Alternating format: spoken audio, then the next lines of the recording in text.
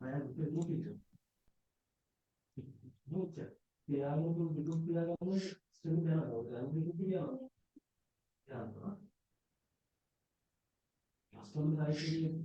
So this is the module. I think everybody you have received the module, the printed module. I think you got it. So I think already you have gone through the module a couple of times, right? So give me 1 minute.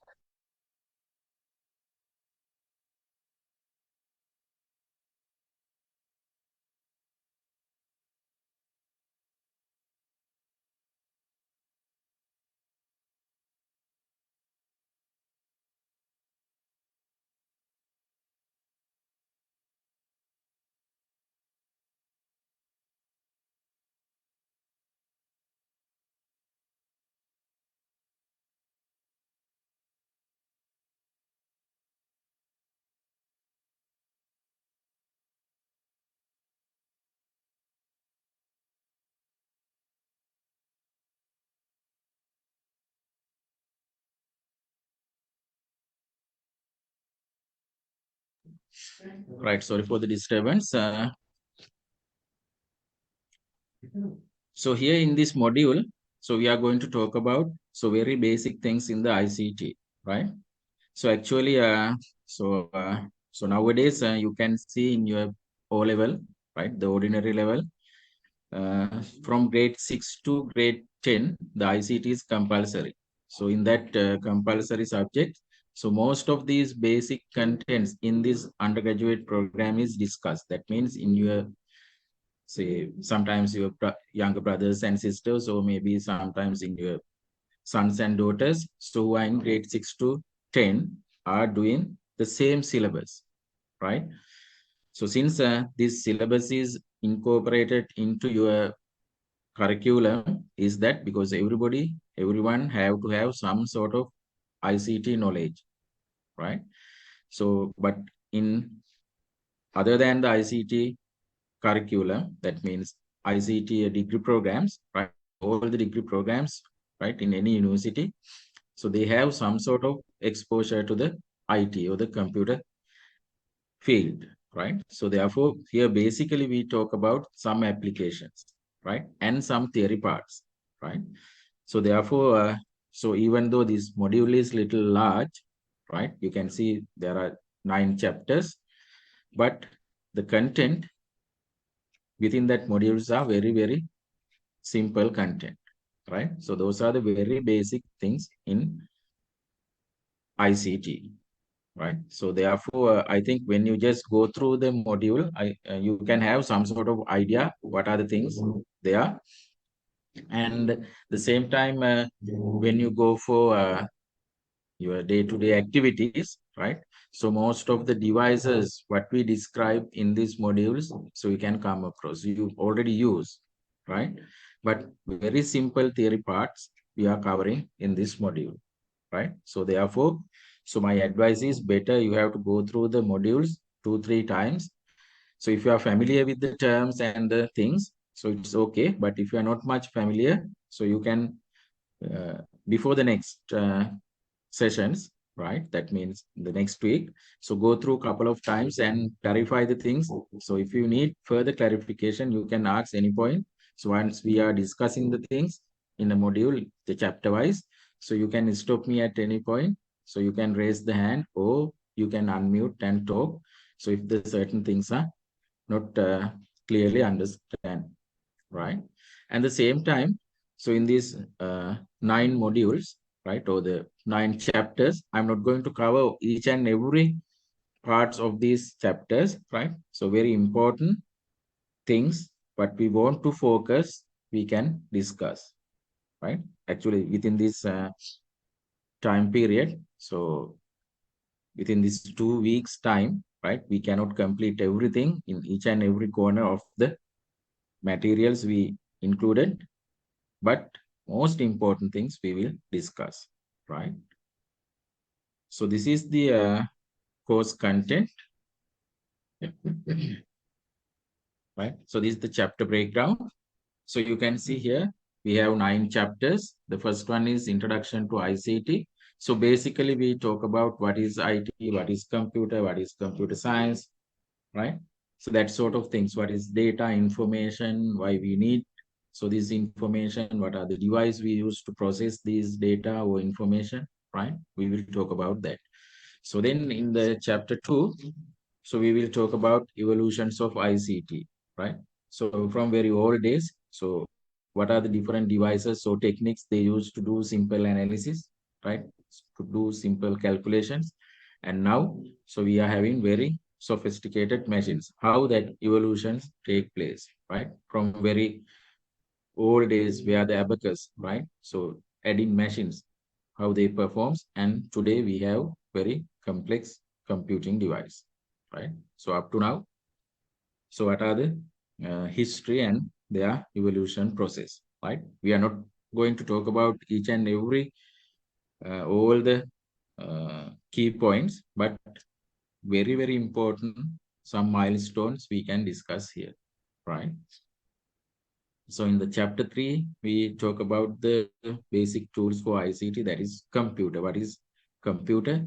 And so how you classify the computer. So based on different criteria, we can classify computer. So we will see so how to classify and what is the basic components of computer system, right? So actually in the chapter 4, we talk about components of computer systems. So basically there are 5 components. Out of that, here in the chapter 4, basically we talk about hardware, right? And then chapter 5, the software, right? The application. So instructions, what we want to do certain things, right? We talk about in computer software. So there are different software categories, system software, application software, everything we are talking here, all right? So then in the chapter 6, so data representation in computers, right? So how data represent in a computer. Now you can see in this screen, right? The characters are there, right? But we can, as a human, we can know these English characters. So these things are familiar to us, but for the computer, actually, they cannot understand these letters or characters or numbers, right? So they can only understand, I think some of you know, ones and zeros, binary, right? So therefore, so if you take a particular letter or a number or some other object, right, we can see how it represents in a computer, right? So then the data communication in the chapter 7, right? So how data and information can be communicated within the computer system. Sometimes maybe in between two hardware devices, how it communicates, say for example, from the input device to the RAM. So how that data is transferred, or else between two devices, say in your computer and your laptop and your, say, smartphone. So how data is communicated, right? So in the internet communication, how it's do. So that sort of things we talk about, right? Under the data communication. So then the chapter 8, the internet and related technologies. What is internet, right? So before that, the network is discussed somewhere here in the data communication. So then what is internet? What are the services of internet and some other related technologies? So maybe a protocol, right? Or the service like web, email, video conferencing, archives, that sort of things, right? So those things are discussed under the internet and related technologies, right? So in very brief, right? So then finally, so we have security and maintenance of computer system. So normally if you have any computer system, so you deal with a lot of data and information, you save the particular information there. So then you have to concern the security of the information have within the system, as well as the security of the hardware devices and the other software we use, right? We are talking about. So how to maintain the security or the digital security, right, in a computer system. And other thing is, the finally we talk about, so how to maintain a computer system. Simply, if you take your device, so how smoothly it should run, how maintain, right? Some tips. we will discuss. So therefore, roughly, so this is the curriculum in this module, right? So there are 9 chapters, right? So within this, again, I have to tell, so within these all 9 chapters, so we will be discussing, we will touch all the things, but not in fully detail, right? So the detailed description of the things are in the module, so you can go through. And if the certain things are sometimes not clear, even in this discussion also, if it is not clear, better you have to go to the Google or some other search engine and little bit do search. So what it is, so if it is not again clear, so you can go to some Gen AI tools, right? Ask what is this, so how it explain, right? Again, if it is not clear, so you can just drop me a mail or say through WhatsApp or whatever the media. So you can contact me and we can clarify the things, right? So there are different ways of learning, right? You can ask from some of your colleagues or directly from the lecturer, or you can just go to Google or some other search engine and just browse it.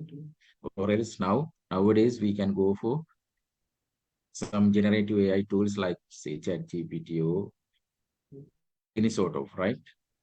Copilot. So whatever the frequently use some generative AI tools and ask how this and how it happened. So what is this, the importance, something like that. Okay. So this is the course delivery. As with the other, all the courses, you can have the printed course book, right? The module is already given. And then we can use our LMS.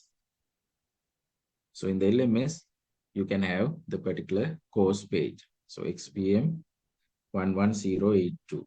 So when you go to the LMS, so we will have the modules and some other materials. So normally now, today we are using some slides presentation. So slide deck. So these slide decks, I will upload at the evening, right? So then, so probably today I will try to cover 4 chapters. So all the 4 chapters presentations, so I will upload today itself. So then you can go through that. But the presentations not carry everything. So it's discuss very important points in brief manner, right? Clear? So this is the LMS. I think you are familiar with the LMS because earlier you complete couple of courses, right? So when you log into the LMS, so you can see in this semester, Information and Communication Technology 2025, right? So there I have already uploaded the module and other things to be uploaded. Slide decks I will upload, right? So this is the module. You can see because the printed one, you cannot see the certain pictures and the other things in real color.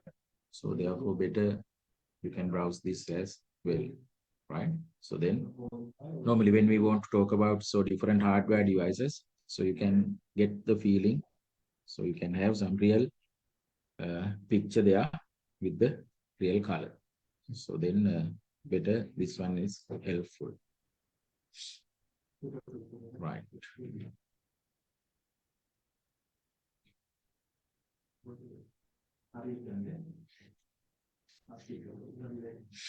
Okay, so now we'll move to the chapter 1. So introduction to ICT, right? So before we learn the ICT, you should know what is data and information. So I prefer to have some two-way communication with you. So since this is an online lecture, right? So therefore, mostly, right, in the online mode, the participants are not frequently engaged with the activity, right? But I preferred, so when I ask question, better you can either unmute and answer or use the chat, right? So therefore, try to keep that momentum. That means, so both two-way interactions. So then it will very helpful for me as well, because otherwise if you are not responding, so I will just go through very quickly. So sometimes it will not catch up the contents for everybody, right?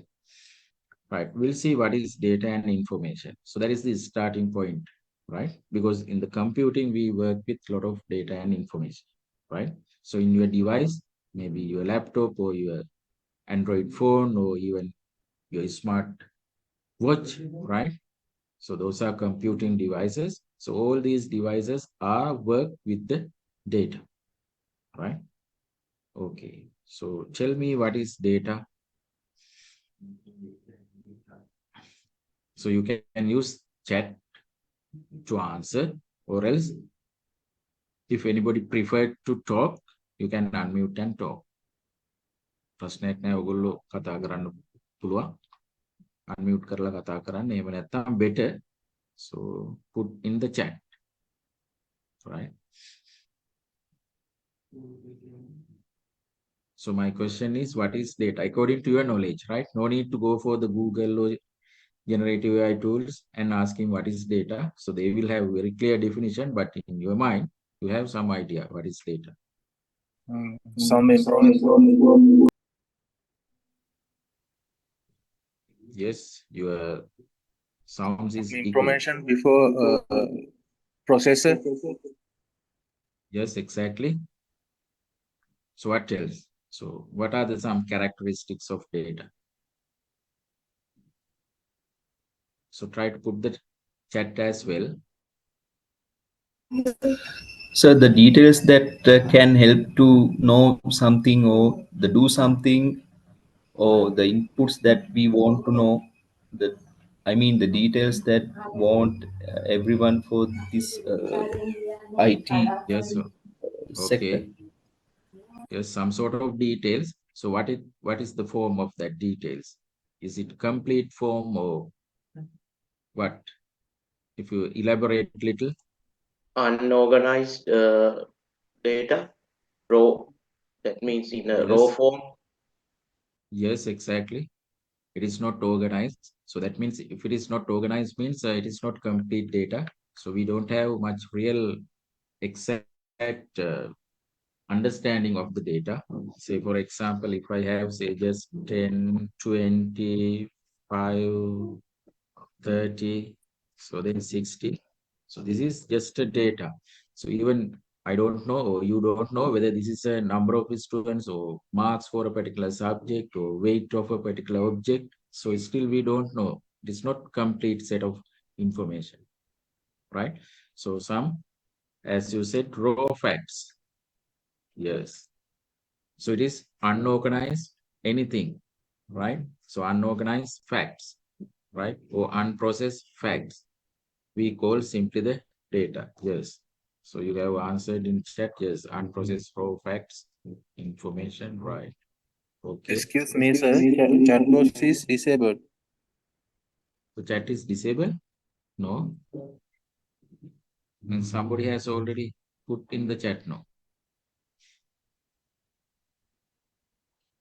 So I will see.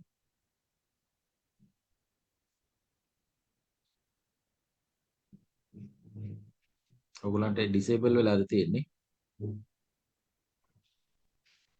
No, Yes, I sir. think 3.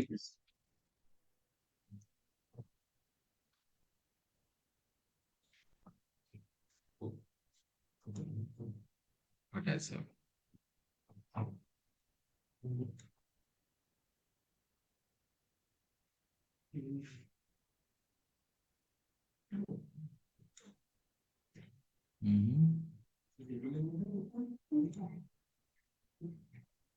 No. So now 6 people have include some text in the chat. Okay, we'll see. Right.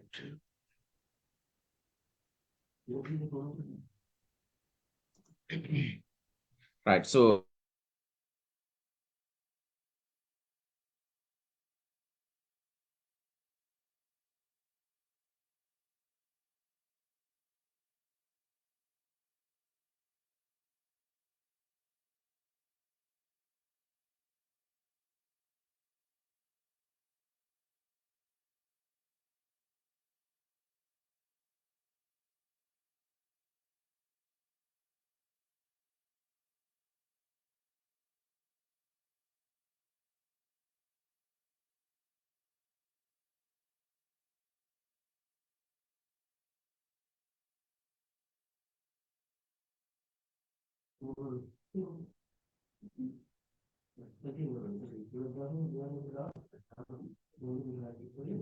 Hello, can you see now? So it is already disconnected in my end.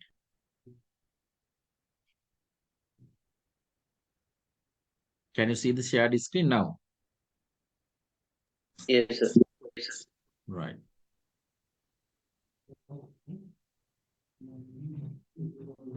Right. So this is the data. As you mentioned, it is unprocessed raw facts or unorganized facts or unrefined or uncategorized facts we call. So it is data. So sometimes, so this data, if you receive piece of data, it is not much meaningful, right?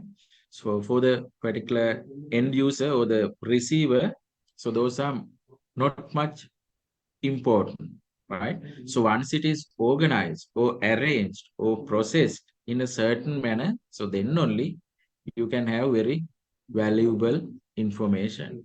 So that is more understandable and complete one, right? But data is not like that. So it is unprocessed raw facts, right? Say for example here, so we can have so couple of numbers. Still we don't know whether it is a weight or a height of a people or whether it is a marks, right? So it's just a number, right? Say for example, Saman, Nimal, Kumari, or something like that, right? So assume there are three names, but still we don't know. So who are these, right? Say for example, if we categorize them, right, according to the say Sunday batch or Saturday batch, so then only they have certain meaning. Otherwise, so we don't know whether these are pass out students or the current students or some people who are not entering to the university. So still we don't know, but we have to have organized it in a particular manner, right? So then only we can have some good understanding about the thing, right? About that particular facts, right? Okay. So sometimes if we take so this sort of a picture or sometimes maybe a voice clip, right? So it can consider as a data, right? So normally this data can appear in different forms as we mentioned, right? Number, word, symbol, right? Maybe picture, maybe sound clip, like any forms, right? So now basically, so there are two types of data. So that is qualitative data and quantitative data. The qualitative data means, say for example, so if you take a fragrance of a flower, right? We can say, so it is a qualitative. The color of a particular item, right? So it is a qualitative. So you cannot quantify using, you cannot count the particular value, right? So those are qualitative data. But the other data is we call quantitative data. So by using a number, you can count it, right? So height of a student, right? Or size of a particular object, weight of a student, or the number of students, or something like that. So you can get some meaningful value by using number, right? By counting, right? So those are quantitative data. I think you have learned different techniques to deal with qualitative data and quantitative data in statistics, right? But here in general, right, in computing, so it doesn't matter either qualitative or quantitative, we can use just to process, right, in computing, right? Clear? But just to remember, right? So there are different types of data, basically qualitative and quantitative. So there are different techniques in statistics. So how to analyze this, how to analyze this, and likewise. Okay. So then we'll see what is information. I think I have already seen in the chat somebody has answer for the informations as well. So now you know. So data is unprocessed raw facts. The information is what? What is information?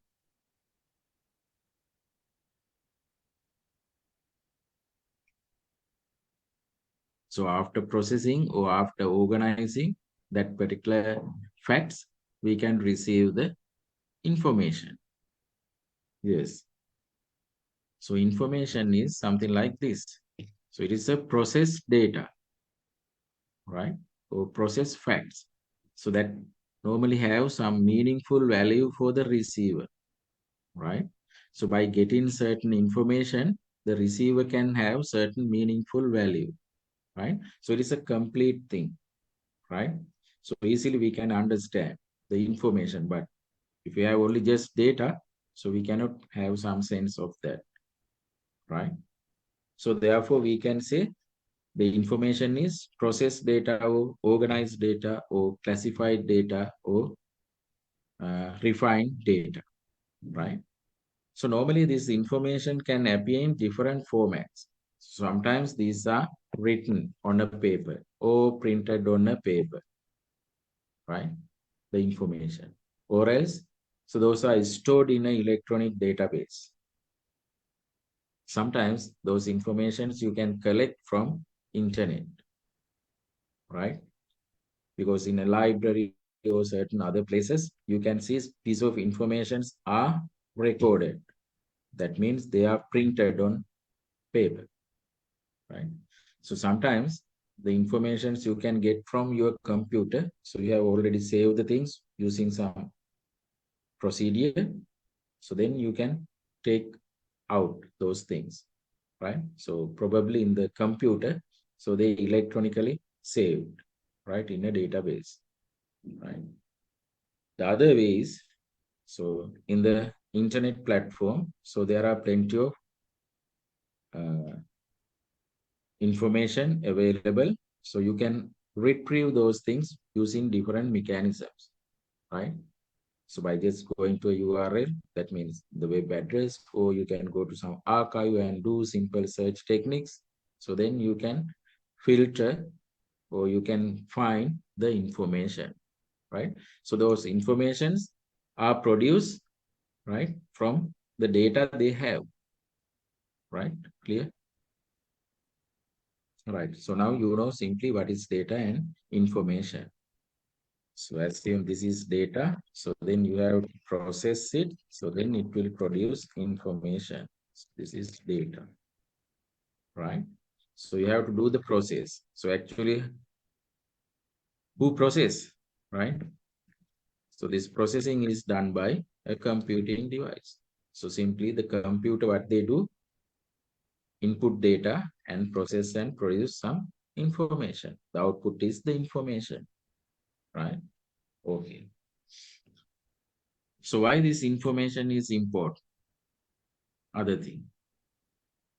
So think about, you may have your own information or somebody else's information. That means, say for example, if you do simple, say activity, you can collect data, right? So after that, you process it and produce your own information, right? Because you collect this data, save in your computer. So after that, you do simple processing in Excel calculation or whatever it is, right? So after that, you create some information. So those are your own information.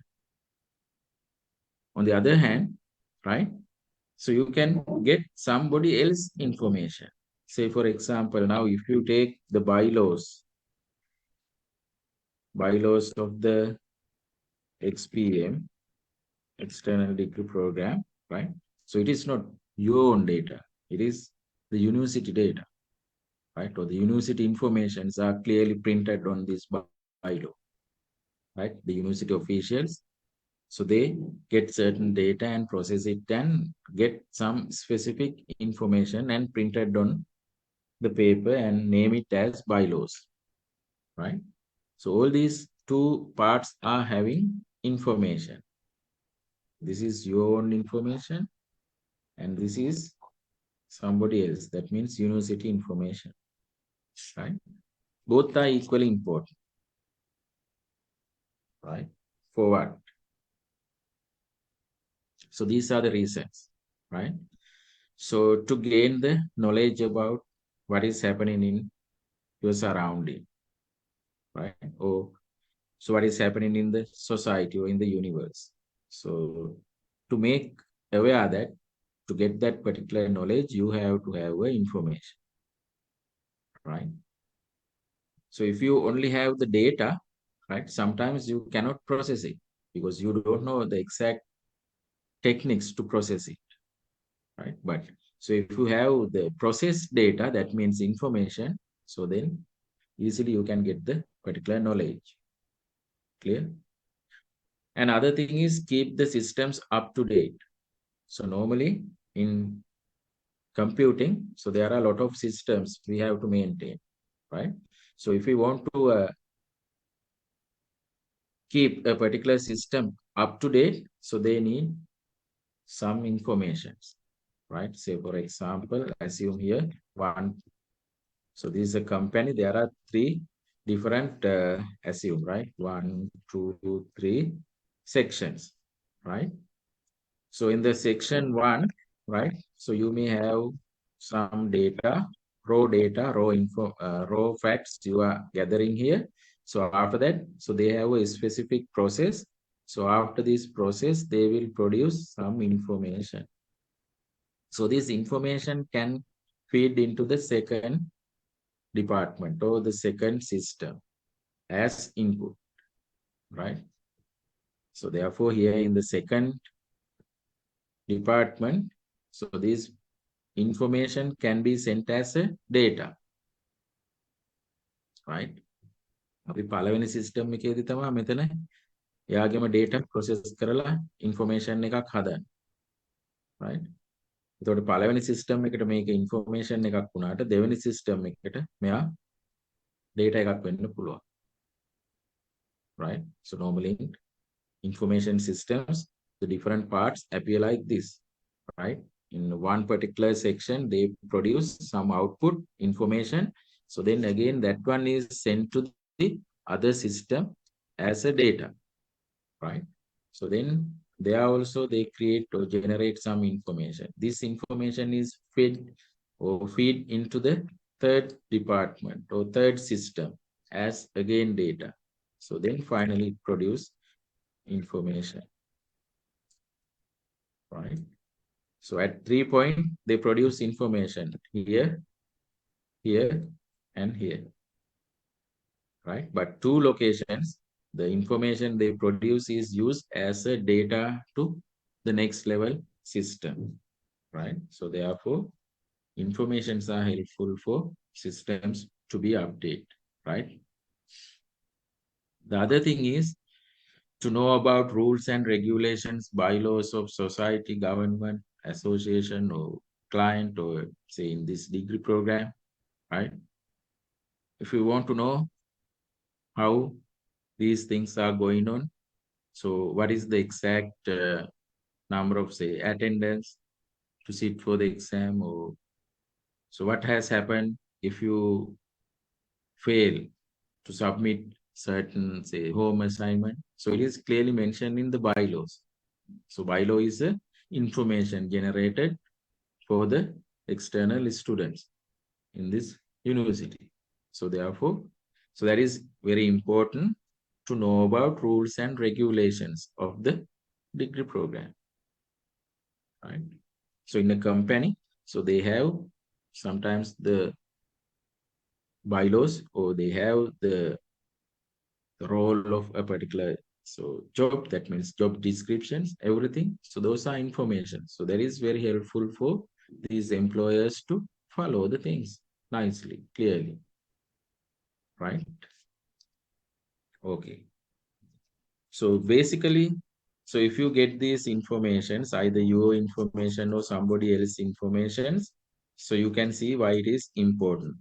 So then once you receive this information, exactly for what purpose you get this information. Say for example, now if you have the proper information,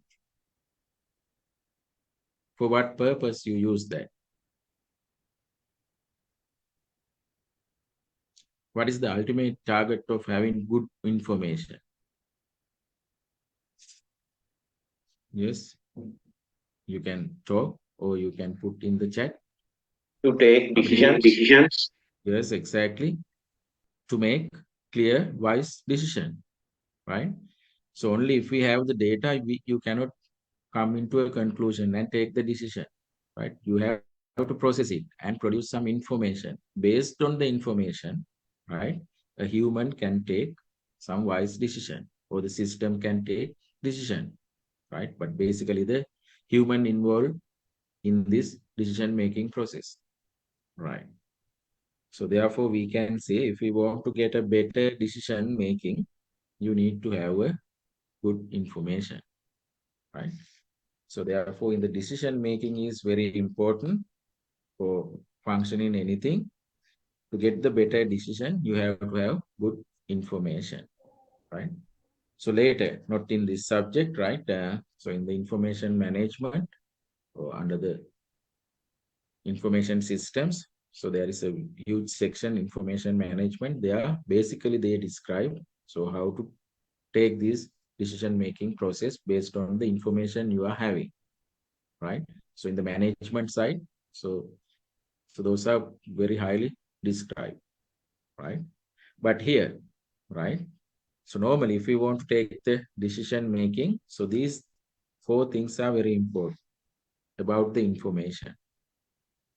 Assume now you have information, right? So if you want to make very clear, wise decision, that information should be accurate or right. The information should be received at right time. And that information should be received in right format to the right person. Otherwise, you cannot take the proper decision. The example is, assume your information is inaccurate. That means if your information has certain error, based on that, if you take decision, probably in certain points, there will be an issue, right? Say, for example, now if you have a bad data or erroneous data, so then once you do the processing, sometimes your result or the output, that means your information is not very correct because you are having erroneous data or bad data. So then there are some techniques to remove some unnecessary data or outliers or different things, right? But without removing this error data or erroneous data, so if you do the processing, right? So you will come or you will ended up with some wrong information. So based on that wrong information, if you take a decision, probably it is not a wise decision, right? Right. So therefore, all the time the information should be accurate, right? So that is why it says right information, correct information. Need to have decision making. And the other thing is right time you have to take that information for decision making, right? So now say for example, assume you have an assignment today, right? So we set the assignment submission in the LMS. So before 8 p.m., right? So before 8 p.m. today, you have to submit, right? So we upload the assignment, you go through the assignment and do it, right? But assume you couldn't upload it to the LMS before 8 p.m. So after 9, somewhere around 9 p.m., you upload it. So then the LMS says, so this is a late submission, right? So assume in our bylaws, if it is clearly mentioned, no marks for the late submission. So then you did it. You have already complete assignment. That means your assignment is correct. අපි හිතමු ඔයගොල්ලෝ assignment එකේ ලියලා තියෙන එක හරි. ඔක්කොම හරියටම ලියලා තියෙනවා. But you upload it in not the given time slot. Right? Delayed. So therefore, it is a late submission. Assume in the bylaws, no marks for the late submission. So then your decision making is not good. Why? Because why you upload the assignment just to make the marks or just to get some good grade, good marks for the subject, right? But you make the decision not in the right time. So therefore, it is not count for the marks. Understood? So therefore, certain systems, we have to get the particular information in the right time. So delayed information is not take wise decision. Clear? Right. The other thing is the information should be appear in right format.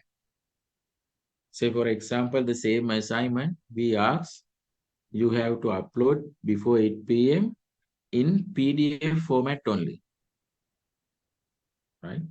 We are asking, write the answer and upload it in PDF, not the Word. Right? අපි හිතමු ඕගොල්ලෝ ලිව්වේ Microsoft Word වල තමයි මේ answer එක ලිව්වේ. හරි ඕගොල්ලෝ හරියට answer එක ලිව්වා. Right? දැන් ඉස්සරලා උනේ පරක්කු වෙලා submit කරපු එක. Right? දැන් වෙනවා අපි හිතමු ඕගොල්ලන්ට කියලා තියෙන PDF format එකෙන් නම් submit කරන්න. ඕගොල්ලෝ Word එක PDF කරන්න ඕගොල්ලෝ දන්නේ නැත්තම් මොකද වෙන්නේ? 8ට කලින් වුණත් ඕගොල්ලෝ submit කරන්න ගියාම LMS එක බාර ගන්නෑ මේකේ file format එක වෙනස් කියලා. So then you cannot upload to the system because it is in different format, right? But the information you generate is correct. You can ඇතුලේ ලියලා තියෙන ටික හරි, but that is not in a required format. So it is not in a right format. So therefore we have to concern the information should be accurate. So it is right time, that is timeliness, and correct format or right format. And then it should reach to the right person, right?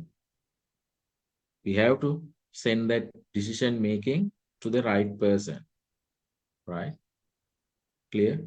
Say, for example, now here, assume, right? So simple example.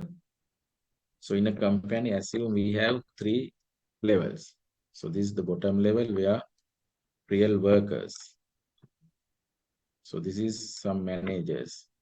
So here, senior managers or chief executive officer, right? Say, for example, so you are producing, right? So this is a company. So this is a company, it's produces garments, item, or some, say, yes, garments, right? So now we have an order coming from some place, say 100 garment item, order is placed, right? So if the particular order, so that information, 100 garment producing, that information is sent to directly this, what will happen for the workers? So they quickly get the raw materials and produce this and send to the management level or the higher level, right? So that is normally happening, right? But so this order, මේ අපි හිතුව මේ 100ක් මොනවා හරි garments මේ items හදන්න order එක අපි කෙලින්ම මෙයාට දුන්නොත් workers ලට එයා හදනවා. හැබැයි මේ order එක කාටද අපි දෙන්න ඕනේ? So not the workers. So we have to get approved from this order from the CEO, right? Because he knows by producing 100 items whether it is profitable or not. Say, for example, now with the some tariff or tax imposed by the different exporting, right? Say USA or whatever the right country, assume. So this factory A produce garments to export to the USA. So very recently they have imposed some tax, right? I don't know whether it is active or not, but assume, right? If they impose tax, so very high tax. So then by producing 100 items, right? So it is not worthwhile to this particular company A. So it is not profitable, no any profit for that. So therefore, this decision can take the CEO whether to produce 100 or ignore that order, right? හැබැයි මෙයාට දුන්නොත් කෙලින්ම මේ order එක මෙයාටම දුන්නොත් workersලාට ඒක එයාලට sell කරලා profit තියනවාද එහෙම එයාලට අවශ්‍යතාවයක් නැහැ ඒක බලන්න. So they are doing their job, producing the items, right? So these people are taking the decision whether it's worthwhile to produce and take a profit or not. So something like that. So therefore, දැන් මේ order එක කියන එක තමයි information. Right? එතකොට මේ order මේ information එක workers ලාට ගියොත් එයාලා හදනවා. හැබැයි මෙයාට ගියාම එයා බලනවා මේ තියෙන tariff එක මේවා එක්ක labor cost මේවා ඔක්කොම එක්ක මේ 100ක් හදන එක ප්‍රමාණවත්ද? ඒක හොඳද නැද්ද කියන එක. Right? So that decision taking by the right person. So not all the persons they cannot take the decision making. Right? So therefore, so information management is very, very important thing. But here we very simply talk about, so if you want to make a wise decision making, you have to have right information with right time in the right format and receive to the right person. Right. So that is all about this importance of information. Then we talk about what is technology, computer science, IT and ICT. So some terminology. These are the things now we are going to talk about. Right, first we'll see what is technology. I think everybody you know what is exactly the technology is, right? So very simple speaking. So that is the different ways or methods or tactics of doing certain things in our day-to-day life, right? So actually here, so in certain terminologies and descriptions, you are not asking as it is, right? Sorry. That means we are not exactly asking define this, right? You can define if we just ask, you can define with your own words. We are not expecting exact definitions what we include in your module law, what we include in here in the slide presentation, right? But if you can describe or explain the things in your own wording, that is enough, right? But no need to memorize these definitions. That is what I want to tell, right? But you can get the idea and explain in your own words is okay, right? So the technology is, so here some definition is, it is sum of techniques or skills or methods and process used in the production of goods or service in our day-to-day life. In other words, we can say the application of science or knowledge to the practical use of human life. So that is the application of science or knowledge to the real practical use in our day-to-day life. Give me 1 second.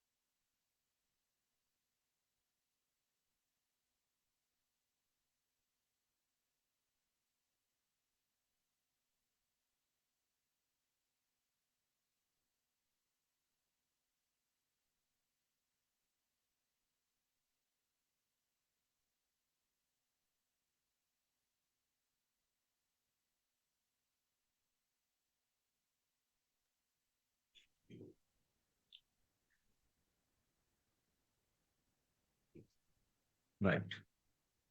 We are talking what is technology, right? So simply for our day-to-day life, right? So we are engaged with different activity. That means, so we have to solve our day-to-day issues, right? So therefore, to solve those issues, we will find some new ways, techniques, method. So simply that is technology.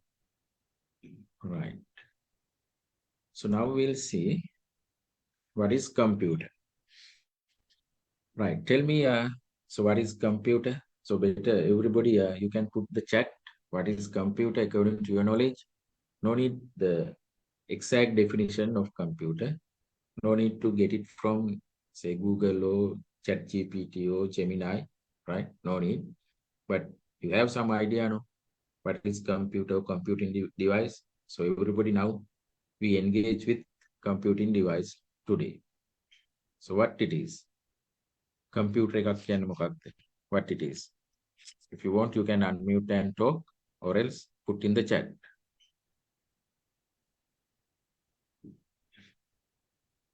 දාන්න බලන්න chat එක තාම disable the? No.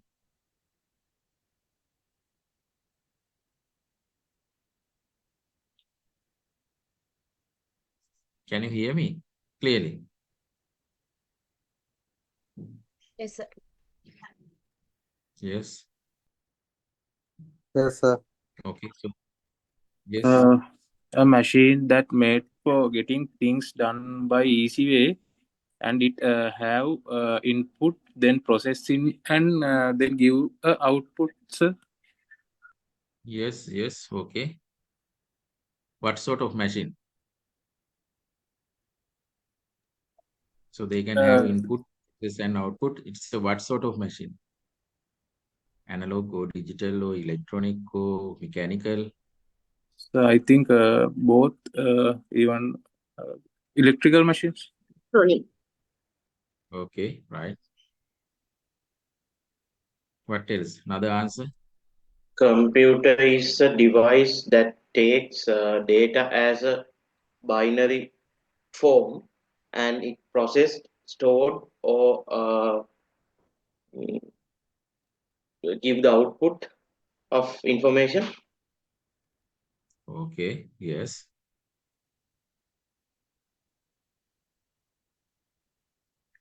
Sort of machine, yes. So they can Excuse me, sir. only accept digitized data. Yes, yes. Still, chat mentioned the host has disabled group chat. So then if the group chat is disabled, you can put the individual, that means only for the host. Everyone near the back end. So let me to check.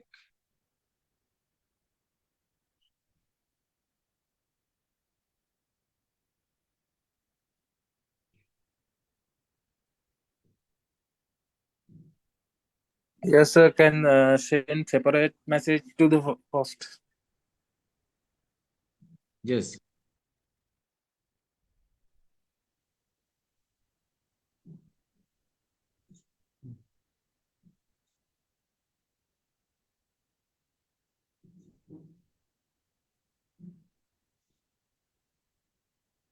Direct message, you can do it, right?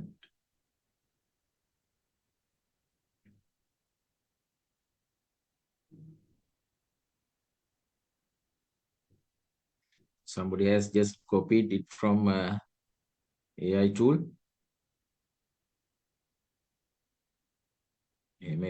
Right? So if you use AI tool, so they will give answer for you, right? No harm. Right.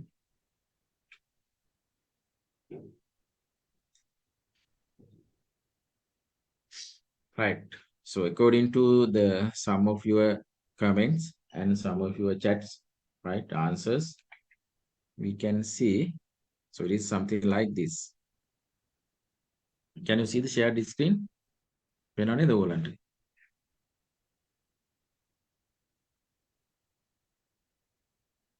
මගේ screen එක share වෙලා පේනව නේද? Yes, sir. All right. Yes, sir. So simply we can say the computer is a machine or a device that manipulate information or data based on the instructions we provided, right? So that is very important. This one, instruction provided, right?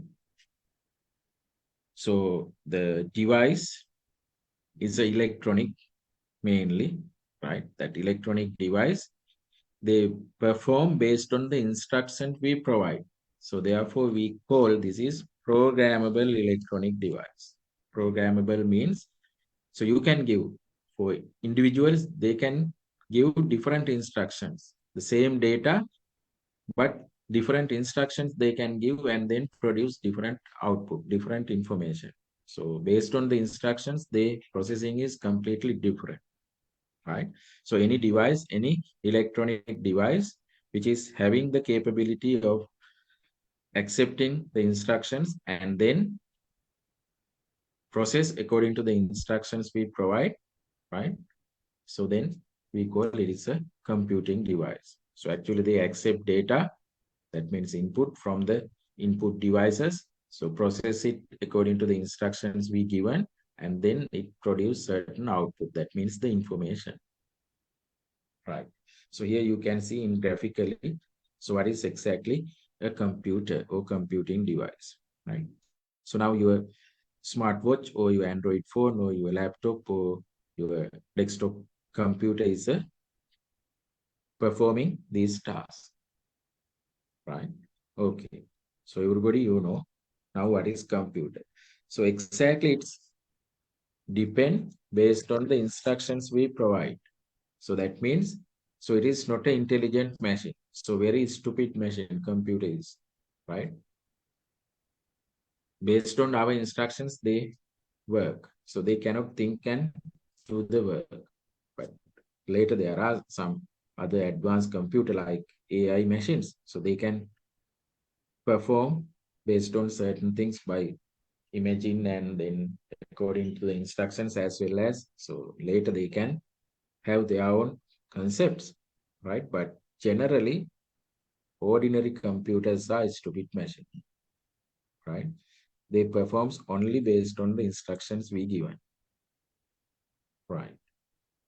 So now we'll see some terminology just to have some understanding what is computer science, IT, ICT, right? The computer science is something like this. So it refers to the designing and building of computers and its programs, right? The computer science means designing and building the computers or computing device and its applications or the programs, right? So basically it involves working with some mathematical models, right? And different algorithms we have to use, and a lot of computational theories we are using with this computer science. Why? So it needs to design the particular devices and their components, and the building, get together all these components and create simple devices. And again, so they have to have some programs, how to build that program suitable for this device, right? So that is the computer science. For basically, they need to have very good mathematical knowledge, some mathematical modules or some theories we have to use, right? So there are plenty of algorithms they are using, right? So that is why normally for the computer science undergraduate program or that computer science pathway is open for the maths stream students, right? So even the students who are doing the what we call the science stream, right? So they are not have direct path for the computer science, but for the IT, everybody can go, right? Say the arts stream or commerce stream or technology stream or whatever the stream, it doesn't matter for the IT or ICT, but for the computer science specifically in any country, so they prefer the students are coming from mathematical background, right? So the IT means simply the information technology means, so sort of technology that we use to collect, process, protect, and store information. So in other words, simply we can say the information technology use any computing devices to store data and information, retrieve data and information, transmit data and information, or manipulate data and information. So IT is something like this. That means by using the devices developed. So they used to just to collect data or process data or protect or save that data or information, right? So that is IT, not developing the devices, not developing the applications. The IT is just use that devices or applications just to collect, process, protect, and store information. Or else we can say the use of IT devices or the computing devices to store, transmit, retrieve, and manipulate data or information. Clear? So IT is a subset of ICT. Say, for example, this is ICT. IT is part of that, something like this. Right? The ICT, you can see here the C part, communication part is there. Right? So the communication. Later we'll see. Clear? So therefore, the IT is a technology that normally we use just to store, retrieve, transmit, and manipulate data or information. Clear? Right. So then the ICT, so it is large term, umbrella term, or we can say it is a blanket term. It's including all the technologies and the services involved in computing, data management, or telecommunications and internet. Right. So if you describe in further ICT, you can see a large number of definitions in the ICT. Say when you go to Wikipedia or Encyclopedia, right? There are a lot of definitions, right? But simply ICT is simply, so it refers to all the communication technologies, normally what we use today, right? So these are the communication technologies, right? All the communication technologies to access, retrieve, store, transmit, and manipulate data and information in digital form, we call ICT. The IT is use the technology and devices to access, retrieve, store, transmit, and manipulate data and information. So here the new term, C, communication comes to the IT. So that is the umbrella term, right? So all the communication technologies include. So these are the communication technology, maybe internet, wired or wireless networks, technologies, right? So all the video, maybe video conferencing, social networking, right? And all the other media applications and services that help users to do the IT works. That means access, retrieve, restore, transmit, and manipulate data and information, right? So now you know the ICT has a lot of communication technologies included, but in IT only use the device just to access, retrieve, store, and transmit or manipulate data. Clear? Again, if we describe these things further, right, that means the differentiate, right, these things, the computer science and ICT, you can see the computer science is design and build the device and programs. In other words, so we study how computing device works at fundamental level and how the software, games, and apps that we use are made, right? කොහොමද computer එකේ තියෙන ඒ device ඒවා fundamental level එකේ හැදිලා තියෙන්නේ, කොහොමද ඒවා හදන්නේ සහ ඒකට ඕනේ software applications කොහොමද හදන්නේ කියන එක තමයි computer science වල තියෙන්නේ, right? But in ICT, we look at how we can best use those device and software apps to create digital products. So that means use of device and programs. කොහොමද අපි ඒ device පාවිච්චි කරන්නේ, ඒ programs පාවිච්චි කරන්නේ, ඒවා පාවිච්චි කරලා අදාළ products හදන්නේ, right? ඒ device හදන විදිහ අපිට වැදගත් නෑ.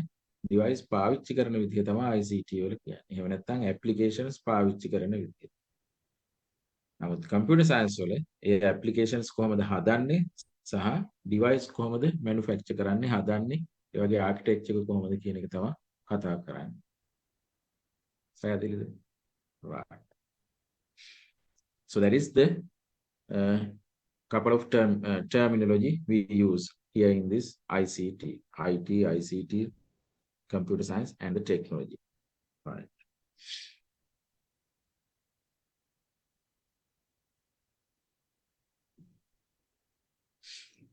So then we can talk about why we need to study ICT.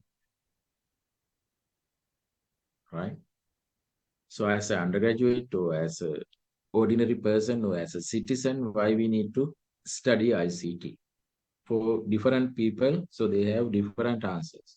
But generally, as a citizen, why we need to study ICT? Right? Can we have? So it is open discussion. So any idea why you need to study ICT?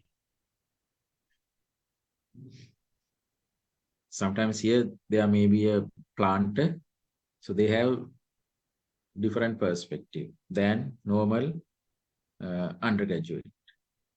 So sometimes here in this group, there may be a, say, project manager, right? So they have different perspective of why he or she need to study ICT. So tell me why you need to study ICT. So better you can put in the chat or else you can unmute and talk to me why we need to study ICT. You have different answer, right? No problem.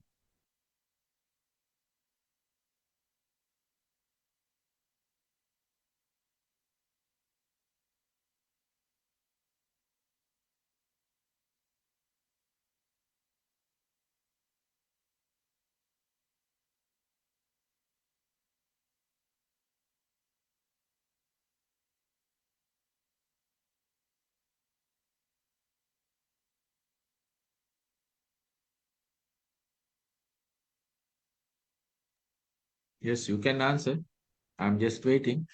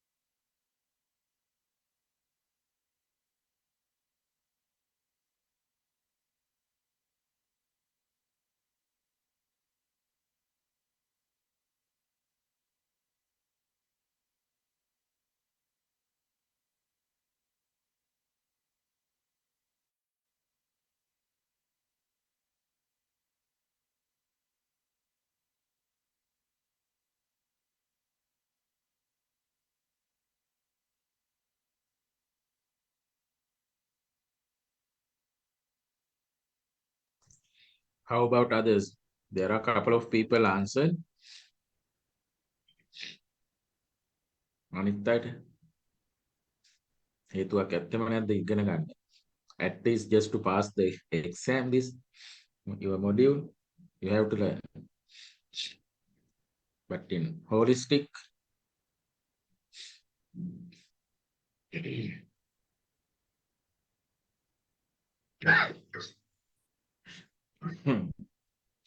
sorry. How about others? So in this modern world, it is very important. So we cannot do anything except the ICT. So I think this is the main thing that we should learn the ICT. Yes. Yes. Yes, in any discipline, any sector, yes, there are a lot of ICT implementation. So therefore, yes, as you mentioned, in this modern world, so now many of the things are on digitized. So therefore, if you want to work the things very quickly, efficiently, accurately, so if you go with ICT, easily you can. But there are some disadvantages as well, but there are more advantage. So even now we are using SAP system in the production. So I think it is also very important working with the ICT. All the production details and sales and distribution, material management, quality managements, all the Yes. things are done through the ICT. That means SAP system. Yes, exactly. So that is why I told. So for person to person, for the sector to sector, so this is their importance is different, right?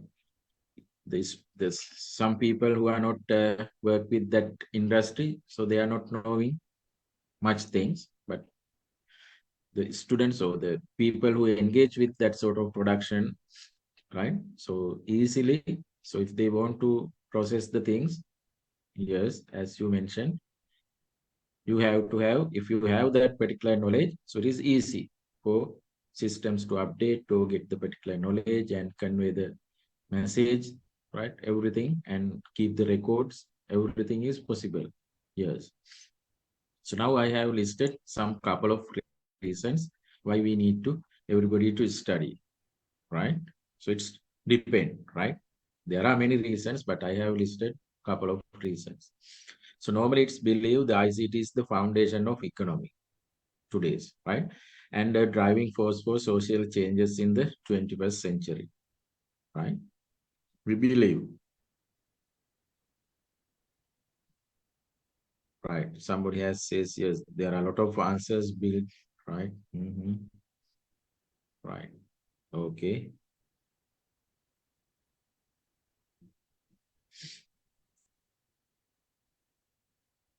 Right. So this says ICT create our work-related applications are now completely automated, right? Somebody has already, 2 or 3 members has mentioned that. Solve the problems efficiently by using technology to automate and analyze. Yes. Right. Right. What means? The creative work-related applications are now completely automated. So in different sectors, so different automations are going on, right? But as a general citizen, right? අපි හැමෝම එක එක ශේත්‍රවලනේ ඉන්නේ. නමුත් එතකොට ඒ ශේත්‍රයේ එක එක ඔටෝමේෂන්ස් ඒවා තියෙනවා. සමහරට අපි දන්නෙත් නැහැ. right? ඕගොල්ලෝ engage වෙලා ඉන්න මොකක් හරි field එකක ඒකේ තියෙන මොනවා හරි activities automate කරන්න පුළුවන්. නමුත් අපි ගත්තොත් සාමාන්‍ය පොදුවේ right? හැමෝටම එහෙම කරන්න පුළුවන් ඒවා මොනවද? So this is more subjective, right? But commonly as a general citizen, so what our work related applications? මොනවද කියන්න පුළුවන්? Automate කරන්න. So very simply, right? So if you have a bank account with online facility, I think everybody you have bank account. Many of you are having online facility, right? So online banking. So then say for example, you have some monthly bills, say your telephone, your electricity, right? Or sometimes your credit card bill, right? So monthly payments are there, right? So you can automate. So at every, say, 25th, assume you received the salary in, say, 20th.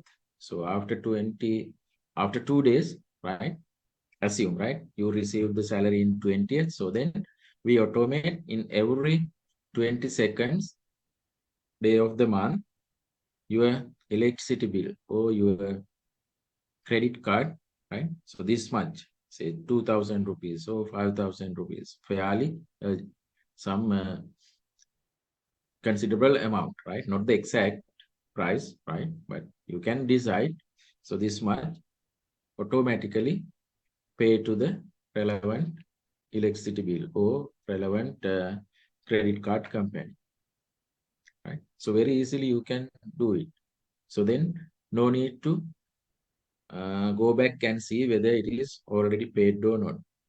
If you have the money in your bank account in every 22nd day of the month, so it will deduct, say, 2,000 rupees from your account to the, say, credit card. So then no any late payment charges, because normally the monthly, you know what is the exact amount, normally the average amount you have to pay for a month for your credit card or electricity or whatever it is. So that amount you can automate. So then automatically it trigger the things and do the payment. අපි හැමෝටම කරන්න පුළුවන්, right? But if you work in a separate sector, so definitely there are different process. So certain process they can automate. So you can get certain inputs from there are different systems. So then automatically they analyze the things and calculate and get certain process output. After that, those things in a monthly or twice a week, whatever it is, so you can do automate, right? So to do that, you have to have some idea how to do it, right? So how to log in and how to configure that. So if certain issues are happening, how to deactivate, how to activate. So that's normal things you have to know. So that is why we have to learn ICT simply. The other thing is ICT has opened up whole new range of employment opportunities in many fields. So now assume if a particular employment is seeking the basic qualification as a BSc in agriculture. So now all the people you are here, right? So in this 20th intake, so after another 2 or 3 or 4 years time, right? So exact your time period, so you will receive the degree, right? So then all are equally qualifying for that particular job, but not all the people are acquired to that job. So they will see some additional qualifications. So how the particular undergraduate or the graduate can perform, how they have some soft skill, IT skills.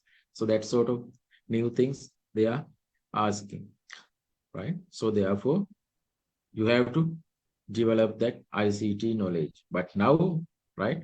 So most of the things are, right? So they try to reduce the number of employees. So therefore, many of the tasks we can perform using computer-based system. So if you know, if you are a graduate with agriculture with or plus IT background, so then it is easy for you to access some new job, right? So nowadays, you can see many of the things are now coupled with AI technology, right? So in the agriculture, whatever the fields, when you narrow down it, right? So again, it will comes with AI. So some generative AI content, how it develop, right? The computer scientists can do certain part, but they have to have the subjective knowledge, say the agriculture or the biology or that sort of knowledge. So therefore, so now in your particular field, you are getting the basic knowledge, say agriculture or biology or that's it. But that knowledge plus the IT part will help you to create a new avenue, right? So that is happening. So now, so I saw that, so in USA, so the number of computer science, right, undergraduates are highly increasing. So these days, the reason is, so now they have a lot of market opportunity or the areas opens for the generative AI content developers, right? Because everybody, we cannot create that. So even though some of the, say, computer science or the ICT graduate, so everybody, they cannot do it. So you have to master in that field. So therefore, so now avenue is there or the path is there, but up to a certain limit, so they will fulfill. But anyhow, so there is a now huge chance, right? So think about in a particular organization or the company where they having some, say, processing some foods or certain things. So then now most of the things are again computerized system, right? So I saw that yesterday, right, in the Terana news. So some factory, right? So which is having some lettuce or certain things. So they grow in a closed environment and directly export, right? So I will show later, right? So that video clip. So that is the new avenue, right? So then actually they need some agriculturists with that IT knowledge. So how to use some IoT, Internet of Things technology, just to capture their measurements. say the temperature or RH level or light level. So how to get it and control it and do it within a closed environment, right? Okay. So this says the demand for ICT skills is growing daily, yes, exactly. So that is why, so even now in the O-level syllabus, ICT is a compulsory subject, right? So now the first batch, so they have, I think, set for the O-level exams as well. Now they are entering to the A-level streams. So that means once they come to these undergraduate program, they need not to have this curriculum, because more than that content is learned in their O levels with practical exposure, right? Some practical exposure, but I don't know in the school system they can have a lot of practicals, but the theoretical things are already there. Even they are good in programming as well. Web development, programming, those subjects are there, but in your curriculum, those things are not there, right? Very basic things are included in your curriculum, right? Right. The ICT provide leadership that contributes to satisfying career. So that is obvious. Then employees or general public who use IT in their daily works. So now the Sri Lankan government also they telling that. So in future they are going for digitization. So therefore, so most of the things, right, will be on digital platform.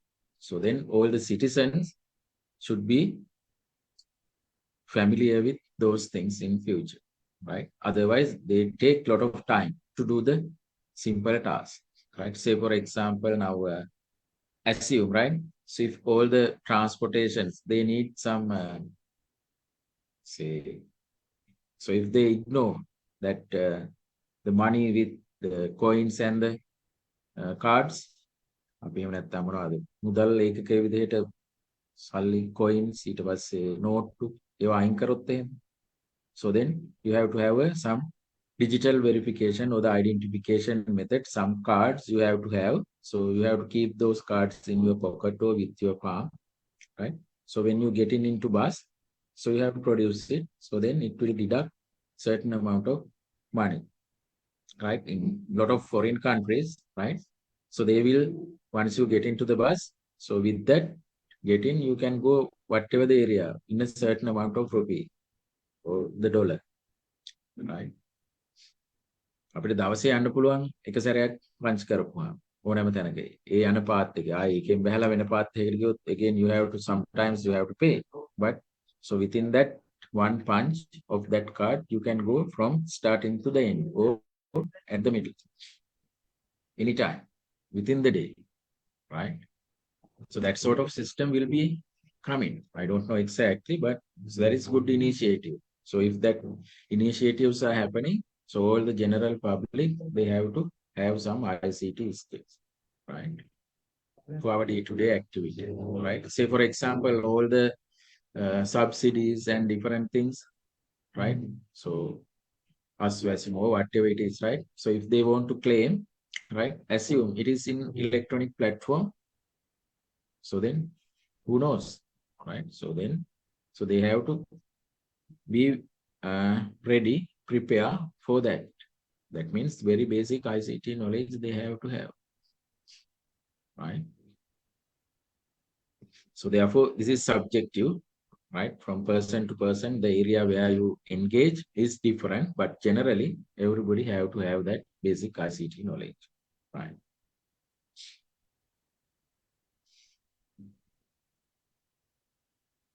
So these are the components of ICT. So basically we have hardware, software, so then the telecommunication, so then the liveware, or we call human resource, and then some other places where just to keep the data, right? Maybe database or data warehouse or some processing part, right? So sometimes it says that the components are hardware, software, liveware, and communications, right? And the storage.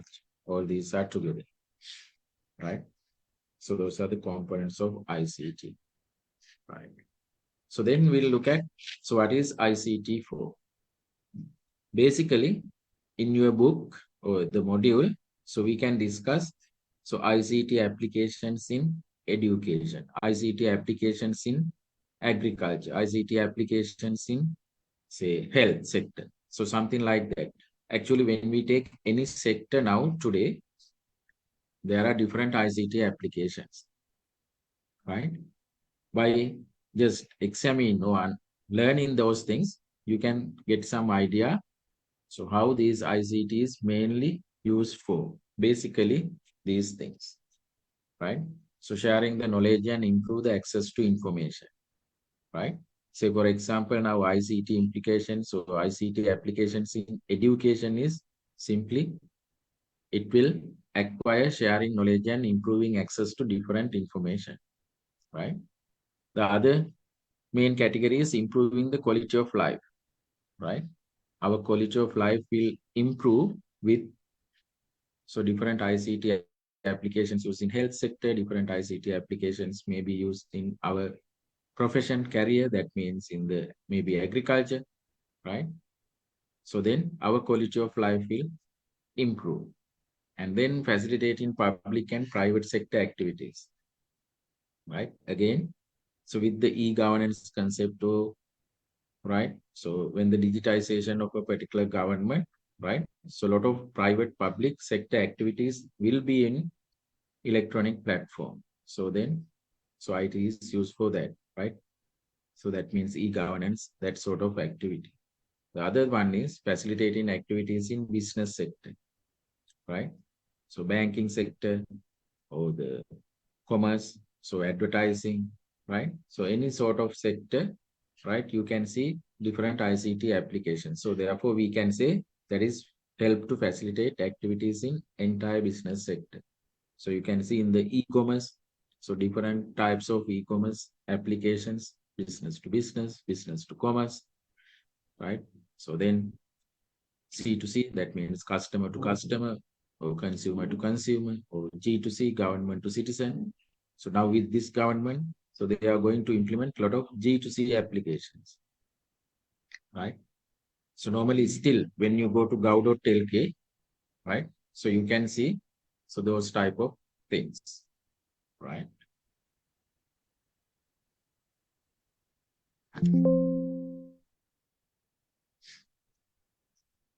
All right. So now you can see here the areas of ICT usage. So I have listed a couple of areas in your module. So we have discussed some areas, not all, right? So here today, so I will discuss our area, the education, agriculture, and some other either health or business, right? But almost all the area, you can see different ICT applications. Actually, we also not knowing in certain areas what are the real ICT applications they are using, right? So especially in the education and agriculture, we are little know. And even in the business sector, some part of the ICT applications, we are familiar, but other things, not for normal, ordinary citizens, right? So within the banking sector, there are a lot of platforms, right? ICT implementations, but they are not needed for everybody, but for the officials and the people who are engaged with the sector they need, right? Okay, so then we can take some 10 or 15 minutes break. So after that, so I will discuss how the ICT in education, agriculture, so then health sector and the business sector use, right? So those are specifically helpful just to categorize these things, just to improve our quality of life or sharing the knowledge and improve the information access, right? Or facilitating public or private sector activity, facilitating activity in the business sector. We can categorize those things to these key areas, right? පැහැදිලිද අපිට සරලව කිව්වොත් මේ මෙතන ICT පාවිච්චි වෙන්නේ මෙන්න මේ පොදුවේ තියෙන දේවල් වලට. අපි ගත්තොත් අපේ quality of life වැඩි කරගන්න. එතකොට අපි ගත්තාම education එකනොත් quality of life වැඩි කරන්න පුළුවන්. ඒ වගේම ඕගොල්ලෝ ඉන්න profession එකේ ඕගොල්ලෝ agriculture නම් කරන්නේ ICT agricultural පාවිච්චි වෙන එකෙන් ඕගොල්ලන්ගේ quality of life වැඩි කරන්න පුළුවන්. right? ඒ වගේම ICT health sector එකට පාවිච්චි වෙන එක. අපේ quality of life වැඩි කරන්න පුළුවන්. හිතන්න අපි සරලව ගත්තොත් ඕගොල්ලෝ ගාව ස්මාර්ට් වොච් එකක් තියෙනවා නම් ඒකේ ඩිටෙක්ට් කරනවා නම් ඕගොල්ලන්ගේ heart beat rate එක, එහෙම නැත්නම් pulse rate එක, එහෙමත් නැත්නම් ඕගොල්ලන්ගේ අපි හිතමුකෝ pressure level එක කියලා. හදිස්සියෙ මේක වැඩි කියලා පෙවුනොත්, right? So then you have some indications, you are feeling some inside your body, so there is something happening. So therefore you can directly go for some medications just to see the doctor, right? So that means, so our quality of life, that means our health, we can automatically concerns with this device, right? ඒ වගේ ඕන තරම් implementations තියෙනවා, right? ඒව ගැන අපි පොඩ්ඩක් බලමු. So taking a 10 or 15 minutes break. So you keep in the same session, right? අපි මිනිත්තු 15ක් ගමු, 11ට පටන් ගමු. So what is the time? Yes. No. 40. 10:50. 10:50 පටන් ගමු, right? ඒ අතර ඕගොල්ලන්ට මොනවා හරි තියෙනවා නම්, if you have certain things to clarify your answer, right? Issues, so you can put in the chat, right?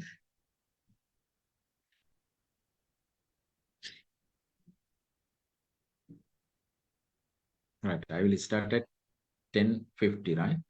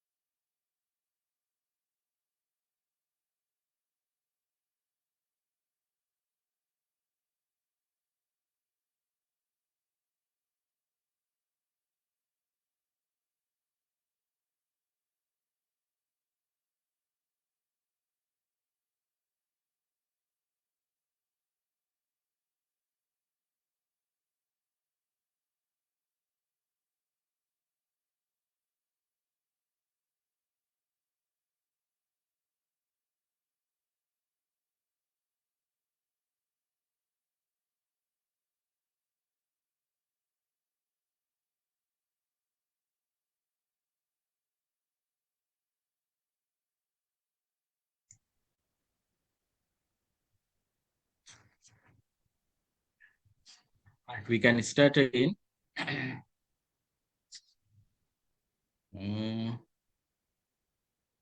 Somebody has asked just to verify how communicate with spacecraft with Earth, because it is millions of kilometers away. Even Voyager, which has now gone beyond our solar system, is there any special IT technology to communicate with? So mostly they use radio frequencies, right? So different S-band and X-band radio frequencies with higher bandwidth they are using.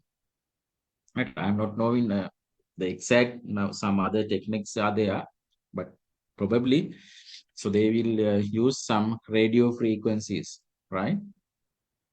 They may have S-band or X-band, or even there are some other bands we call, I think, K-band, right?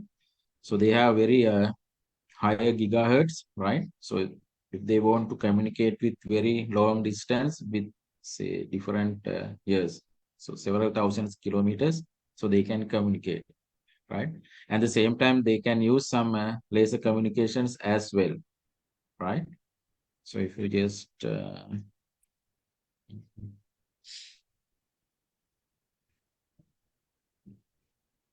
say radio frequency S-band or X-band,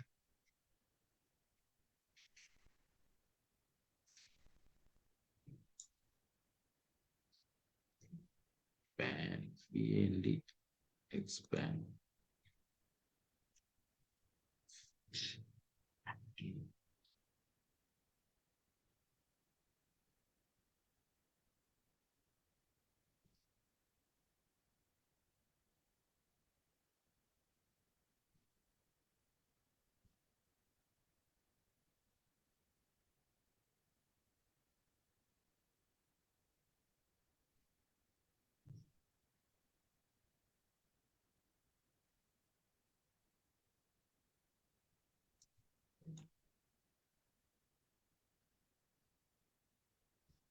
Expand length.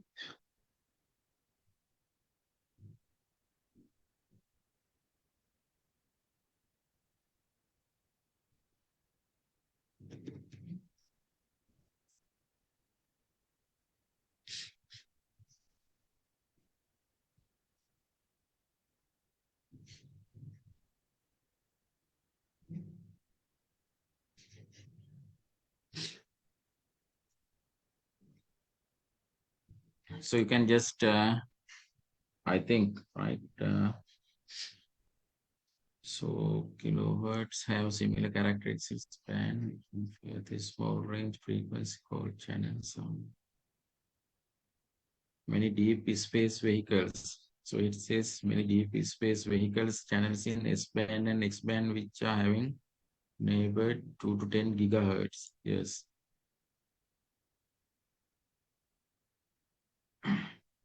So here you can see deep space telecommunication systems are being developed, used for even higher frequency of K-band, right?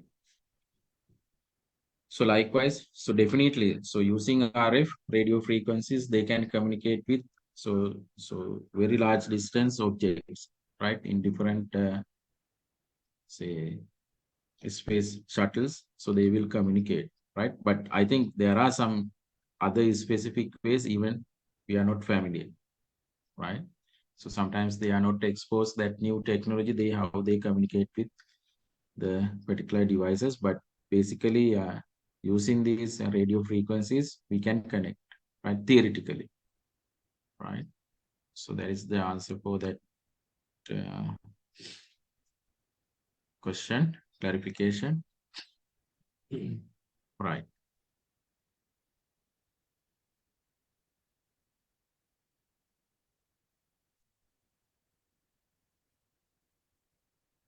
Right now we'll see. So how ICT is in education. So different ICT implementations in the education. So basically, so these ICT is helpful to bridge the knowledge gap. Say for example, now, say, so this is university, right? And you are here, right? So all you people just to join to university, take the relevant specific knowledge, right? Say the university or research institute like, right? Institute, we call those are knowledge generators or knowledge source, right? So there are places which generate the knowledge, right? And here you can see the knowledge seekers, right? Sink, right? So this is the source, this is the sink, right? The knowledge seekers.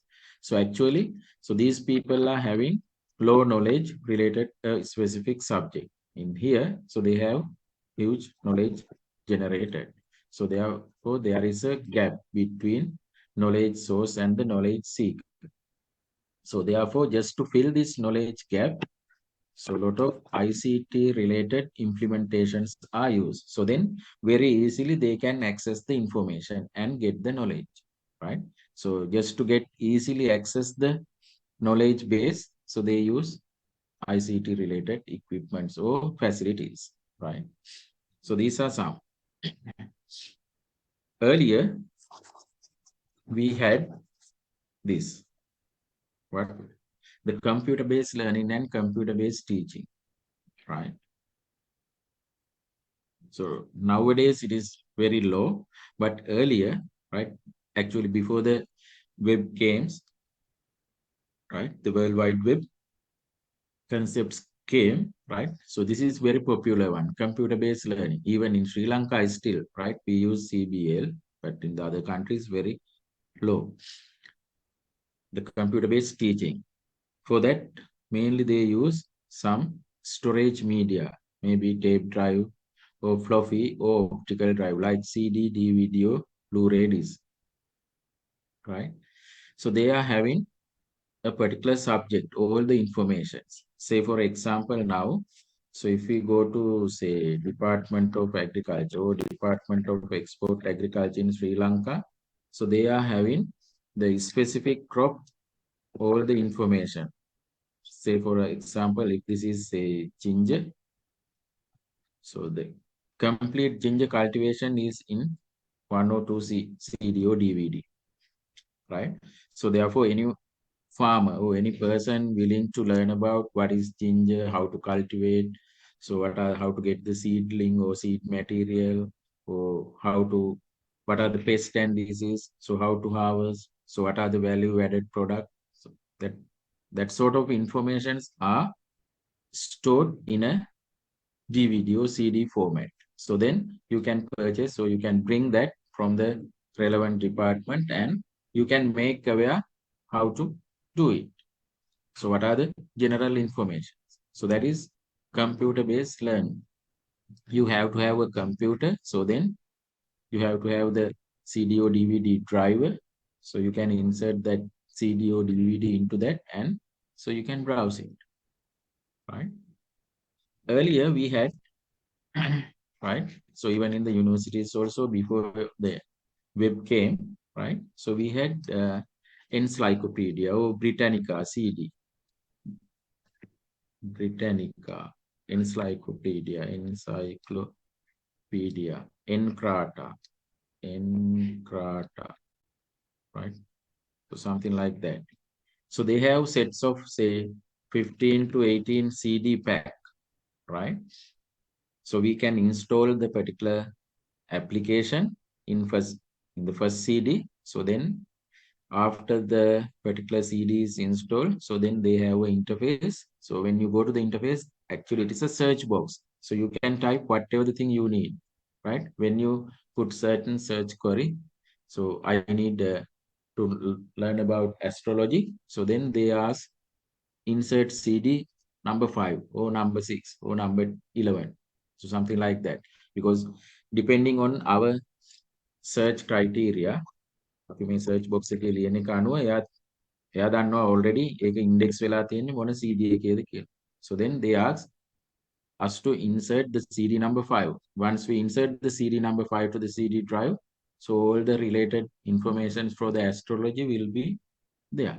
So then we can click the content and go beyond that. So that is computer-based learning. Clear? Now, say for example, so here in the practicals, right, in your degree program, so sometimes you may miss the practicals, right? So if the university, right, I don't know they have this, but if the university, they can record the particular practical and save in here, right? And then if we distribute among all these students, so then they can learn the practical. Couple of times they can practice the same, how a particular activity is doing, right? So now you can see in the O-level, low A-level subjects, so certain CDO DVDs are there for a certain subject or the chapters. So then you can learn it, right? So that is computer-based learning, right? And the teaching also same, right? For the teaching purpose, they use materials which are in the CD or DVD format, right? Clear? So then CBT, computer-based training. Okay. So under the computer-based training, here we have webinar, video training, and VR training. So webinar is, it's just like today we are having the video conferencing, right? So normally in webinar, there is a resource person. So he will describe certain things in particular subject area. So there are a lot of participants from different areas, right? So probably the webinar may be free sometimes. So there are some restricted webinars as well for a specific group of people, right? For that webinar, they have different software platform you can use. But so if you want to have the after just COVID, right? So even now the Zoom or the Microsoft Teams, they also use for certain webinar, right?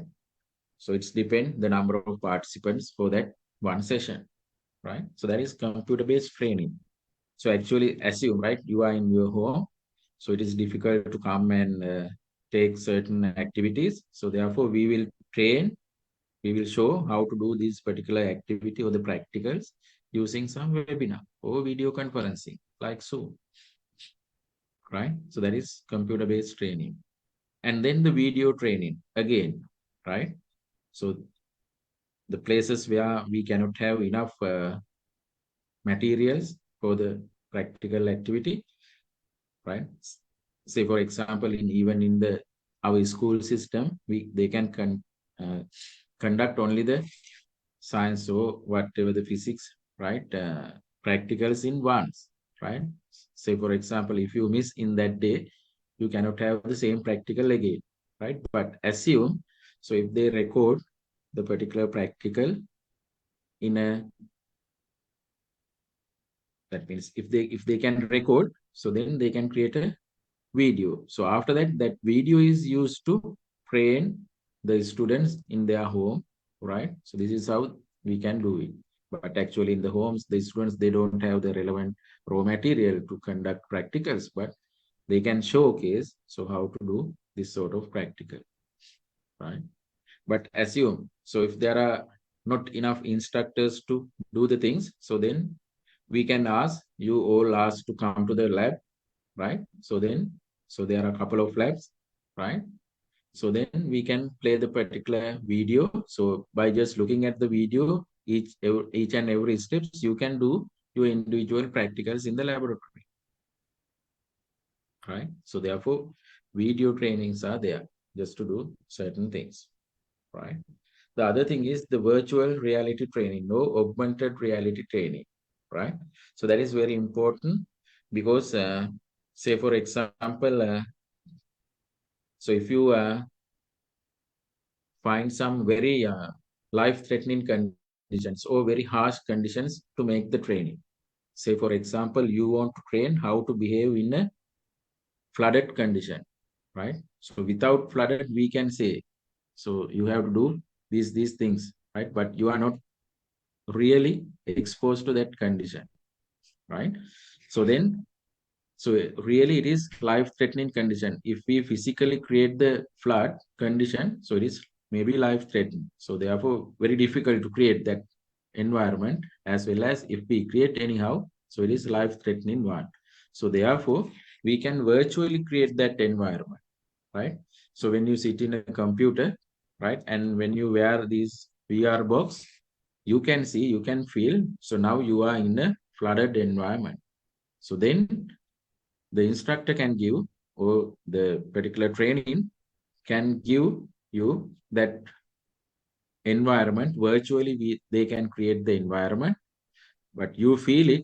So now you are in a flooded environment like that. So then they can do the particular training. So what are the steps? You have very first steps to do. So next is step to do, the next is step to do, something like that, right?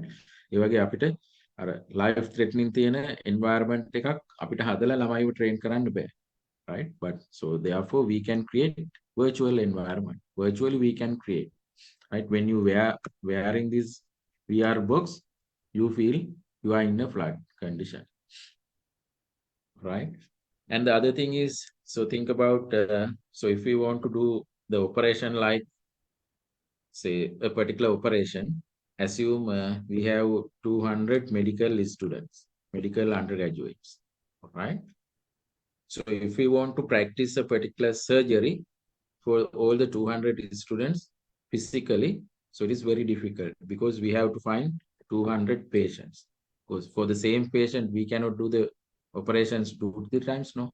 Only one time we can do the operations, right? But so very difficult to find the same disease condition, 200 patients, right? And again, it's time consuming one, right? So therefore, we can virtually create that patient's conditions in this sort of computer, right? So now you can see when you wear the particular VR box, so you can see there is a patient with having the same disease condition. So after that, so using different equipments which we use to create the surgery, so you can do that one with here, right? So how to make the cut, so how to swing, or whatever the thing, right? I don't know what are the things in operations, but so all these things, they can get some exposure without having the real patient, but virtually the system will create the patient. Say for example, now we have 100 machine, so 100 students can do the same operations with one particular time. So after that, so if they have 200 students, so within 2 practical class, right, they can give the exposure, so how to do that sort of operation. So that is happening mostly in a lot of say faculties, right, as well as some chemical engineering companies, so the degree programs, right? So they don't have enough chemicals to work with all the students at all the time, right? So then, so all these chemical practicals, they will do with virtual reality training, right? So then sometimes, so the software itself can create the things. So if you mix 1 milliliter of this solution with another 2 milliliter of this solution together, so what is the results? What is the output? What is the here what we call so sedimentation? So everything it will virtually create, right? So therefore, easily we can train them, the students, without having much raw materials or the equipment, right? Because with the computer based, right? So therefore, so that is very helpful for the education sector, right? So now mostly we use web-based teaching and learning, right? So we call this online teaching and learning, or web-based teaching and web-based learning, WBT and WBL. We are doing web-based teaching, you are doing web-based learning, right? For that, so there are a lot of platforms. The one is learning management system. So I need not to describe because you are familiar with University LMS. So all the education institutes, they have their own learning management system, right? So here in Sri Lankan University, all we are using Moodle as the platform for LMS. So that is the software we use to create learning management system. It is free one, but in other countries, the developed countries, they use Blackboard as the software to develop their learning management systems. So this is very high feature. That means, so there are a lot of features, feature rich platform, but Moodle is not much feature rich, right? We have quizzes, assignments, puzzles, right? So likewise, the number of features are minimum, but in the Blackboard, the number of features, the number of other concurrent users are very high, right? So then we can use video conferencing system. So today you and me both are working or conducting these sessions through the Zoom, right? Even the Microsoft Teams, WebEx or Skypes we can use just to have the video conferencing. So video conferencing is very helpful ICT implementations in the education sector. So now with the COVID, after the COVID, so these video conferencing systems are much popularized among all the communities in the world, right? Another ICT use is, that means web-based learning is, so this is very good web-based learning. MOOCs. MOOCs means massive open online courses. Massive open online courses, right? So the world best MOOCs is the Coursera, right?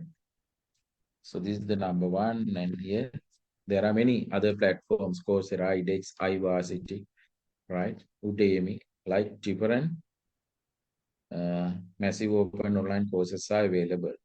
So you can go to that course platform and register there. So then you can get some free courses and paid courses. Actually, most of the courses you can get it free, but if you want to verify whether you have completed this course and earn a certificate, so then you have to do payment, right? But the course content mostly with the edX somewhere here. So when you go to edX, mostly the course content you can get free of charge. They are materials. You can follow the course. But if you want to verify you have complete the course and you have this certificate, so then you have to do the payment, right? But actually, if we want to learn about English or some other language or some other specific subject area, say microbiology or how to create beverage or something like that. So there are different courses, right? You can follow. Even in the computer fields or the IT fields, so there are plenty of courses, right? Some specific things you can learn with MOOCs, right? So I will later show you so how to go to one or two MOOCs and register. So it is better because in your lifelong learning, so the MOOCs are very good platform, right? At any time, your preferred time period, you can learn with that platform, right? Right. Other things are the digital archives.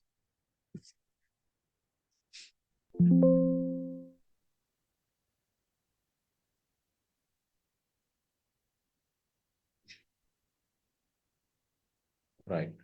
The digital archives, right? So there are plenty of digital archives available in different subject disciplines, right? So now in medicines or engineering or agriculture or biology, right? So different digital archives, that means the places where they keep very reliable original informations, right? So there are a lot of journals, right? Some scientific papers are listed or saved in these different digital archives, right? So when you go to that digital archives, you can get the more accurate knowledge from these archives. But normally when you go to Google, so there are good and bad things. That means accurate and inaccurate things are highly available. But in specific digital archive, so we can have more than 95, 96 accurate content from the digital archives, right? So then you can see ebooks, e-magazines, right? So now mostly any sort of hard-bounded books now appear in electronic book, ebooks version, right? So then with very low cost, you can get that. So if you have an ebook reader in your computer or in your say smartphone, you can get ebook reader applications. So then you can download whatever the ebook to your ebook reader app, right? So then you can read it. So those are less expensive, but the hard-bounded books are expensive. So then the smart classroom, you can use, anybody can use smart classrooms in the Google. So then you can see Google Classrooms are available, right?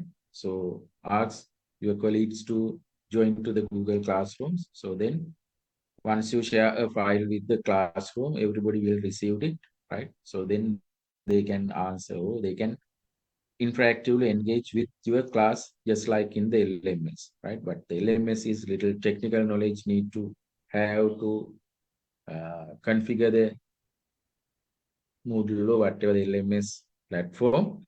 But in the Google Classroom, no any prior knowledge need. If you have the Google account, so then go to the classroom. So you can create different classes and add your colleagues or your students or whatever the other participants into the class and share the class informations with all the people who join to the class, right? Okay, so that is the ICT used in education. So I will show how to work with edX or one moves edX.org, right? So this is the one place where you can learn most of the things free of charge, right? But basically here in the edX, so they offer courses from world-based leading universities, right? And the companies. Say for example here, MIT, the world's ranked number one university, right? The MIT or Harvard, Berkeley, University of Cambridge, the company like Google, Apple, IBM, right here, IBM. So that sort of universities and organizations, so the companies, they offer courses. So large number of courses are there here. So it says more than 4,000 courses are available. So you can join to many of the courses, right? But if you want to get the certificate, you have to do the pay. Otherwise, you can just follow the course. So I will show you, because this is helpful, right? So it is not needed for your exam purpose, but so in future works, right? In the future learning, you can follow a couple of courses and put there. If you get the certificate, you can put their certificate link, something like this here.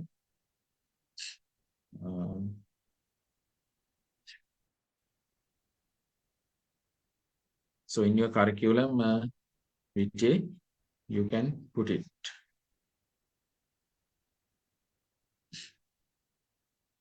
Somewhere here.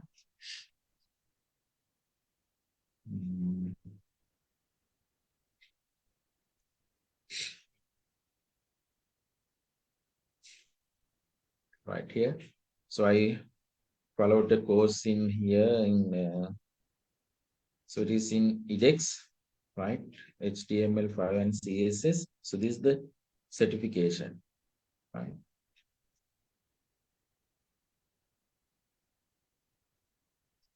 And then I have followed another one at Coursera. So this is the course certificate, right? So therefore you can represent those things in your CV. So then these people can check whether you have exactly followed the course or not, right? But even now in here, the degree certificates also duplicated, right? So some illegal practices are there, but here no illegal practices, right? In future, the UGC also, they will try to develop this sort of centralized platform to issue all the UGC related certificate. That means your degree or diploma or whatever the things, if you're getting from a university, so they will be verified through the UGC some platform system. But here they have the Coursera, they have this, right? So this is the certificate. If you want, you can just download it, or else So this is the certificate. So it's a digital certificate, right? And here, this is digital certificate from edX, right? So mostly there are free courses. In that free courses, you can get the certificate free, but now there are very low free courses, right? That means you can follow any course, but if you want to get the certificate, more than 95% are not free. You have to do some payment there, right? Right. So this is how you can register with edX. Go to here, register for free. You know how to register in a website. So now it is already logged in, right? Not register. Ogolo register when gihama meyage high, right? Somewhere here. Sign out.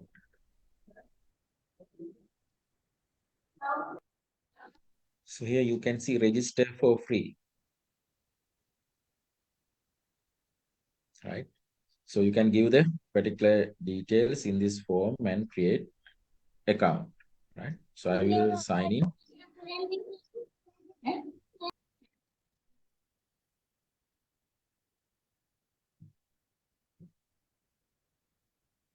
So when I sign in, you can see I have taken large number of courses, but not complete any course here, right? Only 1 or 2 courses completed. So just to show like undergraduates and diploma students, so how to use this, right? So that is why I just take these large number of courses. It doesn't matter, you can take any course at the middle if you feel it is not good, not possible to complete it. So you can remove the course. That means you can unenroll. Enroll to the course as well as it is possible to unenroll. No worries. So now assume if you want to get some new course, you can click here, discover new. So these are the areas: data science, business management, computer science, engineering, maths, food nutrition, law, architecture, medicine, and right? So now you can search. So if you want to learn about, say, specific language, say French language, French language.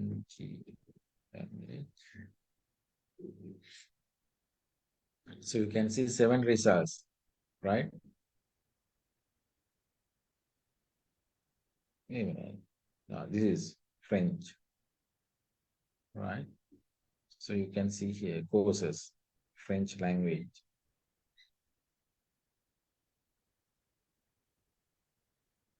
You're looking at the French, French. Okay.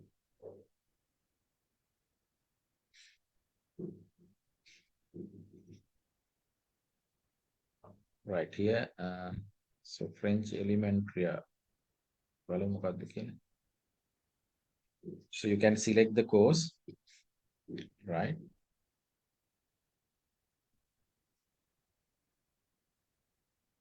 French course for the beginners. Learn the basics of French and develop your oral and written skill, right? So normally it will look like this. So you can see it is start June 22nd. That means today itself. Normally we call self-start, right? So that means any day you can start the course. No any specific time frame, right? Now but here at any day you can start the program or the course here, right? So then you have to click this audit course. So this is how you can add the course, right? So there is a course name. In your right side, you can see the starts on. So after that, you can see how many learners are enrolled here. And audit course. Audit course means join to the course.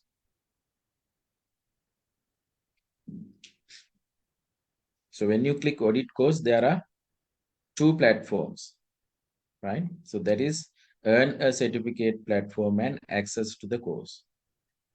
Earn a certificate means, so you follow the course, do all the course assessment, and then if you pass, so you can earn for the certificate. For that, $119 needed. But the access to this course is, all the teaching materials are available, you can download, but no any quizzes or grading questions are not there. You can just follow the course, no any certificate issue. So therefore, we will select free course. Later, at the middle of the course, if you feel, okay, I can finish this course within the time frame, so then you can again shift to earn a certificate if you need. ඉස්සරලාම හැම වෙලේම free එක කරන්න. Free එක කරගෙන යද්දි ඒ course එක කරන්න පුළුවන් වගේ නම් ඒක කම්ප්ලීට් කරන්න පුළුවන් වගේ නම් ඔයගොල්ලෝ earn a certificate කියන track එකට මාරු වෙන්න. එතනදිනුත් පුළුවන්. ඕන වෙලාවක ආයි free එකෙන් paid එකට මාරු වෙන්න පුළුවන්. Right? So I will select here the access this course. It is the free platform. Continue.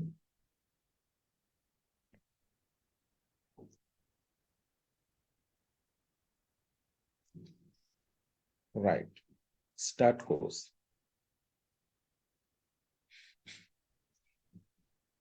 So now it already take the course. So here it says some notification. If you like to pursue verified certificates, you have to follow upgrade to here. So now they have a discount also, right? Because I have already enrolled large number of courses and complete couple of courses, right? So certain discounts may be applied in certain locations, right? Right. So now I am in the course, right?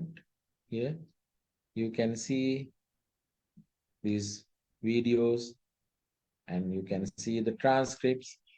When this particular instructor is describing, you can see all the transcript appear in your right side. If you want to get that transcript, you can download the transcript.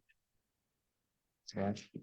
So in this course, the videos are not allowed to download, but some course, they will allow you to download entire video. Right. So here.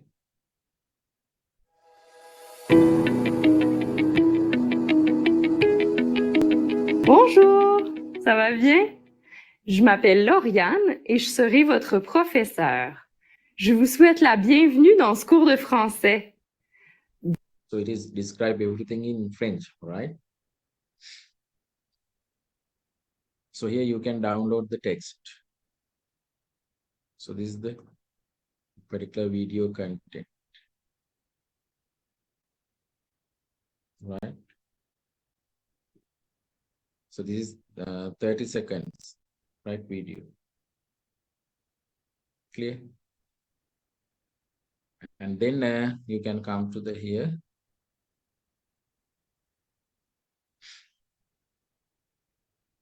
Next.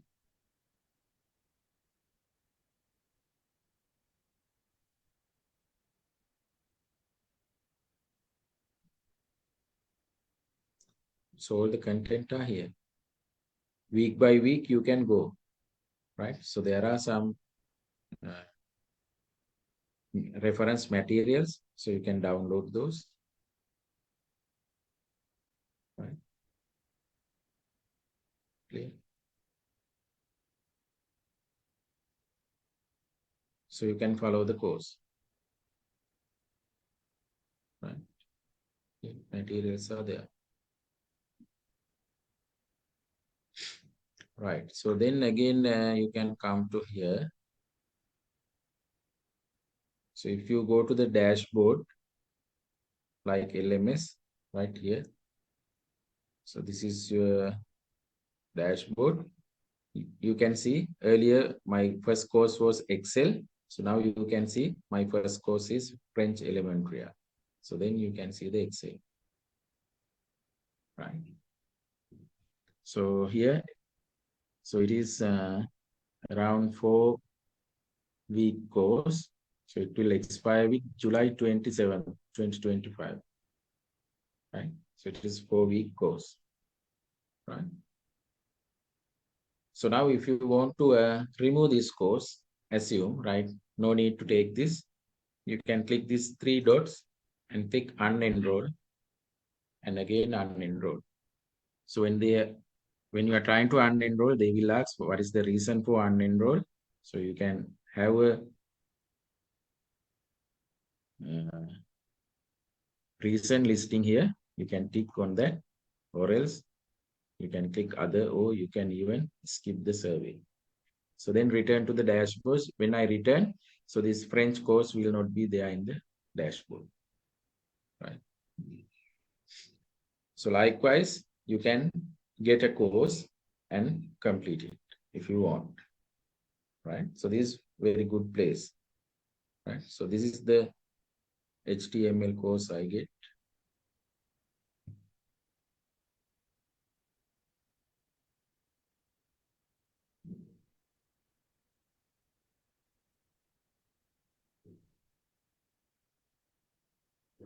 Right. So in the free time, better you can register with edX, as well as this is the most popular platform, Coursera, coursera.org, right? So there also you can see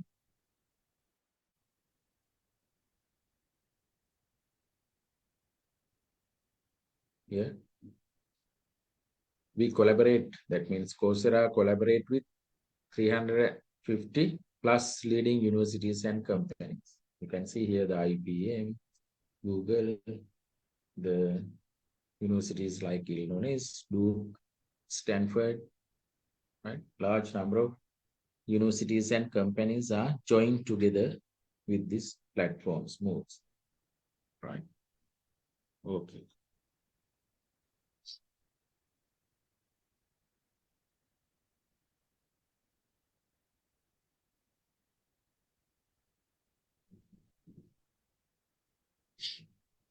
So now we'll see ICT in agriculture. So your area, right? So there are a lot of ICT implementations in agriculture. So a lot of equipments you can use for the agriculture related activities, right? The simplest one is phone. Normally, if you take phone, so I think you have used some IVR response, IVR solutions. So that means normally when you dial to say your SLT or your ISP, internet service provider, so the bank, they will ask, so press 0 for this, press 1 for this, press 2 for this information, something like that, right? So that is interactive voice response. So we can create voice menu and upload it into that software. So then when somebody press 1, so they will have that recording. When somebody press 2, so they will load that recording. Likewise. So there are a lot of IVR systems in agriculture, not here, not Sri Lanka, right? But in other countries. So you can have අපි මොකක් හරි crop එකක මොනවා හරි තොරතුරු ගන්න ඒ වගේ වෙන්න නම්, right? අදාළ අංකයකට කතා කරලා, so then they will give some voice menu. Press 1 for this, press 1 for the cultivation, press 3 for the harvesting, or something like that, right? So then computer and websites, there are plenty of computer and the websites. So therefore easily we can get the relevant agriculture related scientific information from these websites, right? Agriculture information and market information we can get. So then the broadcasting. So normally the TV broadcast and radio broadcast both are there, right? So you have already seen, so in certain days, right, for the agriculture, so they have given some air slots, right? Say half an hour or 1 hour period. So then some agriculture related discussions or resource persons discussions are going on. So they will broadcast certain key agriculture related things, right? The expertise they will share, some advisory or community services. So then the satellite heavily used just to forecast weather, right? And using remote sensing, you can get that sort of data, right? And then the phones, you can use advisory sales banking network, right? You can have SMS or some other means of contacting the relevant people with the banking or sales, right? So easily we can communicate. The other thing is internet and broadband, specifically used for the internet, but just knowledge sharing. So if you want to deal with the same group of people who cultivate this same crop, right? So that means social networking or social gathering. So it will help to create some electronic community. So you are in one district, some other farmers in other districts, right? But for the cultivation of a same crop, sometimes they may have the similar issues, similar conditions. Therefore, if they want to tackle these things by contacting each farmers, those who are cultivating the same crops in different locations, so they can have some e-community, right? So they will discuss just like a blog, right? So we can ask certain questions, our own questions we can post.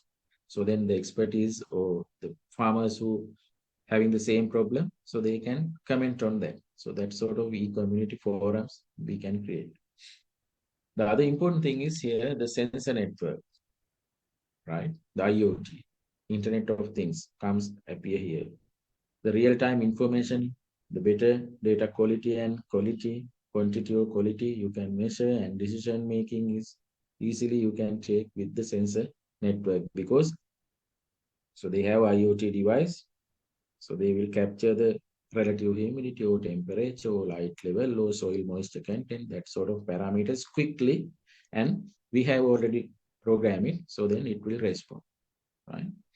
So then the data storage and analysis, you can see the precision agriculture, actionable agriculture, so that sort of things, right? Okay. So this is some video clip related to the ICT technologies used in agriculture. So not all the things are related, but a couple of things you can see, those are specifically related to agriculture. So I will share this one with sound. Okay.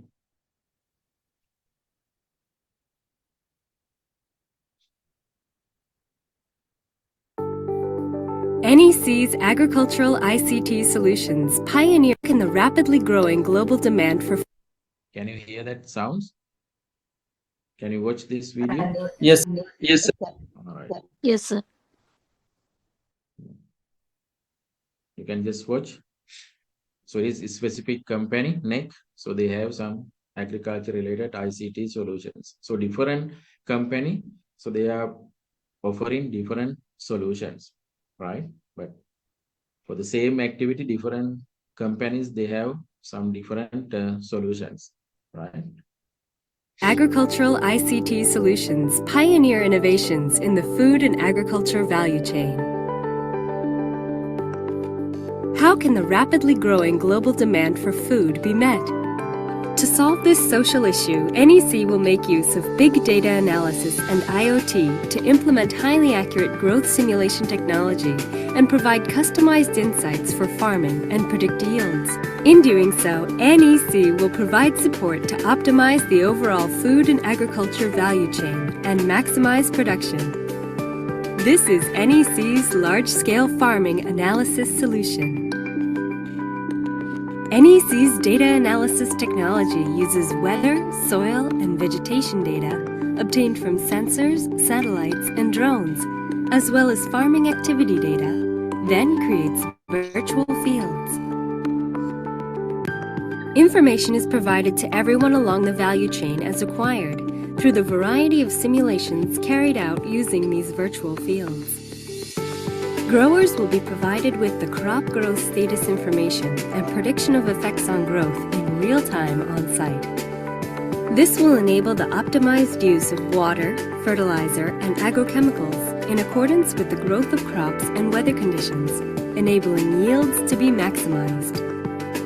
Moreover, ascertaining the maximum yield of each farm will support the optimization of overall production. Support is provided to streamline collection and logistics operations, which until now were difficult to do, including predicting the amount and timing of harvests during the collection process. Planting times are also controlled optimally in accordance with the conditions to level out the rate of operation at processing plants. NEC has cooperated with leading companies and research institutes with a track record in the agriculture ICT domain to realize unique big data analysis technology. Unlike standard methods of improving productivity based on the long-term accumulation of data, NEC's system enables highly accurate simulation for new areas, crops, and breeds at an early stage. NEC is currently running demonstration experiments on this system in cooperation with global food processing companies in Portugal, Australia, and other countries. Its strength lies in the unique technology that allows it to be adapted immediately to new regions and crops. It will maximize agricultural productivity throughout the world and realize sustainable agriculture that responds flexibly to social issues. As a social solutions company in the food and agriculture value. Right. So now you can see so how different applications used in agriculture. So I already download so some video clip going with the Derana. So here you can see it is very close to the Makandura in the Dankotu area. So they have a factory called I can't exactly remember. We'll see.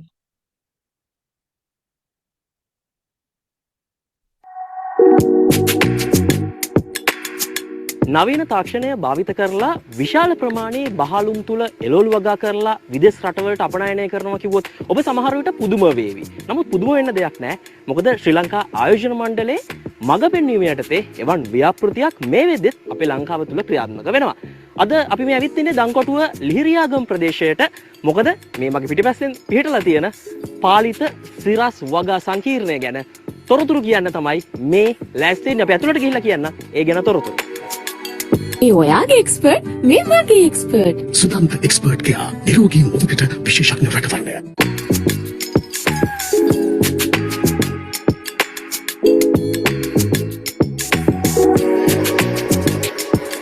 wow ඉතින් මේ තමයි මම අර කලින් කියපු බහලුමක් ඇතුලේ වගාව සිද්ධ වෙන ස්ථානය. ඉතින් මේ ගැන අපිට තොරතුරු කියන්නේ ඔනස් ග්‍රීන් සී අධ්‍යක්ෂ සනුජ කුරේ. සනුජ දැන් මොකක්ද මේ ස්ථානය සහ මොනවද වගා කරන්නේ? මේක ඇත්තටම ඉන්ඩෝ වර්ටිකල් ෆාම් එකක්. ඇත්තටම අපි ෆ්‍රිජ් එකක් ඇතුලේ මේ වගා කරන්නේ. දැන් මේක විශාල ෆ්‍රිජ් එකක් මෙතන තියෙන්නේ. පොඩි සීතලකුත් දැනෙනවා. ෆ්‍රිජ් එක ඇතුලේ වවනකොට ඉරෙලිය නැහැ. ඉරෙලිය නැති නිසා අපි ඇත්තටම LED ලයිට් අපි හදලා මෙතන දාලා තියෙනවා පැලට් එක වවන්න. ඉරෙලිය වෙනුවෙන්. බැලු බැලමට මෙතන අපිට පේන්න නම් තියෙන්නේ අපි යගේ ලෙටියුස් නැත්නම් අපි කියන්නේ සලාද කොළ. සලාද විතරද තියෙන්නේ? වැඩිපුරම 80%ක් කරන්නේ සලාද කොළ මේ. දැන් සලාද කොළ කිව්වත් අපි අර සාමාන්‍යයෙන් එදිනෙදා දැකලා නැති සලාද කොළ විශේෂ කීපයක් මෙම ස්ථානයේ වගා වෙනවා. වර්ග 12ක් වගේ තියෙනවා. වෙනස් varieties තියෙනවා. වෙනස් විදිහට salad leaves හදන්න. ඉදිරියේදී සලාද කොළ වලින් ඉදිරියට යන්න බලාපොරොත්තුවක් තියෙනවද? ඔව් අනිවාර්යෙන්. අපි strawberries කරන්න research කරන් යනවා. අපි mushrooms කරන්න අදහස තියෙනවා.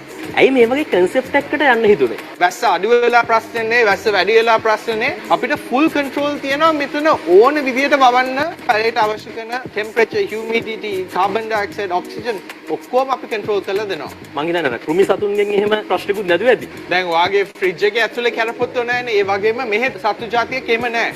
ඒක නිසා අපිට කෘෂි කර්ම මොකද පාවිච්චි කරන්න ඕන කමක් නැහැ. කම්පියුටර්ස් වල දකින්න තියෙන cooling fans එකක් තියෙනවා. ඇයි මේවා හයි කරලා තියෙන්නේ? කම්පියුටර් ෆෑන් වලින් අපි wind එකක් control කරනවා. ඒ කියන්නේ කොච්චර wind speed එක පැලේට වදිනවද කියලා. ඒකත් අත්‍යවශ්‍ය දෙයක් පැලේ growth එක හොඳ විදියට ගන්න. කොහොමද පොහොර අතින්ම යොදනවද නැත්නම් විශේෂ ක්‍රමයක් තියෙනවද පොහොර යොදන්න? හැම දෙයක්ම control කරන කම්පියුටර් සිස්ටම් තියෙනවා. ඒ කියන්නේ අපි මෙතනට අවිල්ලා මෙහෙම අතින් පොහොර ගන්න අවශ්‍ය නැහැ. නෑ. කම්පියුටර් සිස්ටම් වලින් තමයි ඔක්කොම control කරන්නේ. අතින් ඇත්තටම කරන්න ඕනේ පැල ටික එහාට මෙහාට කළා ඇටේ දාලා harvest කරන එක විතරයි. ඒ කියන්නේ නවීනතම තාක්ෂණය තමයි මෙහි භාවිත වෙන්නේ. ඕන අද ඇත්තටම අපිට ලෝකේ ඕන තැනක ඉඳන් මේ control කරනවා. අපේ ACs ද lights ද මම ඔයාලට පෙන්නන්නම් උදාහරණයක් හැටියට මට මේ ෆෝන් එකෙන් මේ tower එක off කරලා දාන්න පුළුවන් lights ටික මෙන්න.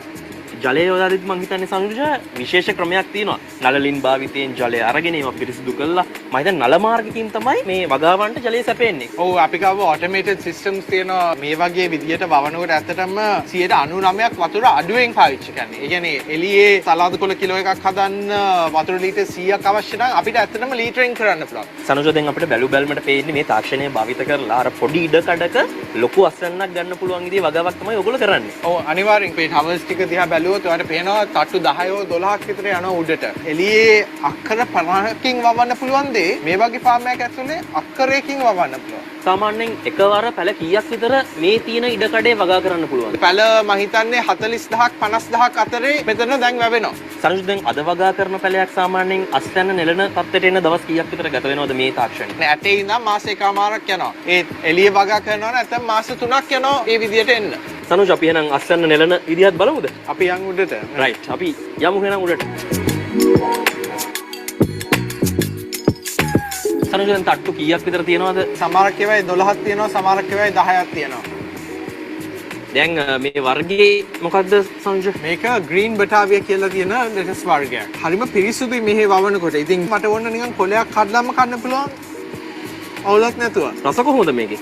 රස නම් මේකේ අතරම ගොඩක් හොඳයි එළියේට වඩා. මොකද අර තිත්ත ගතිය ගොඩක් අඩුයි අපේ වගා කරන සලාද කොළවල. දැන් වා කිව්වනේ කෘමිනාශක ගහන්න නැති නිසා අර බය නැතුව කන්නත් පුළුවන්. හොදන්නේ කරන්නේ වන්න නැතුව. හොදන්නෙත් නැහැ. අපි හොදන්නේ කියනවා ඒත් මම ගෙදර නම් අපේ සලාද කොළ හොදන්නේ නැහැ. ඉතින් මේ විදිහට ඊටම කෙටි කලකින් නෙලා ගන්න මේ සලාද අස්වැන්න මෙම ස්ථානයට ගෙනල්ලා මේ කොළ පරීක්ෂාවට ලක් කරලා අනතුරුව තමයි ඇසුරුම් කිරීම දක්වා ඒ කටයුත්ත සිද්ධ වෙන්නේ. මේ අස්වැන්න නෙළුවට පස්සේ ඒක ලංකාවේ වෙළඳපොළට යනවද නැත්නම් අපනයනය කිරීමක සිද්ධ වෙන්නේ කොහොමද? එක්ස්පෝර්ට් කරනවා. ඒ වගේම අපි ලෝකල් මාකට් එකක් දෙනවා. ලක්ෂරි සුපර් මාකට්ස්ලා හොටෙල්ස් ගින් ලොකු ඉල්ලුමක් තියෙනවා අපි කරන ප්‍රොඩක්ට් එකට. සනුජ දැන් මේ වැඩසටහන බලන කෙනෙක්ට හිතෙන්න පුළුවන් ඔබ ලොකු මුදල් ආයෝජනයක් මේකට කරලා ප්‍රතිලාභයක් ලබන්න පුළුවන් කමක් තියනවද කියලා? අනිවාර්යෙන් තියෙනවා. ඉතින් සනුජ කියන විදිහටම ඒගොල්ලෝ මේ සලාද කොළ විදේශ රටවලට අපනයනය කරලා ඩොලර්ස් ලංකාවට උත්පාදනය කරලා දෙනවා. විශේෂම දේ වෙන්නේ ඔවුන් මේ තාක්ෂණයත් විදේශ රටවලට ලබා දෙනවා. එහෙම නේද? ඕන අදුන් දැන් ඇත්තටම මේ බිස්නස් එකේ අපි කරන වැඩිපුරම දේ තමයි මේ ෆාම්ස් එක්ස්පෝර්ට් කරන එක. මේ ෆාම් එකක් අපිට කන්ටේනර් එකක් ඇතුලේ දාලා මෝල්ඩිව්ස් වලට යවන්න පුළුවන්. එතකොට ඒ ඉන්න රිසෝර්ට්ස් වලට ඕන විදියට වවන්න පුළුවන්. එහෙම මොන වගේ රටවල් වලට දැනට ලබා දීලා? දැන්ට අපි මෝල්ඩිව්ස් වලට තමයි ඉස්සෙල්ලාම අපේ පළවෙනි යුනිට්ස් ටික දීලා තියෙන්නේ. ඒගොල්ලෝ ඒකට හරියම කැමතියි. මොකද කන්ටේනර් පෙට්ටියක් ගෙනල්ලා පවර් ලයින් එක දෙනවා, වතුර ලයින් එක දෙනවා, ඉන්ටර්නෙට් ලයින් එක දෙනවා. ඒ වගේ එතකොට වැවෙන්න පටන් ගන්න පැල ටික. මාලදිවයිනෙන් පස්සේ තවත් මොන රටවල් වලටද අපනයනය කරන්න බලාපොරොත්තු වෙන්නේ? ඉස්සරහට යුරෝපියන් කන්ට්‍රීස් වලට ඉල්ලුම තියෙයි. ඉන්දියාවට ඉල්ලුම තියෙයි. ඒ වෙලාවලට අපි පර්ෆෙක්ට්ලි පොසිෂන් වෙලා ඉන්න තමයි ප්ලෑන් එක තියෙන්නේ. ඉතින් රටට ඩොලර් ගේන මෙවන් වටිනා ව්‍යාපෘති ගැන ඉදිරියටත් ඔබට තොරතුරු ගෙනීමේ අපේක්ෂාවෙන් අපි සමුගන්නවා මේ දංකොටුව ප්‍රදේශයේ සිට.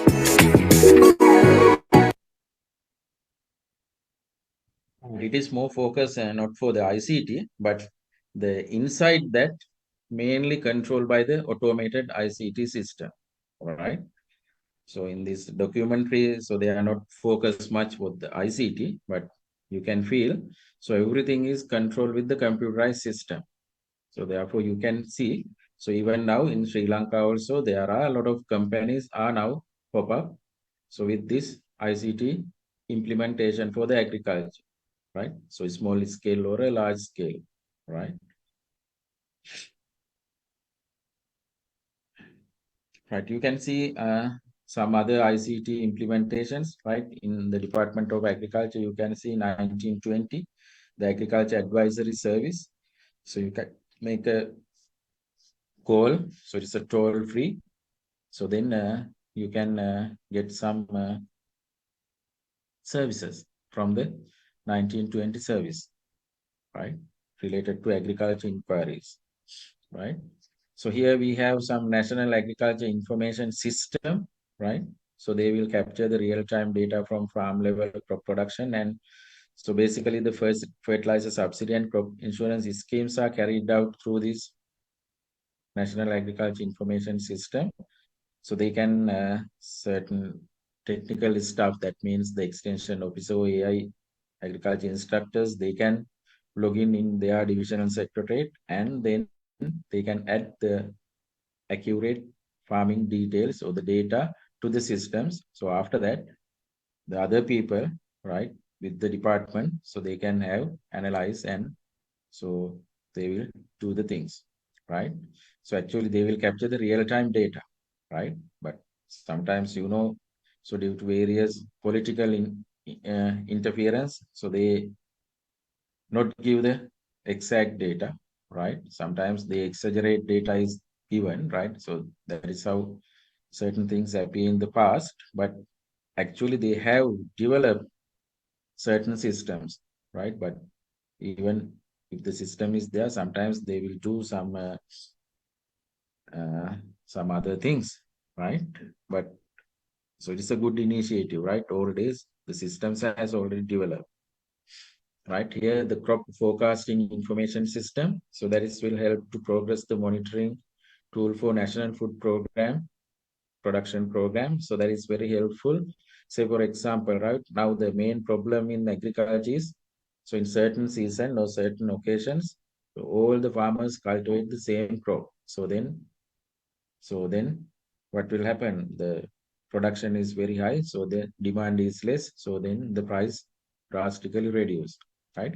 So and here we don't have good storage facility to keep the particular production until the next season. So therefore, so a lot of harvest will be discarded, right? Because of that low price and some other storage problems, right? But in this system, they try to forecast, right, in next season. So in this area, what is the most suitable crop to cultivate? So eventually it will entire country, right? So if they follow with the crop forecasting system, there will not be very surplus of certain production, right? Because they can cultivate according to the local requirement. And if we want to export, so we can include that export requirement and then can produce or can target. So in this particular divisional secretariat, so you have to cultivate this amount of these crops. This divisional secretariat, this much of this crop, right? The land extent and everything they calculated and then forecast from the system. So if it is going on, so it is nice. A lot of modern countries or the developed countries, they use this sort of system. So even the farmers, they cannot cultivate as what they want, right? But the government or the authority, they will say, so this is the requirement you have to fulfill in this season, right? So that is how the systems will function. Right. So this is also some sort of video clip.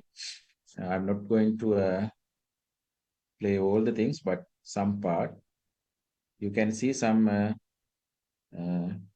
machinery, right, used in agriculture are computer control or ICT related involvement, right? So you can see here.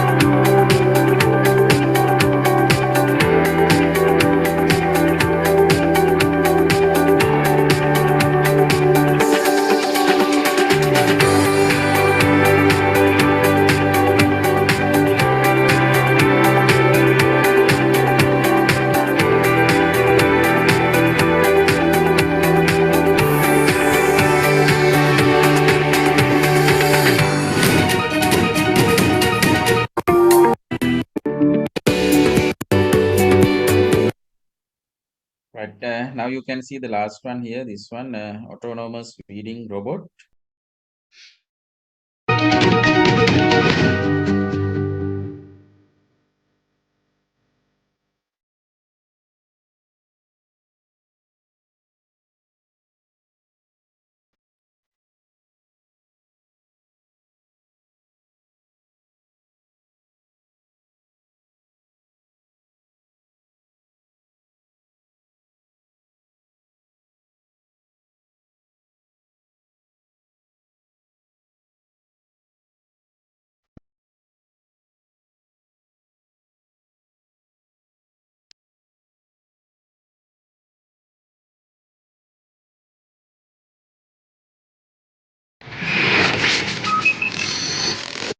Right.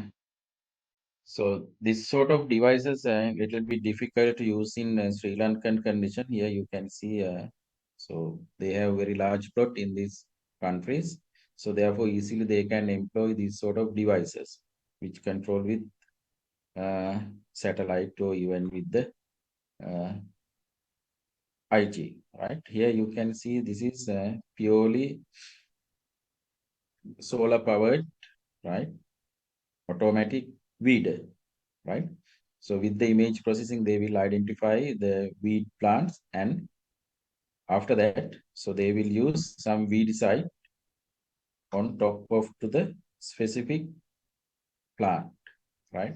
But normally when we want to apply weedicide for the entire field, we will apply, right? But here, so they will identify the plant and you can see that nozzles, right? So they will spray only to that plant here.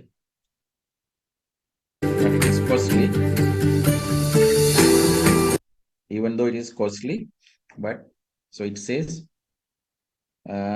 maximum 10% of the pesticides we normally use, right? So 90% save because they need not to apply for the entire field, right? So only for the specific plant they can apply. Even in the pest identification for the pest, right? If the pest is there, so they can either use some mechanical pest controlling or some chemical pest controlling with this sort of devices. So directly inject that pesticide for the pest, or sometimes some mechanical crusher or certain things just to destroy the pest, right? So the technology is like that, so heavily used in developed countries. So now here also trying to develop those things, right? Right. So now we can move to the ICTs in health. So very quickly I will go through, not everything, but some important things we can discuss, right? So assume the electronic storage of medical data, if we have the facility, right? So all our medical history, if we can save in a electronic database where it can control from centralized location, so then we need not to carry our past medical records or past medication, that means the prescriptions, we need not to carry. So we can directly go to any hospital or any doctor and we can give our identification number or the patient identification number or our NIC or whatever it is. So then they can track our previous data. Why? So there is an electronic storage system for each and every patient, but it is not possible for all the disease, right? But at least some very specific disease like say heart issues or certain, right? Some identified issues. So from any place you can take the medicine, because once you go to meet the doctor, so they can see, they can ask what is your NIC or what is your PIN, personal identification number for this system. So then they can see all the past 5-6 years medications, investigations, everything about the patient's history. So then it is very easy for doctors to do the medication, right? And a lot of now the hospital management systems are there. So how to allocate different resources within the hospital, right? As well as some other activities within the hospital we can manage, right? And then it is familiar, the e-channeling. So if you want to reserve doctor's appointment, you can go for echanneling.com or doc.lk. So that sort of website here in Sri Lanka, easily you can do the appointment, right? So then you can see the e-health systems or apps, right? So electronic health records, including the use of IoT device or ones connected with the smartphone via Bluetooth, you can get. So that will helpful for our what we call the quality of life, right? So as I mentioned earlier, so when you walk, right, that means normally when you are jogging, so they will count. So how many calories you have burned. So then you can manage, right? So what is your input calorie, and so then the calorie you have spent for the exercise. So those things you can manage. Even with your handheld device, or even now with the latest Apple, the phones, right? So they will have the what we call the smartwatch. So they will calculate certain your body parameters, say pulse rate, or even your, say, sometimes the sugar level, right? Not much accurate, but so they have some rough average accuracy, right? So therefore, accordingly, so they will display, and sometimes, right, even now in USA, so if you have detect certain things, right, so they will automatically call emergency without you knowing, right? So then the emergency people can come and collect you, because so it says your heartbeat or whatever the health parameter is not good, right? So with your handheld device, it will automatically conveying that message to the emergency service. So that sort of things are there, right? So then the disease diagnosis and treatment, disease diagnosis systems and treatments are highly used ICT. So you can see a lot of heavy machines, so scanning, ultrasound scanning, or MRI scanning. So then the X-ray machines in your brain, you can have EEG, or in your heart, you can have ECG. So all these things use some sort of ICT related activity. These machines, or the device, they control by the IT, right? And there is a concept, the telemedicine, right?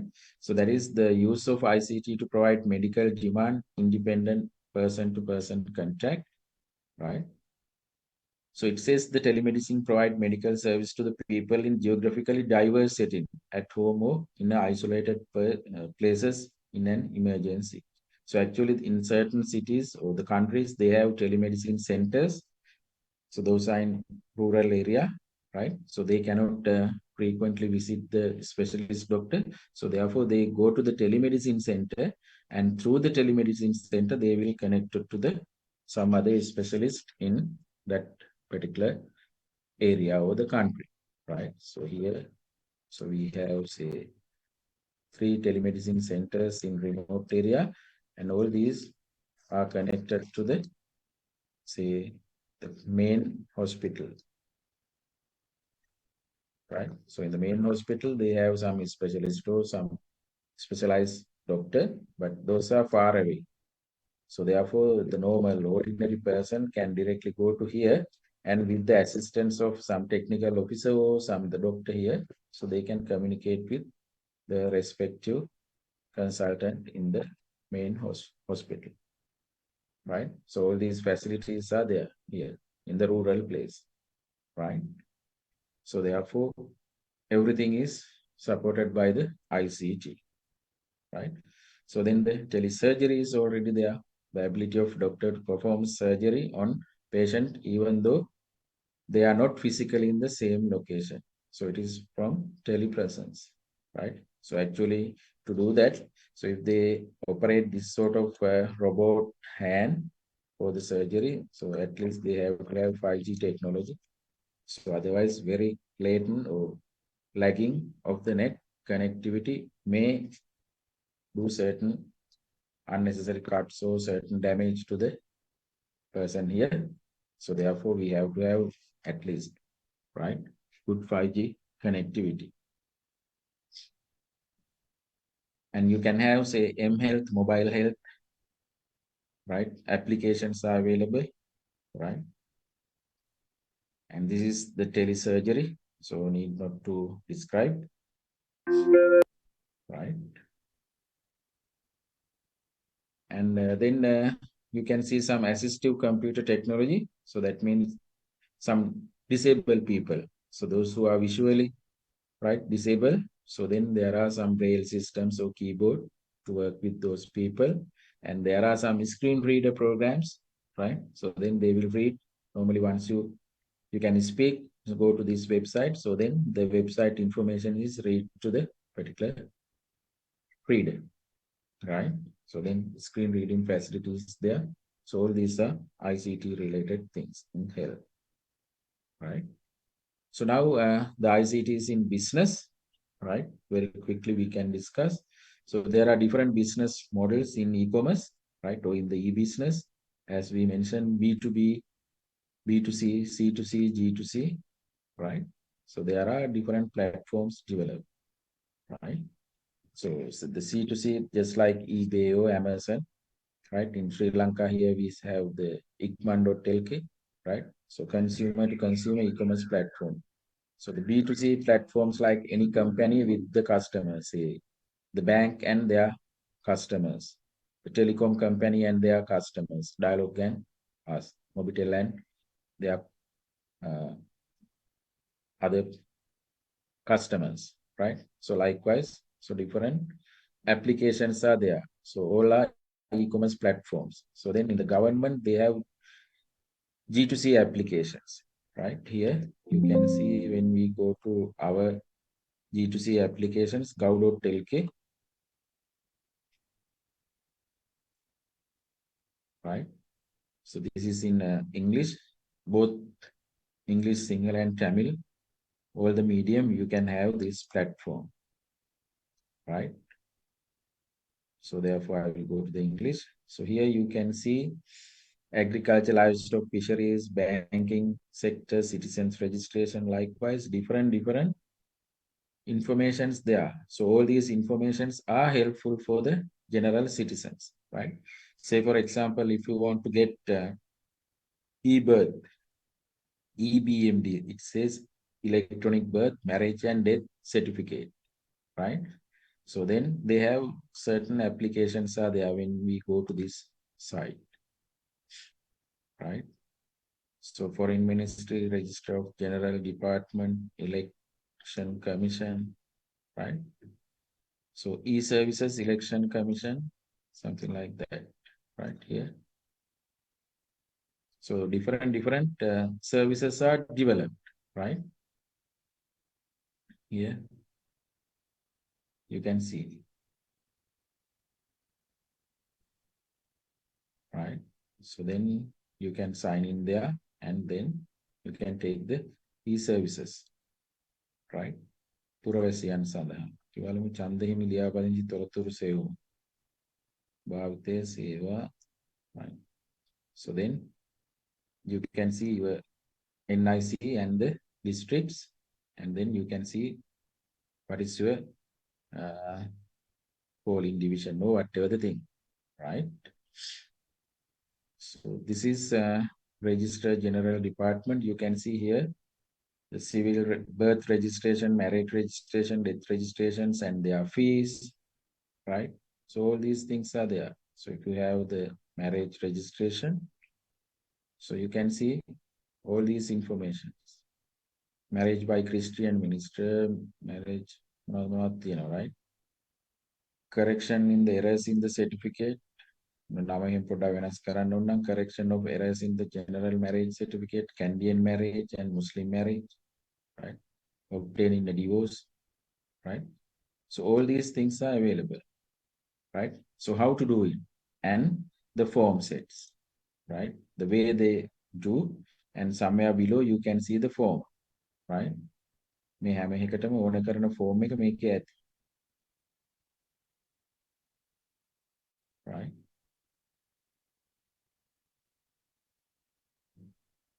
Right?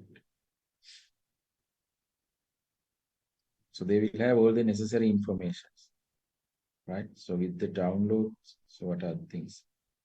application forms, right? Birth, right? So this is the form, right? So, but this is not a digitized form. So it is a scan form, but better in future, right? So these things will be in a form, normal web form, right? මේක තියෙන්නේ මොකද අපි සාමාන්‍ය manually fill කරන form එකේ කොපියක් මේ තියෙන්නේ, right? But so when you digitize properly, so you can just click here and select everything, right? Digitally you can select the material, right? Clear? So therefore better you can use these things, right? Because once you go to here, gov.lk, so in any country, the country code is their government portal, G2C site. Say if you want to go to gov.au, so that is www, right? www.gov.au, so that is the government of Australia, right? So they have different what we call states. So all these state-wise, they have different sites, right?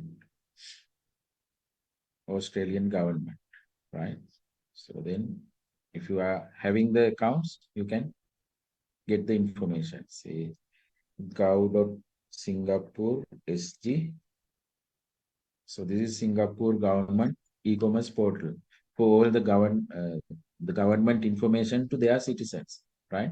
So if you try to visit Singapore, if you try to visit, say, Canada, so you can go to gov.that particular country sites and see how a foreign student or foreign employer, so how you as a foreign student or employer, if you want to visit the country, or a business person as visit the country, so all the requirements are there, right? So therefore, so very quickly we can get the business related informations, right, with these portals, right? Okay.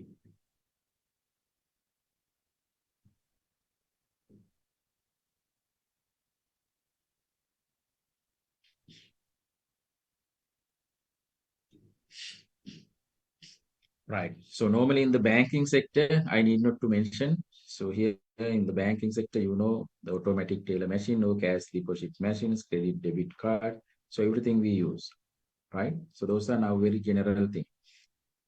So if you have the bank account, you can go for online banking or e-banking or SMS banking. So it is very helpful because if you automate certain things, whether this transaction is happening, either credit or debit, that message is coming with your SMS banking, right? So all the time, when initiate certain transactions, either credit or debit, it will inform to you through the SMS banking, right? So with the online banking, once you log in there, you can see all the transactions, but immediately, if you want to see any transactions happen, so enable the SMS banking as well. So then, so they have very minimum annual or monthly charge, right? But it is worthwhile. Right. So in the ICT business, right? So there are a lot of applications, right? So in the accounting system, there are a lot of applications we can use. Even in Microsoft Excel, we can create some simple accounting systems, and there are a lot of high-end accounting systems. So they have specific applications, right? So inventory management or inventory control, there are a lot of systems. Some are free, some are proprietary. That means we have to purchase, right? So if it is a large company, so it is worth to purchase the particular information system. So inventory management or HRM or whatever the systems, better you have to purchase, and then you can customize according to your requirement, right? But normally if you use free systems, so there may be certain issues. You cannot customize as you want, right? So here you can see CRM, customer relationship management system, or ERP system, right? So little large system, right? But in large companies, they use, right? So in the Apple or the Oracle, they have CRM and the ERP systems, right? But specifically, if you want to work with that system, you have to train, right? Otherwise, just by just clicking here and there, you cannot perform. So there is a specific way, some procedure to work with that specific system. So therefore, you have to get trained from the expertise in that system already run. Right. So that is the some content, right? I think actually most of the contents we discuss in the chapter 1. Right. The last couple of sectors I quickly discuss.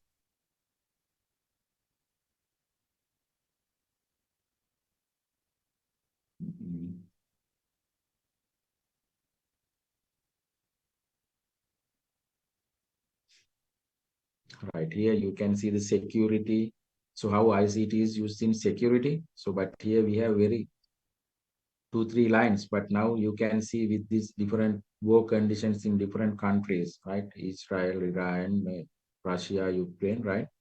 So how many ICT related devices are used in their conditions, right? So therefore better you can use these ICT related systems in different sectors, right? So that is the end of the chapter 1. So you can see here in the module, we have some questions, review questions. Go through that review questions, answer by yourself, right? So if possible, I will add some other review questions in the LMS, right? Not yet I have added any questions in the LMS, but later we can add. So anything to ask, anything to clarify?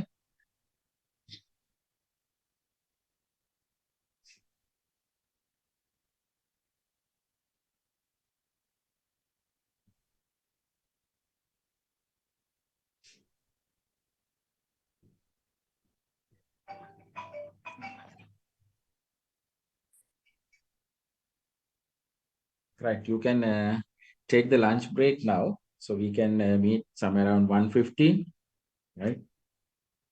So then I will continue here, the second and third, mostly the 4th chapters. Those are very simple, right? But I'm not going to cover everything, but very key important things I will cover, right? So keep in the same session, right? So I will not stop the session. So you can join at 1:50, right? Meantime, if you have anything to clarify, you can put in the chat.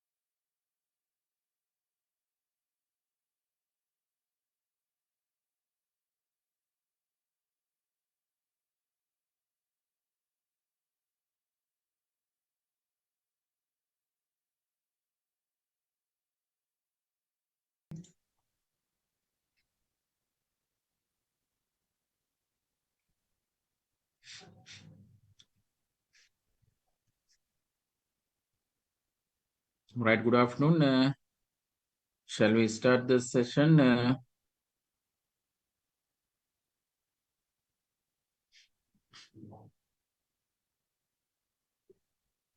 Can you see the shared screen? Yes, sir. Right, thank you. So we are going to talk about the evolutions of ICT, the chapter 2. Right, so now we can have very sophisticated, very powerful, that means the processing speed, very devices, but old days, so those are in different shapes, different sizes, and comparatively very low speeds, the old day computers, right? So we'll see a very simple video clip which describe the old days and the latest today's what we are having. So after that, we'll talk about these evolutions, the very important milestones, not covering all the things. So in your module, we have included a lot of things, but in the slide decks, we will discuss very important highlights, right?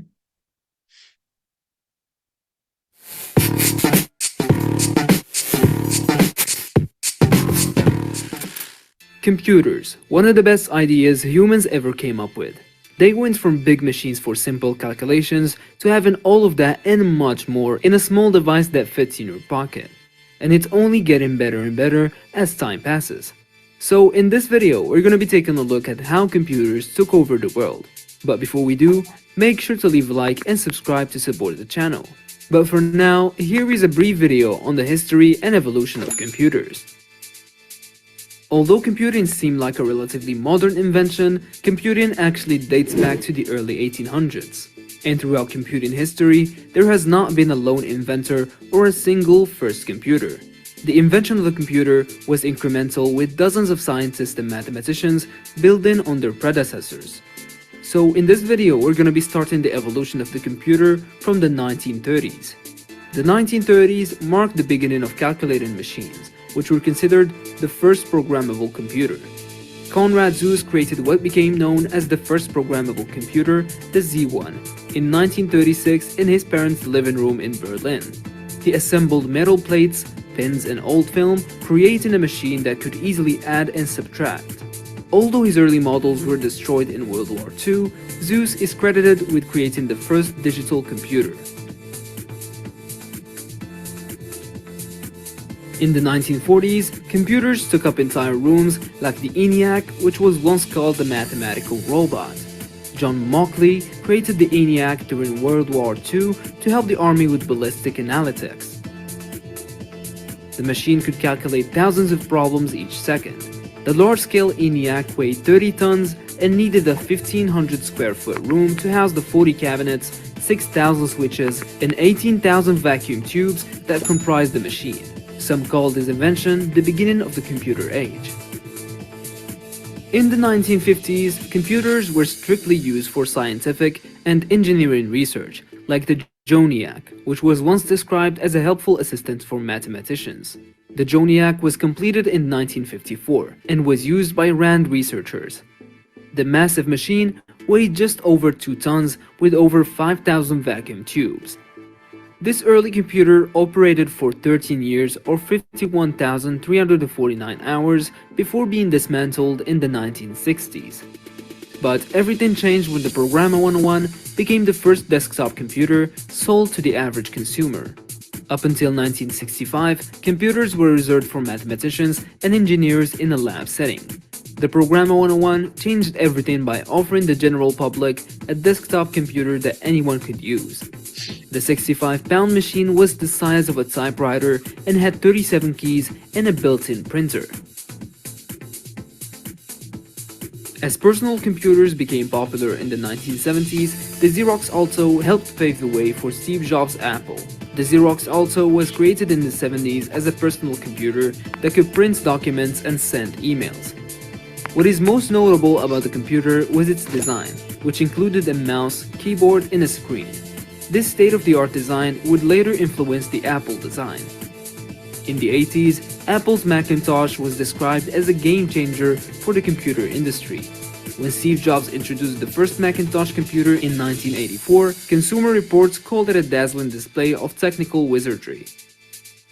The Macintosh had a keyboard, a mouse, and a small 9-inch screen. The computer, which weighed in at 22 pounds and cost $2,495, was applauded for its interface of windows and icons, as the 90s marked a period of self-expression. Apple released the famous iMac G3, which was customizable. The iMac G3 was launched in 1998, after Steve Jobs returned to Apple in 1997. The computer quickly became known for its Bondi blue clear casing. The 38-pound iMac included USB ports, a keyboard, and a mouse. It was meant to be portable and customizable. In the early 2000s, laptops became increasingly popular, especially after Apple launched its MacBook Air.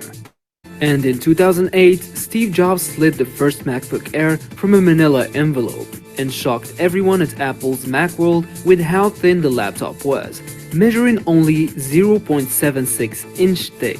This expertly designed laptop changed the industry forever. Apple got rid of the CD drive and only included a USB port and a headphone jack. At the time, the minimalistic device cost $1,799, and today, computers come in all shapes and sizes, including tablets.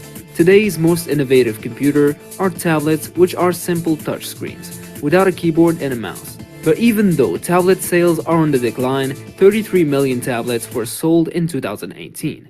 And the market is also filled with other computer models, including the MacBook Pro, iMac, Dell, XPS, and iPhones.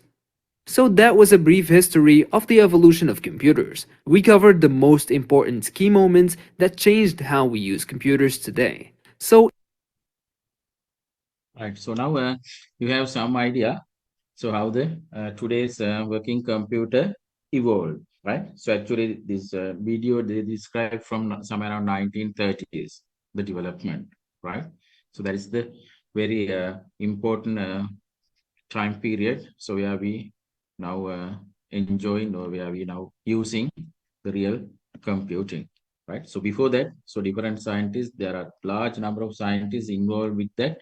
So in different time frames, right? So to develop some calculating machines, but so very prominent cases recorded somewhere around 1840s, right? So this described from 1930s, but somewhere around earlier that the very important cases reported, right? So we'll see there are four period we can consider. So with the ICT development, all right? So those are pre-mechanical period, mechanical period, electromechanical, and electronic period. So actually the video clip, what you have already seen, is described with this electronic period from somewhere around 1930-40 to present, right? So before that, also, there are certain involvement to create some calculating machines. It is not exactly the computer, but machine which operate certain calculations, right? I think you have heard that somewhere around very old days, right? So that means before Christ, right? In several thousand years, the abacus, right, was developed by some people, right? So from that point onwards, so different scientists involved in developing some calculating machines, adding machines, right?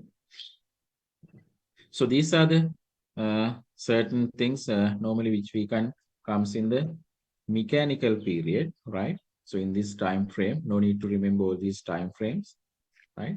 So there are two basic highlights, right? So in the mechanical period, in 1642, a person called Blaise Pascal, so he invented the adding machine.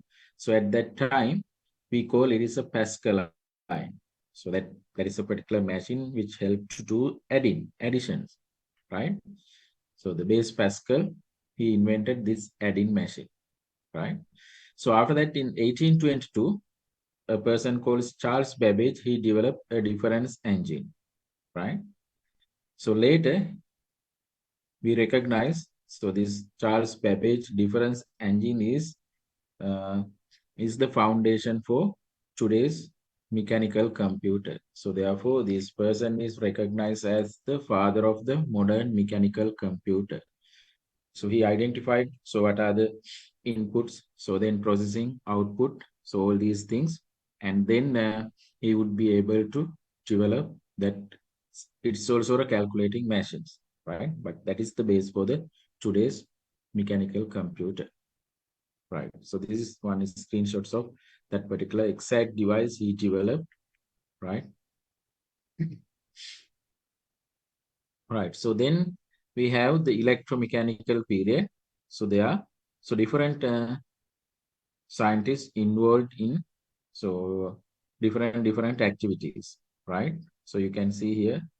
So punch card system, that means this is how they insert data or feeding data into a computing system, right? So for the IBM machines, so they use punch card system.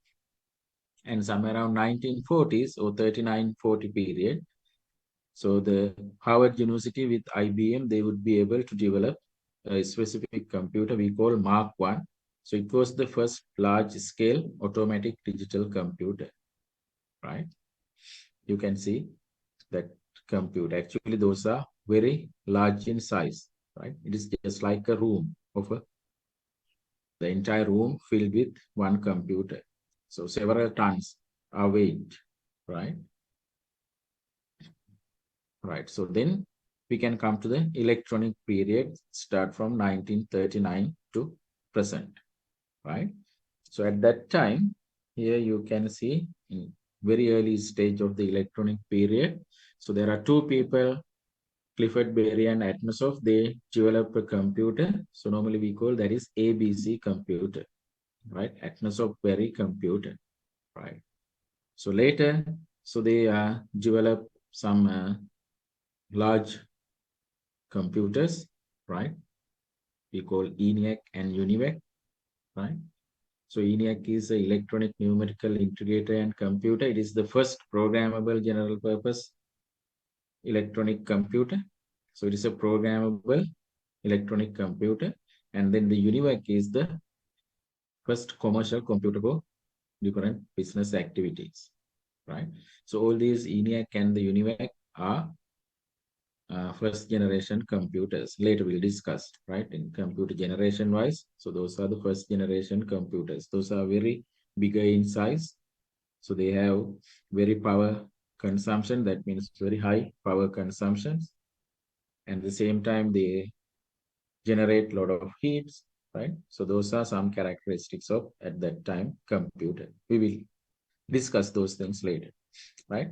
So then somewhere around 1947, right? So they invented the transistors. So then they use these transistors for producing the processing, right? So then with that, so you have seen in the video, right? So somewhere around 1954, right? So they developed very specific computer systems, right? So after that, they developed ICs, and then they develop microprocessors. So likewise, so these evolutions take place, right? Later we'll discuss, so how in different computer classifications, so what are the different generations, and those generations, what are the main technology behind this processing, right? Here you can see in different time periods, the Apple or web, so different things evolve, right? But no need to remember any of these things, right? With the time period, and then, so who developed, no need, right? Right. But so if you want to study, right, this history, so therefore you have to have some idea. So at that what time period, so what is this device and who involved to generate or develop that particular new device, right? So here you can see somewhere around very recently, 1990, the World Wide Web developed, right? So after that, you can see the Google, they have identified, or they can find the Google search engine by Sergey Brin and Larry Page, right? So then you can see in the Facebook and different that sort of social media platforms. So those are developed, right? So with that, so different ICT, right, technologies you can see with the timeline, right? So this is very brief summarization of the chapter 2, right? But in your book or the module, you can see little more things, right? Here you can see some more things, but no need everything. Right, after that, you can see the evolutions of telecommunications, right? So how the telegraph, telephone, radio, television, satellites, these things, right?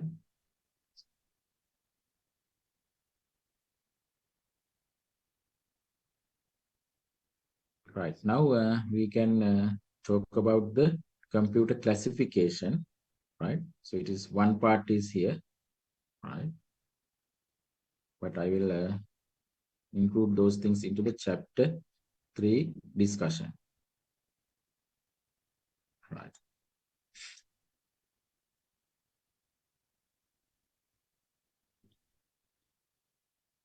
So now you know what is computer, we discussed. So this is the classification of computer, right? So here, the computer can be classified based on different criteria. So we are discussing here under 4 criteria, right? So in generation wise, we can classify the computer, right? And then the computational method or the types we can classify, just like say analog computer, digital computer, and combining both these 2 processing part or the computational part, hybrid computer, right? So then we can classify based on the purpose, right? And then the size and the capability, right? So these are the general computer classification features. Based on those, they have classified, right? So now you can see in a single slide, the classification of computer based on computer generations. So all the things summarized to a single slide, right? So we can have here the 5 generations. The first generation computer you can see, so it's start from 1940s to 56 or 1939 to 56. No need to remember these, what we call the time frame, right? But so with the mechanical, right, era, so this is the first generation computer, right? So mechanical period we, right? So here, earlier we discussed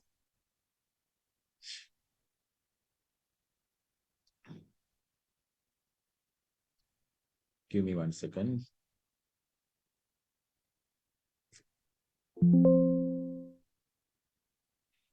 Right, here we discuss so different eras, right? Pre-mechanical, mechanical, electromechanical, and electronic periods. So here in the generations we discuss from this era, right? Electronic period. Clear?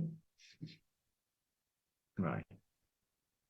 So in the first generation computer, their processing technology was the vacuum tube, right?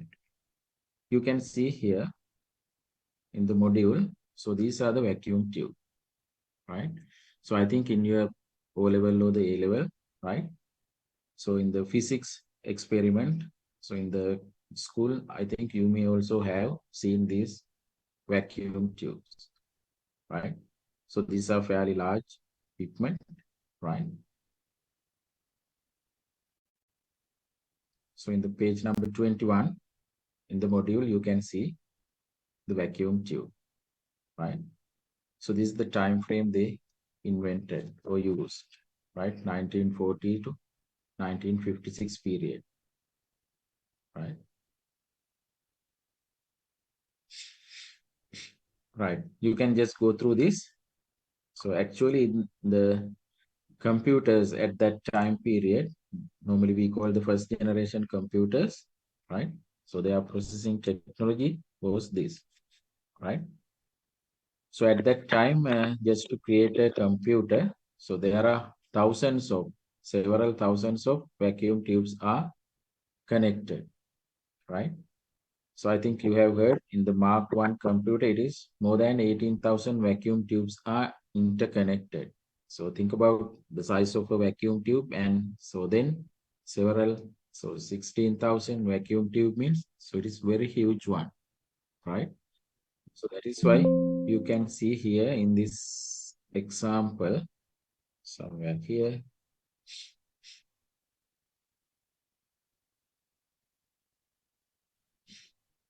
right?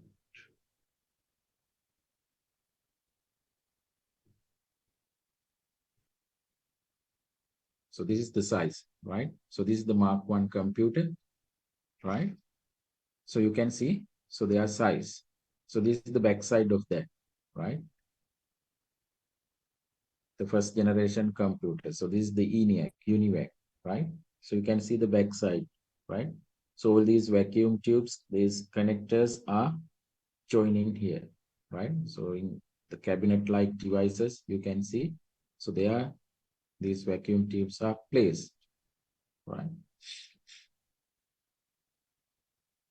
Right. So anyhow, so in that time period, the computers are very bigger in size. So their weight goes several tons, 3-4 tons, right? And the same time, they require very large amount of power. That means the electricity to perform that they are calculating tasks, right? So at the same time, since those use very large number of vacuums tubes, so therefore they generate large amount of heat. So to minimize that heat, that means cooling. So again, they need other power, right? So therefore, so think about at that time, so how the performing the computing task, right? And the size of that particular device. So therefore, the scientists, they need to know, right? They need to find some new way of processing, right? So therefore, they would be able to use this other technology, the transistors, to break up that the earlier development. So with the invention of these, so the use of transistors, they would be able to create little fairly low, or that means, so size-wise, comparatively low computing devices, right? So that is the second generation.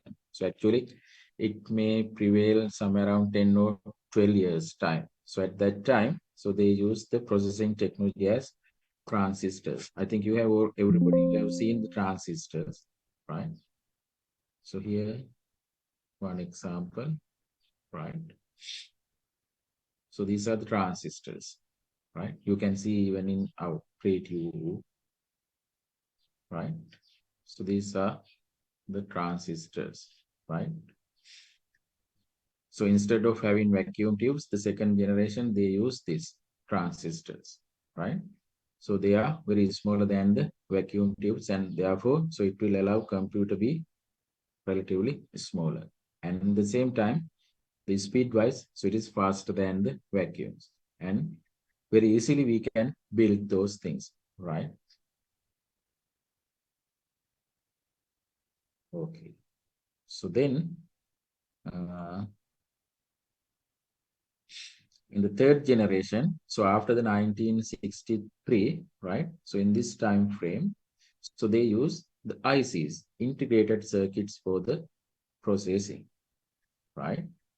Here you can see ICs, right? So those are some sort of electronic circuits, right, on a silicon chip, right? So this will help to increase the speed very high level, and the efficiency of these machines again increase with this ICs used for the processing, right? So this says the using ICs in computer that normally help to reduce the size of the computer even more compared to the second generations, right? And make them more fast, right? So these were the first computer that normally integrate users with some keyboards and the monitors which interface with OS, right? You can see, you can just go through this and some features of the third generation computers you can see, right? So it will exist somewhere around 1970, 72, right? So after that, so the scientists, they developed by integrating these ICs into a one single chip, right? We call microprocessor, right? So this is the fourth generation computer. So somewhere around 1971 to today, right? We use so different developments of microprocessor technology, right?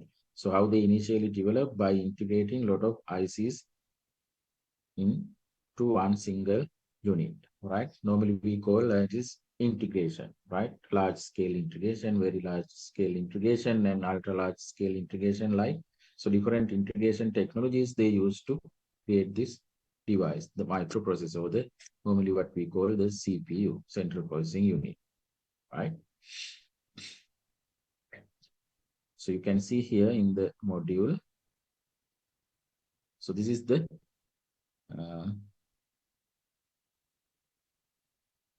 microprocessor. So you can see it is in the per side, right? You can see very tiny pins, right, appearing one side, right? But not all the time it's tiny pins. Now in the modern microprocessors, you cannot see these sort of tiny pins, right? But so to develop this, so they use different integrations technology, right?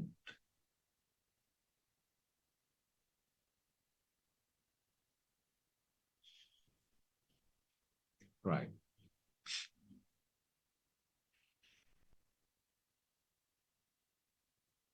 Give me 1 second.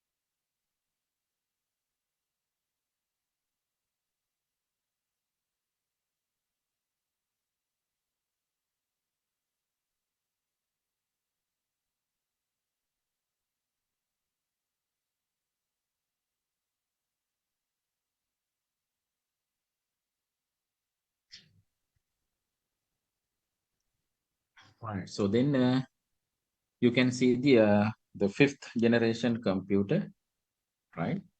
So they use AI technology, artificial intelligence, right? Here you can see, so this generation computer represents uniformation of the 4 separate areas of research. So you can see different areas where they use do AI technology, right? So they use heavily the integration of these things, right? Even they use very large scale integration technology, right? And decentralized computing or very high level programming language, knowledge-based expert systems. So that sort of research area, they are heavily use these systems, right? You can see now, so a lot of machines, right? The naming machines. Here you can see some examples here, right? Which use AI technology. But for our day-to-day activities, so still we are not using, but in the research level, so certain machines are heavily used, right? So here you can see, so the iPhones and so in certain Windows machines, so they use certain parts of the things are processed using this technology, right? Right. So that is the classifications based on the computer generations, right? And then we'll see so how others computer classify based on computational method, right? So before that, you can see another slide in my presentation. So how we compare, right? So these different, say, generations, right? So in the generations wise, from first generation to the fifth generation, so what has already happened, right? So if you think about the size of the machines or the power consumptions or their efficiency or their price, right? Or the heat generations, so what has changed, right? So normally from first generation to the downwards, that means to the, say, vacuum tubes to the microprocessor, right? So that development, the size of the device has drastically reduced, right? So everything has become smaller, right? The microprocessor computers are very smaller than the vacuum tubes computer. The other thing is the power consumption, right? So this is the power means the efficiency, right? The power is getting higher. That means so they can do faster processing from vacuum tubes to the microprocessor. Vacuum tubes are very low speed. Microprocessors are very high speed, right? So therefore the power, the efficiency will improve. And the other thing is the power consumption, the electricity consumption. What has happened? Drastically reduced. For the vacuum tube computers, they need very high electricity because to function all the several thousands, so 18, 16,000 vacuum tubes, they need a lot of energy, right? But here in the microprocessor technology, very low energy we need, right? So therefore power consumption drastically reduced, right? And the same time, the heat generation is very high in vacuum tubes, and you can see even in your computer they will generate heat, but so very low heat they will generate, right? So therefore the heat generation is low in microprocessor technology, right? So then the price, so comparatively, so it is inexpensive, right? The vacuum tube computers are high price. Why? So they have large number of equipments, the vacuum tubes, right? So then the wired connectivity, everything is there. So therefore they have expensive, they are expensive, right? But now in the modern computers, right? So they have only one microprocessor, right? So their price is comparatively very low with the vacuum tubes. And today you can see the price of the hardware is getting cheaper and cheaper. All right. So those are the features. So once it's downwards from generations first to fifth generation, right? So then we'll see classification of computer based on the computational method or the types, right? So very simply, the way the system performance or computation do, right? Computation when a vidya, right? So basically there are three types: digital computer, analog computer, and hybrid computer, right? So if the computer do, right, they process, right? With the digital, so we call digital computer. So if the computer do some analog measurements like say pressure or say temperature, right? Or some movements of particular thing, right? So we call those are analog computer. That means some analog parameter measures they use to do the processing, right? So then there are certain machines which are having both, right? Analog part and digital part, right? So this is the comparison of these two computing, right? So you can see here the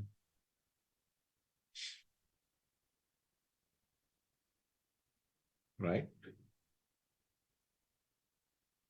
page number 25. So what is analog technology and digital technology, right? So it says in the analog computing, right? So that use some continuously changeable aspects of physical facts, maybe electrical, maybe mechanical, or maybe hydraulic quantities in order to do the processing or solve the problem, right? Rather than by expressing the data as number. So anything that is variable with respect to the time and continuous can be claimed as analog, right? So therefore, normally, if we take, say, our vehicle, right? So you can see this speedometer. So it is getting that with analog, right? So at the same time, so there are some other home use some equipment. So there are measurements you can get using analog, right? So their computation or the processing is done with some continuously changeable aspects of physical facts, right? Maybe temperature, pressure, or mechanical things, or hydraulic variations, right? That sort of things, right? So in the digital computers, right? So they can, how? So using some electronic pulse. So they perform some calculations or operations on numbers in discrete form. So normally if I just put some analog and digital signal, so digital signals is something like this. So they have discrete waveform. So this is 1, 1, this is 0, 0, this is 1. But the analog is something like this. So they have continuous waveform. Right? So this is digital. So this is analog. Right?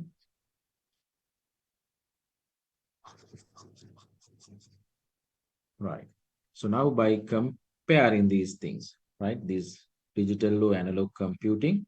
So these are the features having with digital computer and analog computer. You can see here, the digital computers are quite slow compared to the analog, right? But the most important thing is their precision or the accuracy is very high, right? But normally, for what purpose we use computer? Just to do certain calculations or certain processing with very accurate level. So then the digital computing is the best, right? But if we want to get certain things done very quickly, that means very fast level, if you want to analyze the things or process the things, so then analog compute is better. So therefore, real-time applications, we use some analog processing, right? At very quickly, so they will perform the task, right? But here you can see in the digital computer quite slow, high precision. That means accuracy is high. They have little expensive. The cost is also high, and complexity in programming compared to the analog, right? But analog things very easily you can do the programming, right? That configurations is simple, right? Here, so these are the features in analog: extraordinarily fast, precision is less. Even though they are very fast, but the accuracy factor is the matter, right? The precision is low or accuracy is little low. And the cost-wise, so those are cheap, right? And the other thing is in the programming, so easily you can program analog computer than the digital computer. Clear? Right. And then the hybrid computer means, so you have the feature of both analog as well as digital, right? So both features are exhibited in this hybrid machine, right? So therefore, considerably faster than the digital, but can supply far more precise computation than the analog machines, these hybrids, right? So sometimes in a certain device, the front end, we can use analog computer part, and the back end where the real calculation needs, very precise answers need. So then at that part, so they will do the digital computation, right? But if we take the entire machine, so we can say it is hybrid computer, right? Right. So normally these hybrid computers, so they are used for real-time applications, right? So that is the computer classification based on computational type, right? So then we can classify computer according to the purpose. Basically, there are two types: general purpose computer and special purpose computer. The name itself, the general purpose, means for our day-to-day activities. So theoretically, we can use for any activity for our day-to-day things. So that is general purpose computers. Say, for example, now just typing a memo, listening to some music and do some photo editing, right? So that's sort of different tasks. Then browse the internet, right? So different day-to-day tasks you can theoretically perform with this. And there are another specific set of computer. We call those are special purpose computer. So they designed to do some specific jobs only, right? Say, for example, here you can see air traffic controlling system, or automated teller machines, or weather forecasting, oil exploration, fuel controlling systems in vehicles, right? So in the fuel controlling systems in automobile, that computer, you cannot browse the internet, right? But they are specifically designed for that. So air traffic controlling system, right? So there you are not browsing, or you are not typing later, you are not browsing internet with that computers. So they specifically designed for air traffic control. So now in the war area, so there are a lot of special purpose computers are used just to analyze that, say, analyzing the radar, so we can identify moving objects. So then how to target that object. So what is the forecast, that moving object, is starting point and end point, that sort of things, right? For huge calculation or huge analysis, so they use special purpose computers. Say, for example, if you want to create some movies with animations, right? So there are some specific computers we have to use, not the normal general purpose computer. If you use general purpose computer, it takes very long time to do processing, right?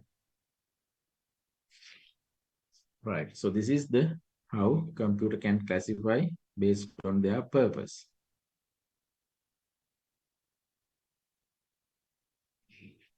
Right. So then we can classify computer based on their size and capability, right?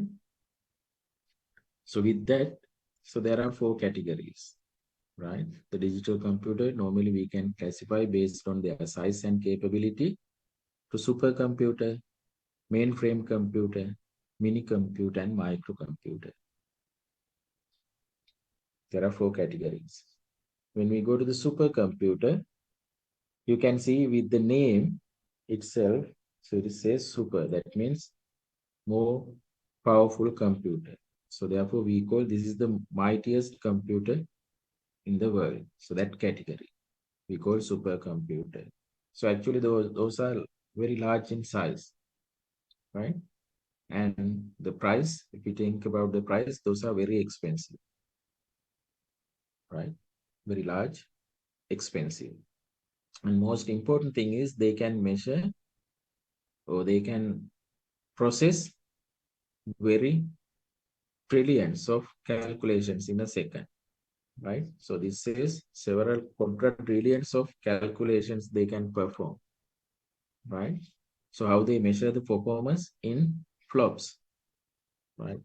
අපි සාමාන්‍යයෙන් ඒ වගේ performance එක mind flops වලින් කියලා කියනවා, right? Floating point operations per second, right? But simply, normal computer can perform several thousands of tasks in a second. But here, not million, not trillion, trillion of tasks you can perform. So,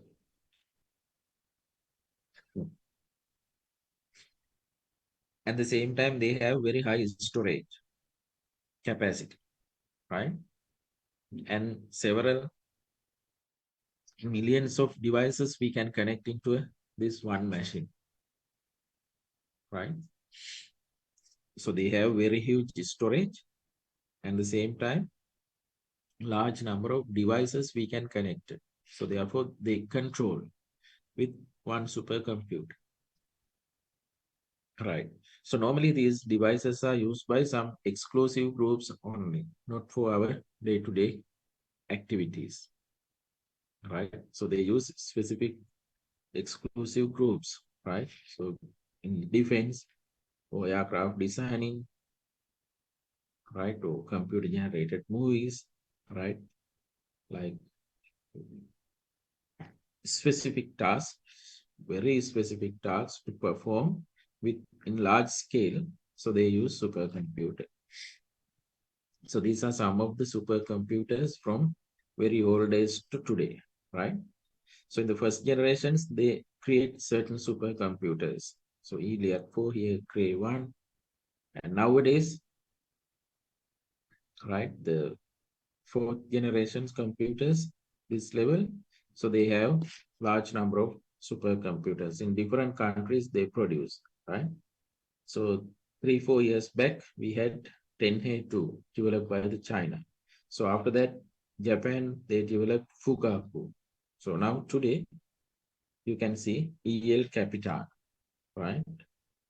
Is the most powerful computer in the world today. So in another couple of months' time, so there will be another computer, another supercomputer. So it is actually in this industry, so different countries, so different scientists, they try to develop the world fastest superior computer day by day from their activities. Sometimes maybe Israel, sometimes maybe US, sometimes maybe France, sometimes maybe Japan, right? So different countries, they would like to have their own big and more powerful supercomputers. So therefore, so this is changing, right?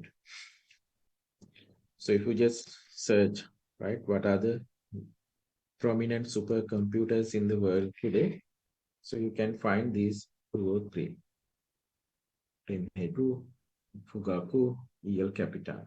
So this is the simple video clip related to the EL Capitan supercomputer in the world. So you can see how the computer is big and so how it connects, so all the devices, all the parts, right, and make it as a single unit, right? Even though, so they are having large amount of different devices together, but so they will process, they will work as single unit, right?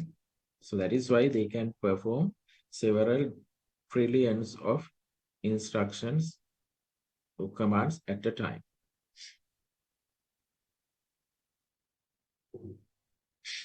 Right, now you can see this, you can watch this.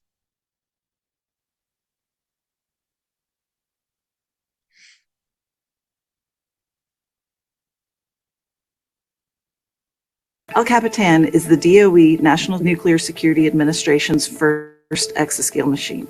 As the world's most powerful machine, it will be greater than 2 exaflops. To put that in perspective, most modern cell phones are on the order of 2 teraflops. You would need 1 million cell phones to equal the power of El Capitan. El Capitan is going to be used primarily to support the nuclear deterrent mission of the NNSA, which is the stockpile stewardship mission, supporting the enduring stockpile that we have, understanding issues of aging and making sure that we can assess the stockpile as being safe, secure, and reliable. Having access to an exascale computer for our national security mission is going to be tremendous for the tri-labs. Sandia, Los Alamos, Livermore all have important questions that they need to be answered. And one of the big national security implications of having an exascale machine is the life extension program and the modernization program. Our mission at the lab has increased in complexity dramatically over the past 10 to 15 years. We had 2 modernization programs kind of come online at the same time, and those had new requirements for modeling and simulation. So with El Capitan, we're expecting breakthrough performance gains on our multiphysics applications, not just on node performance, but the scale. The sheer number of unknowns we'll be able to solve for is going to be unprecedented. So Sierra, the previous advanced technology system at Livermore Computing, was a 125 petaflop peak system. El Capitan is more than 20 times as capable as Sierra. This is the fastest supercomputer we've ever deployed in the National Nuclear Security Administration. The potential for science on this machine is amazing. Not just in the national security enterprise with El Capitan, but also in the general open science enterprise with Tuolumne. Tuolumne is a smaller version of El Capitan. Its mission is to do unclassified science for the entire laboratory and our collaborators. It will be a world-class resource used to solve problems in materials science, nuclear structure, astrophysics, climate science, and many others. So partnership is everything for building a system of this scale. It's a system we've been working with HPE and AMD to deploy here at Lawrence Livermore National Laboratory. We've been working hand in hand with each other, not only to get the system built, but to get the applications ready so that on day one, the system is effective for our needs. El Capitan has been extraordinary, really, from start to finish. We're very excited about the significant innovations in the system. This includes HPE's Rabbit modules,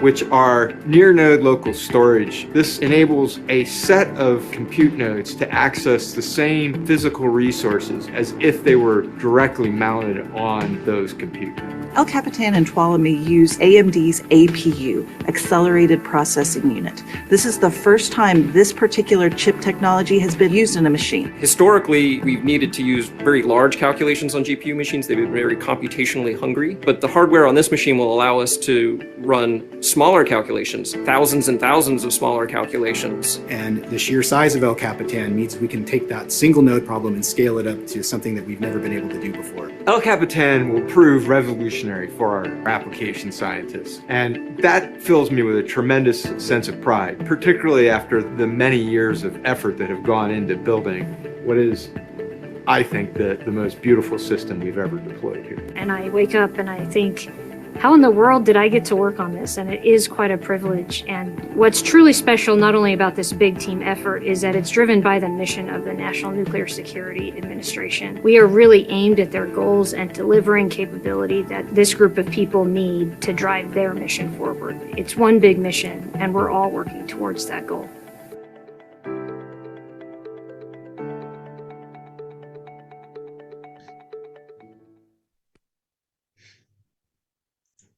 Right.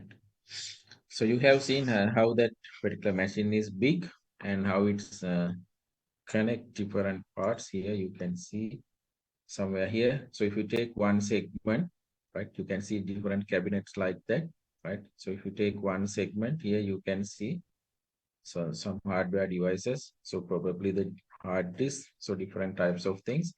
So therefore, by connecting all these cabinets, so these devices together, it make one single unit, right? And the processing also same, right?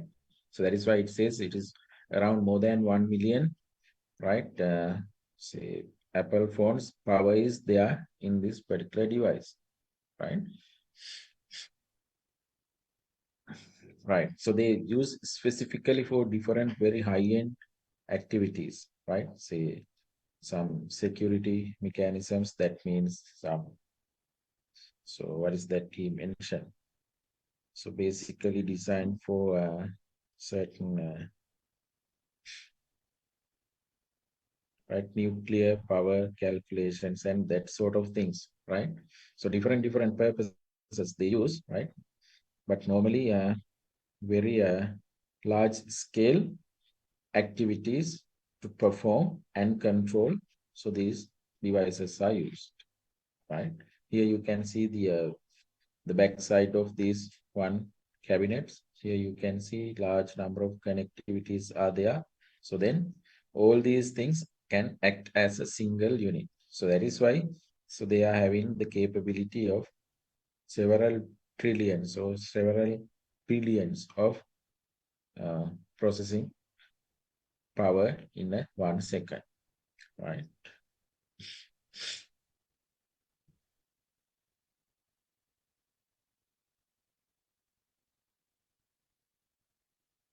El Capitan is the Right.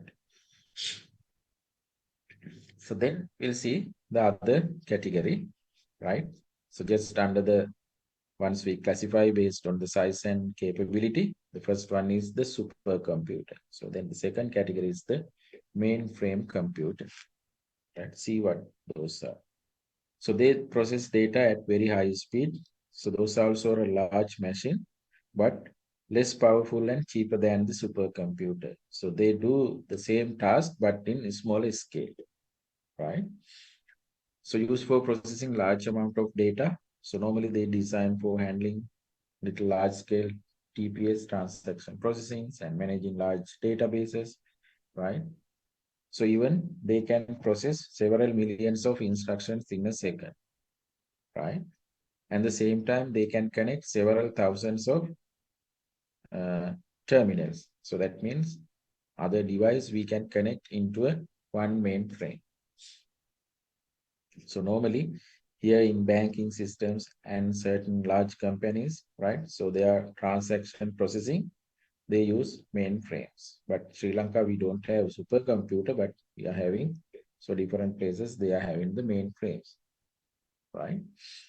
So they process large number of instructions in a second. That means it is not like supercomputer, but in small scale, several millions, right? Here you can see the places where they use the payroll computation, accounting, business transaction, right? So that sort of activity heavily they use. So these are some known examples, right? Clear, right? So the mainframes heavily used in this sort of activity, right? So handling little large scale transaction processing, right? And manage large databases, right? So the other category is mini computer, right? The name itself, it says smaller in say capability, right? So data processing activities in the same way as mainframes, but in smaller scale. They can do the things like mainframes, but in very, very low scale, right? So if you take the price, market price, so those are less expensive than mainframes, right? Smaller in size, so they can support maximum 10, 12 or 10, 15 terminals. But in mainframes, so several thousands of devices we can connect, we can control terminals, right? But in the supercomputers, so several millions of computers we can connect, or devices we can connect, control. But when it comes to the mini, small number of terminals, support 10, 15 terminals. So mostly preferred by the small type of business, personal, so college, etc. So therefore, some small businesses or small scale activities supporting organizations, they use mini computer. So you can see some examples for the popular mini computer used earlier, right? So then the last category, the microcomputer, right? So this is the smallest category of computer consisting of microprocessor and the associated storage and input-output device. So normally this is mostly used for the home users, right? So they will fit on desktop or in one's briefcase, right? And the same time, we call these the microcomputers, in another term, we call it is personal computers, right? The PCs. The shortened form is the PC, right? The personal computer. So then same the microcomputers. So these personal computers normally designed for personal use, right? So therefore microcomputers we use for our day-to-day personal activities. So initially the IBM company, so they produce computer manufacturing firm, the IBM. So they produce the first PC or the personal computer named IBM PC. Clear? The microprocessor තමයි PCs කියලා කියන්නේ personal computer, right? සාමාන්‍යයෙන් IBM company හදපු first, right? PC එක අපි කියනවා IBM PC කියලා, right? Right, again the PCs or the personal computers we can classify again, right, basis of their portability, size as well as the portability, how easily you can move the particular device, portable, right? So there are several categories or types: desktop, laptop, palm top, finger top, and wearable. So desktop means, so you can place on top of a desk, but not easily movable, easily not portable, right? We call desktops. And the other category is small enough to be set up on your lap of a person or user. So if you can keep the particular device on top of your lap, right? So we call those are laptop computers or notebook PC, right? So the device what we can put in a pocket or placed on our palm, we call palm top or PDA, personal digital assistance.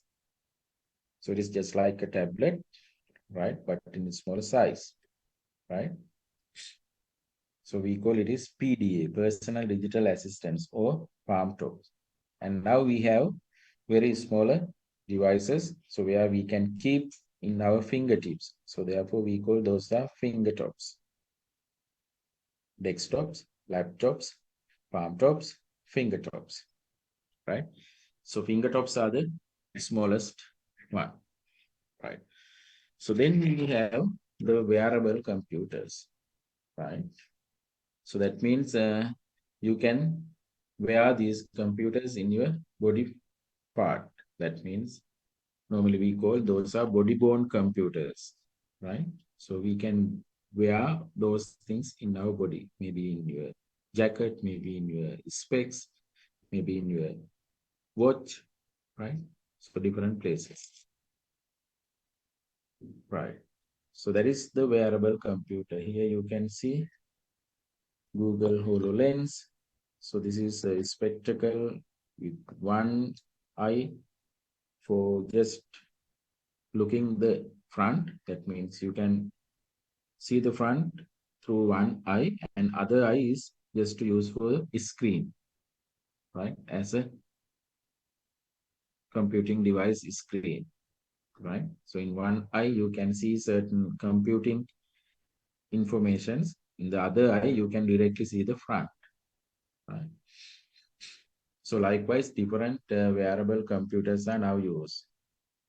Here in the handheld or the wearing with your smartwatch, right? Certain wearable computers are there. Okay.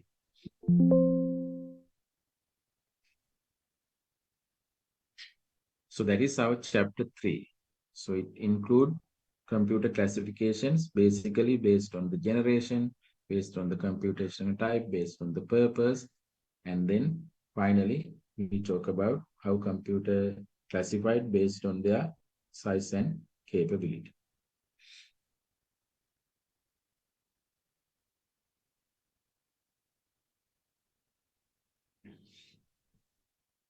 All right.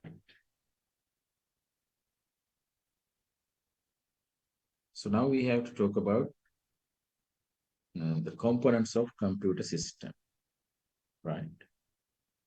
So before I describe, so I will take 10 minutes break because I have to start some other session somewhere around 2:30. So I have to be prepared that for our ICT related one here in the IT center. So after initiating that session, because I have to use the same my connectivity, that means my account. Using this account, I can create multiple connections. So the sessions, Zoom. So I will activate that and then continue. So meantime, if this connectivity goes, so again join into the same session, right? So sometimes when I connect, these sessions will be dropped, right? That means even from your side also it will be dropped. But if that happened, so again after another 1 or 2 minutes, try to join to the same session I post today morning, right?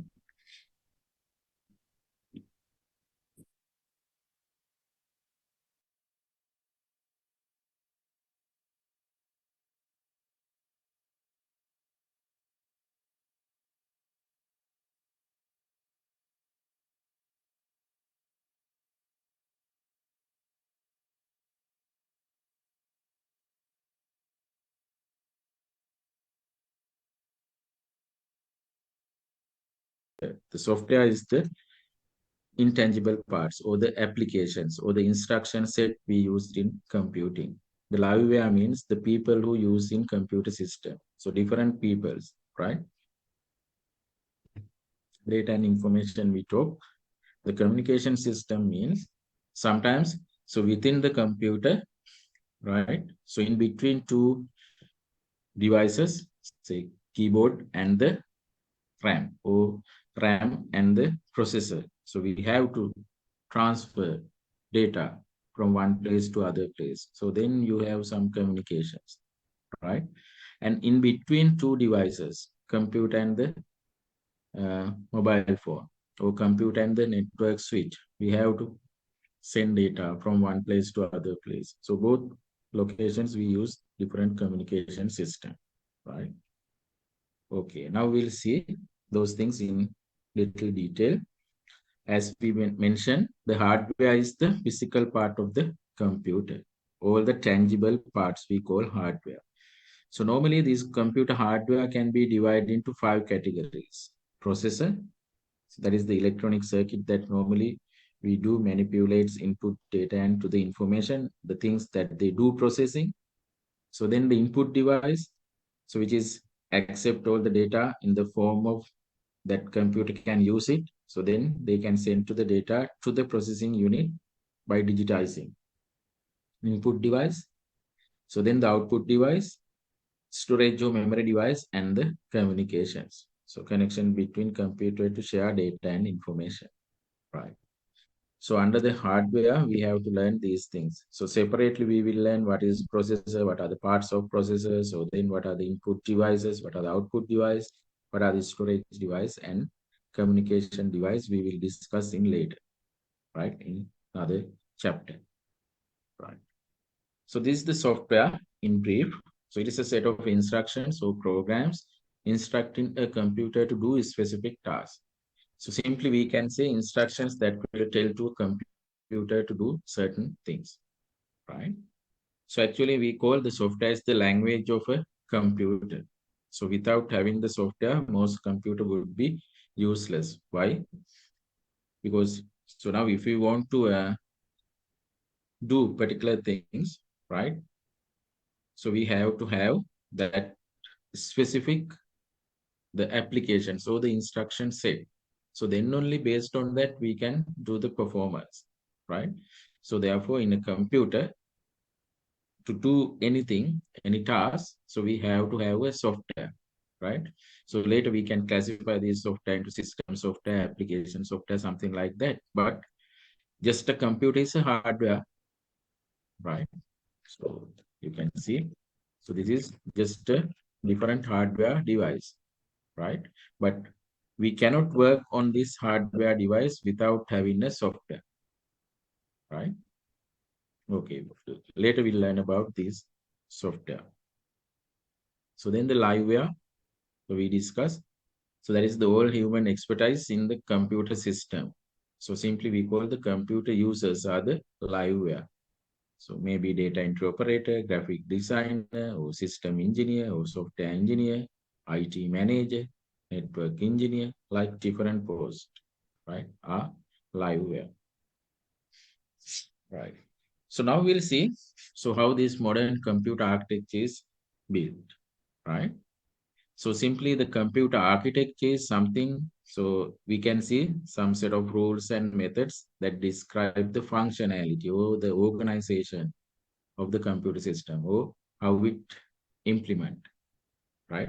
So very simply, it is the set of rules or the methods that simply describe how the functionality, its organization and implementation of a computer system, right?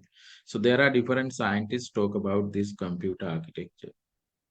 But out of that, so the John von Neumann, so he described a particular way where today what we use the modern computer, so it is similar architecture he has initially discussed. But before the John von Neumann, there are different scientists talk about to have a computer or to have that computing device, you have to have these things, the functionality wise, the organization wise, these things you have to have. But those are not compatible with today's real computer architecture. But this is the person who initially discussed those things in, right?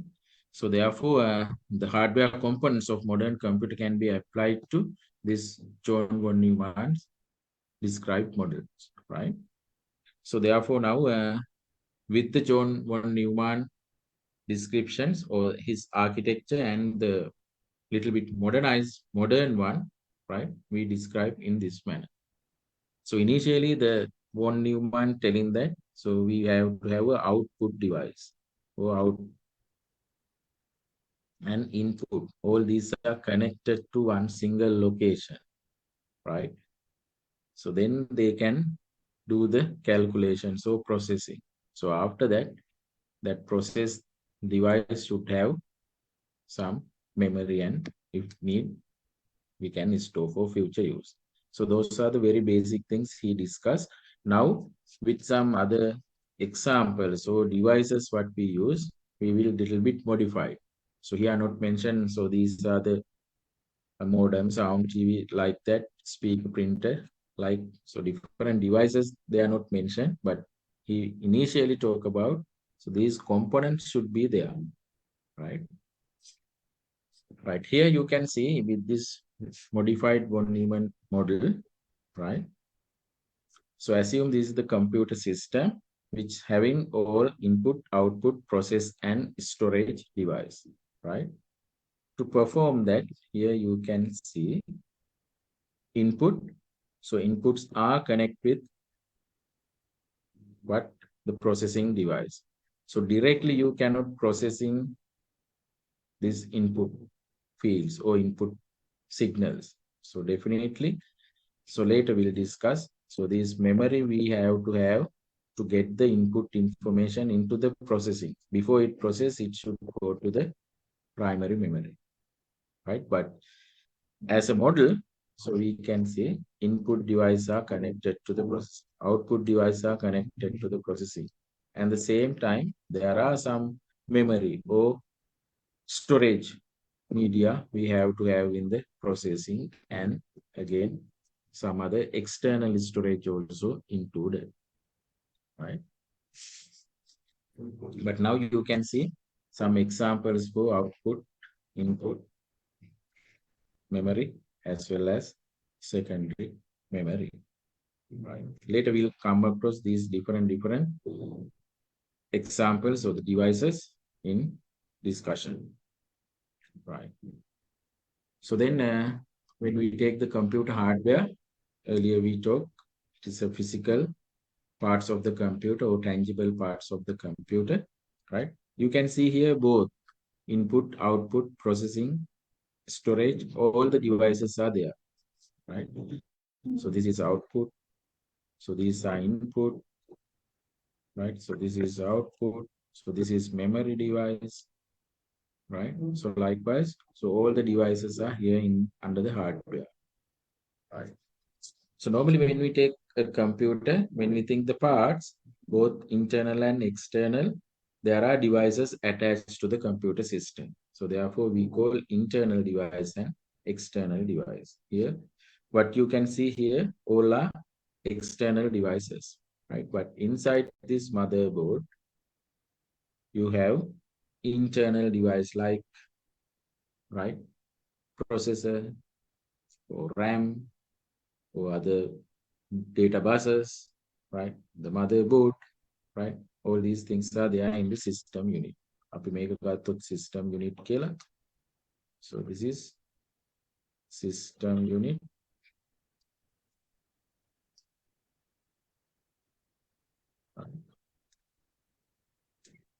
So inside the system unit, right? So there are a lot of internal devices, right? So now we'll see from the beginning, right? From the CPU to all the other devices, right? So CPU is the main processing device, right? It's a hardware device, right?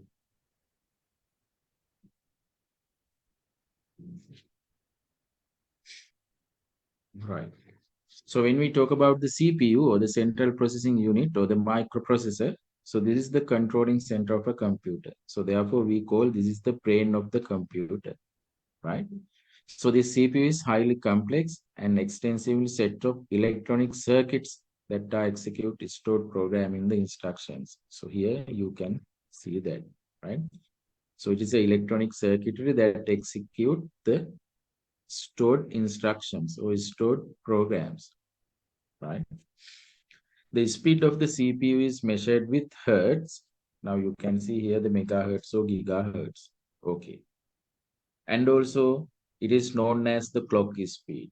So normally the CPU speed, synonym for the CPU speed is clock speed at this time, right? So actually in this level, we can say the speed of the CPU is equal to the clock speed. Both are the same, right? But technically there are certain other clarifications, but at this point we can say it's a synonym for CPU speed. Clock speed is that, right? So normally it's measured in hertz, right? But so now we can show it in several thousands of hertz. Therefore we use either megahertz or gigahertz, right? So basically there are three parts of a CPU. If we take processor or microprocessor, there are three parts. So that is the three parts: control unit, arithmetic and logic unit, ALU, and registers. So those are the three parts: control unit, ALU, registers. So now we'll see what are those different units. The arithmetic and logic unit is responsible for do calculating, right? So ALU contains the electronic circuit that execute all arithmetic and logical operations and comparisons of data. So simply that means it represents do the calculations, right?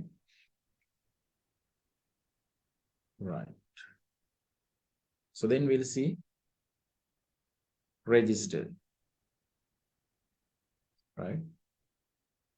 The register is a small high-speed memory which is used to store temporary results, right?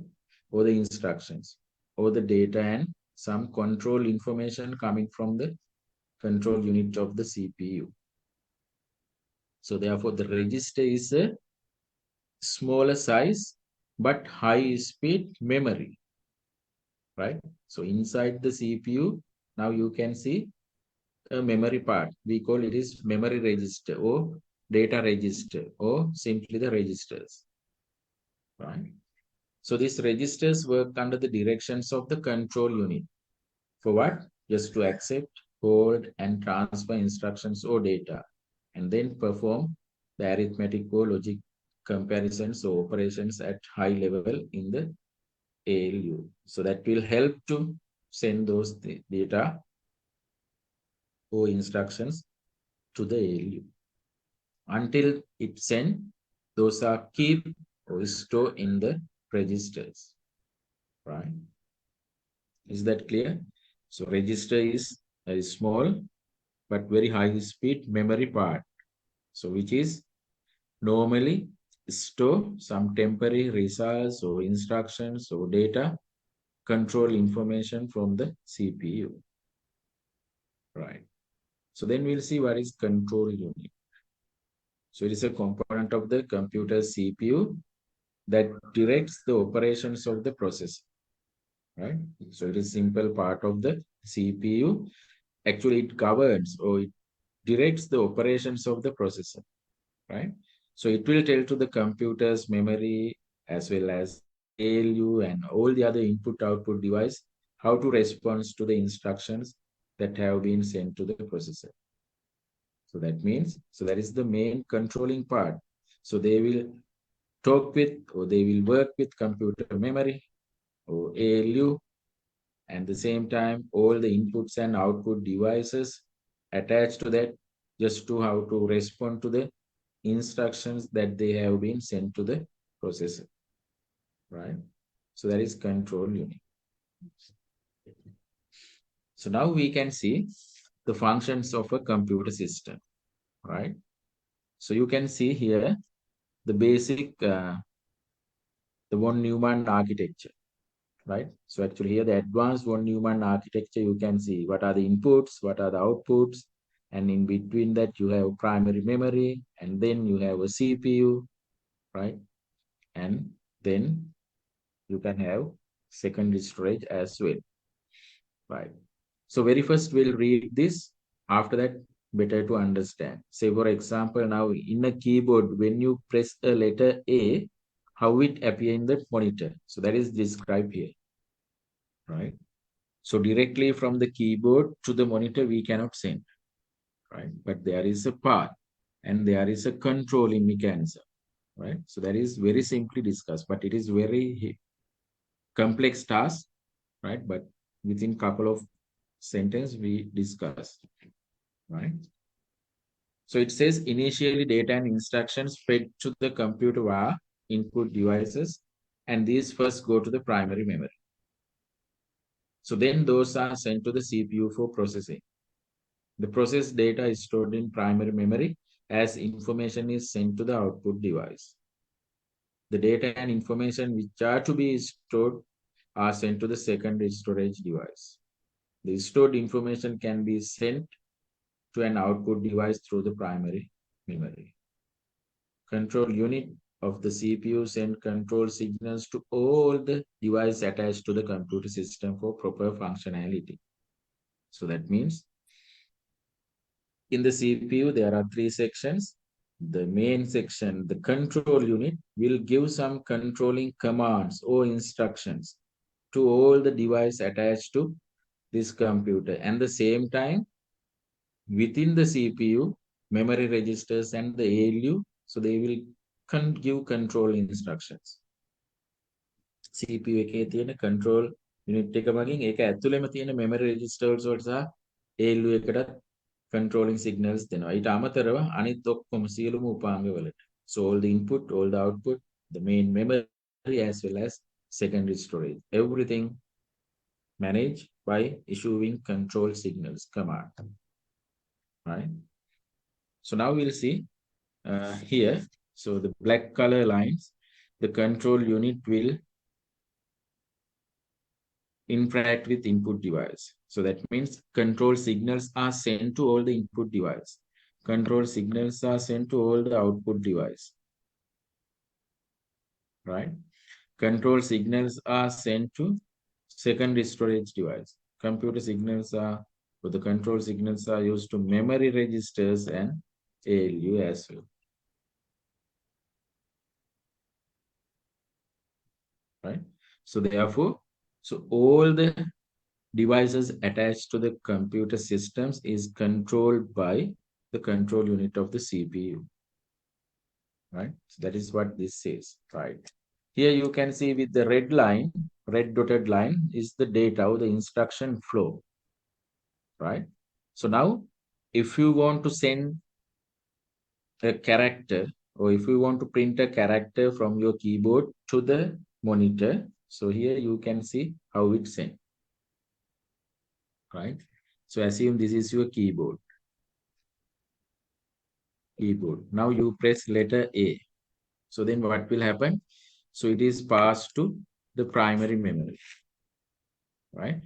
So once it passed to the primary memory, or normally we call the RAM, random access memory, it will not directly go to the output device, right? Because they don't know any instructions, right? So then what they do is they will send that one to the CPU, right? So in the sense CPU, directly it will go to first memory registers. They not directly go to the ALU for processing.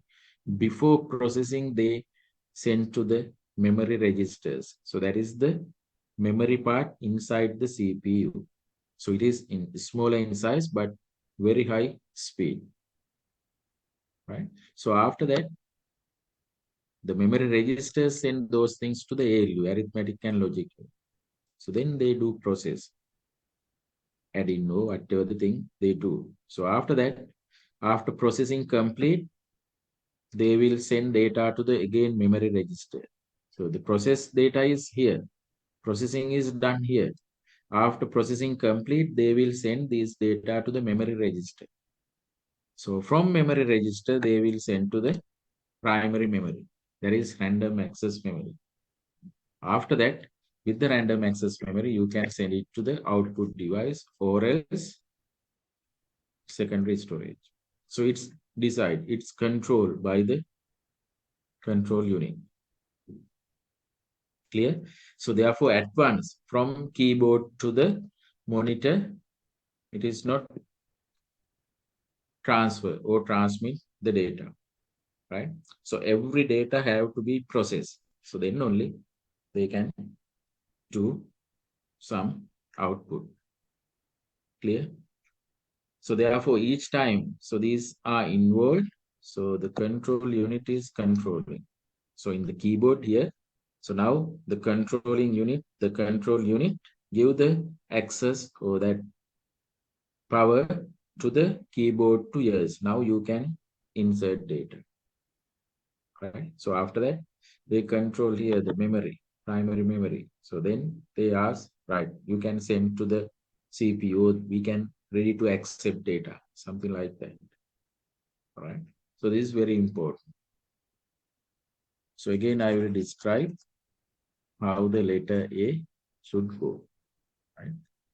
Assume this is keyboard character A, right?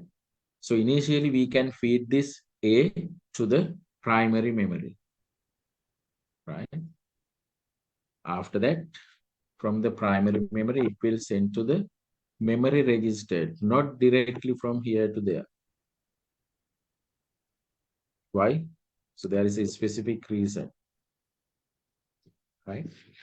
So assume this ALU is working in 1000x speed. So the RAM is working in 1x.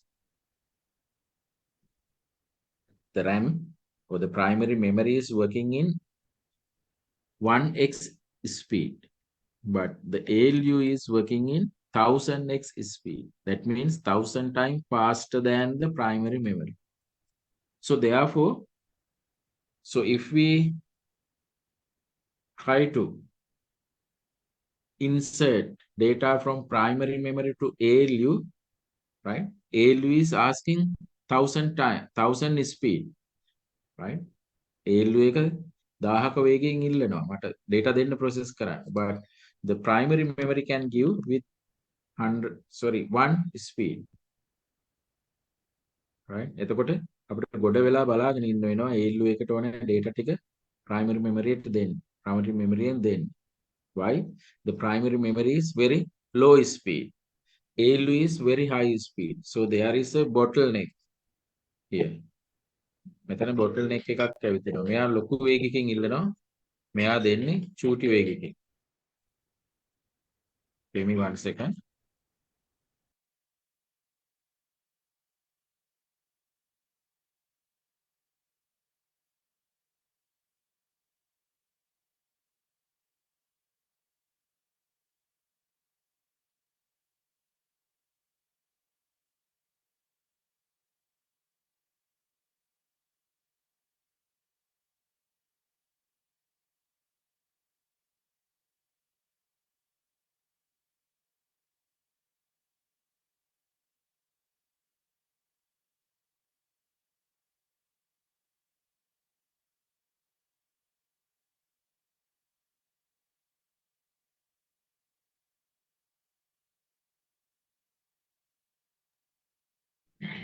right?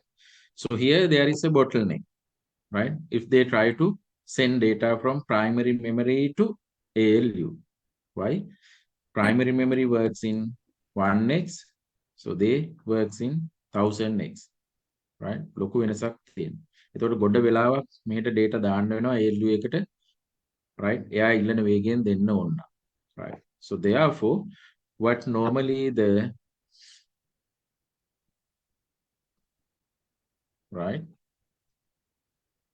primary memory do is they will send all the data which come to primary memory. If those data to be processed, so all this data is pushed to or sent to memory registers, right? The memory registers can work in say 800 speed, right? But so they are sending all the time data to the memory registers when it is free. Memory register free when හැම වෙලේම primary memory තියෙන data මෙතෙන්ට දානවා, right? මොකද ඒවා කොයි වෙලේ හරි process කරන්න තියෙනවා, right? So then when the ALU needs to process a particular thing, right? So they directly look at the registers. So then from registers to here, so very close, the same speed, not exactly, but very close. The speeds are similar, right? Little below the ALU speed, right? එහෙනම් මෙයා 1000කින් ඉල්ලද්දි මෙයාට 800ක වේගයකින් දෙන්න පුළුවන්, right? So therefore quickly they will get it and do the process. So after that, once it process, so this is how they send the data to the primary memory. They cannot send directly from here to there. මෙතනින් directly දාන්න බෑ. ALU එකේ ඉඳලා primary memory එකට කෙලින්ම දාන්න බෑ. ඇයි? මෙයා 1000 වේගයෙන් යවන්න හැදුවට මෙයා බාරගන්නේ 1x වලින්. මෙයා 1000x වලින් දානවා. මෙයා 1x වලින් තමයි ගන්න. ඒතකොට ගොඩ වෙලාවක් බලාගෙන ඉන්න වෙනවා. So therefore what this ALU is doing, they will send all the processed data and instructions to the memory register, right? මෙයා 1000කින් වැඩ කරනවා, මෙයාට 800ක වේගයෙන් දුන්න පුළුවන්, right? ඒ හින්දා ටක් ගාලා මෙතෙන්ට දෙන්න පුළුවන්. After that the memory register will send the data to the primary memory. So after that, so if it is decided whether to put into the output, they will go to the output. Whether it will put into the secondary storage, so they will put in this direction, right? So therefore, just to reduce the bottleneck with the RAM and the processor, we have to have these memory registers, right? මෙන්න මේ ALU එකයි එහෙම නැත්නම් CPU එකයි RAM එකයි අතර තියෙන bottleneck එක අඩු කරන්න තමයි මේ CPU එක ඇතුලේ memory registers තියෙන්නේ, right? So those are small in size but high speed, very close to the ALU speed, right? So therefore now you have an idea how a particular thing, a particular text or a number is printed on a display unit, or how a particular content is saved in your hard disk, right? දැන් මෙතනින් මේ ඒ අකුර print කරපු ගමන් primary memory එකෙන් කෙලින්ම hard disk එකට දෙන්න බෑ මේක. So it is not given to here, right? So you have to send to the memory registers and then ALU processing. After that come with this path, and then only they can go into the store in the hard disk, right? So this is the function of a computer system, right? So all these devices, input device, output device, storage device, and the primary memory, that means random access memory, and other two parts of the CPU, memory registers and ALU, is controlled by the control unit, that is coordinated or controlled by the CU, right? Okay. So then we have to talk about input device, output device, memory device, right? Okay. So here in every input device, right, the data and instructions are fed into the computer system using input device. They need to digitize the data. So later, right, the next week we learn about how data represent. The computer can understand only ones and zeros, right? They cannot understand A, B, this type of numbers, right? We have to convert these numbers and characters and letters to ones and zeros. That is we call digitizing. So therefore, every input device, keyboard, mouse, camera, or whatever the touchpad, right? So they have to give that instruction, that data in a digitized manner. Digitize karla තමයි ඒ data දෙන්න ඕනේ. Otherwise, computer cannot understand. So all the input device are capable of digitizing the data, right? So now here we are having large number of input devices, but I am not going to discuss each and every one, right? But better, so you want to see the latest versions of the keyboard or the mouse, all these input device, right? Because the one reason is, so in your examinations, there is a practical exam. So it's a 1 hour paper. So all the previous batches, we have the same practice, 1 hour paper.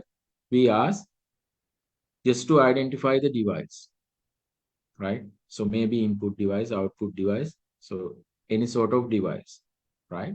So we ask, what is this device?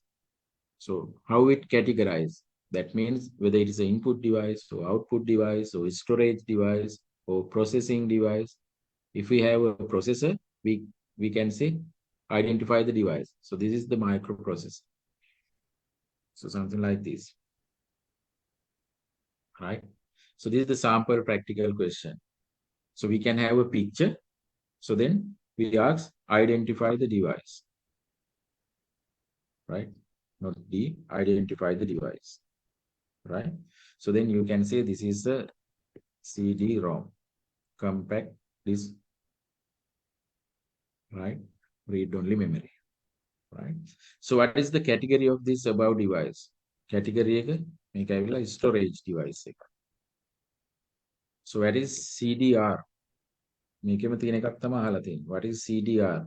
So then you can say compact disk readable, right? So there are CDRW, R, so something like that. Later we will discuss. So then you can just type. So therefore you can put the question number A, CD-ROM, B, storage device, C, what is CDR? Compact disk recordable. So once it record, again you cannot erase the data, right? So therefore, so better you have to identify those devices, right? So you have to go to Google and see the newest modern of these devices, right? If you just look at your printed book, you cannot see the real appearance of all the devices, right? Because I think everybody, most of the devices, but better go to LMS and see the module I upload. So there you can see some real picture with real color, right? But in your printed version, so you cannot see the real color. So therefore you cannot feel it exactly. And the same time, we printed this curriculum in somewhere around 2022 end, right? Say 2023. But now, 2 years old, the content, what we have. So therefore, so if you go to mouse, so now we can see very different shapes, mouse. So if you go to say joystick, not the old joystick, now we have some very modern joystick. So therefore better go to the Google and just search most of these devices and try to identify. So when you go to scanner, old days we had different scanners. Now we are not using, but even we can have some advanced sort of scanning device with some other facilities, scanning, printing, right? Multiple facilities are included, integrated together, right? So that sort of things are there. So therefore, better try to identify. Right. So therefore, I will directly go to here.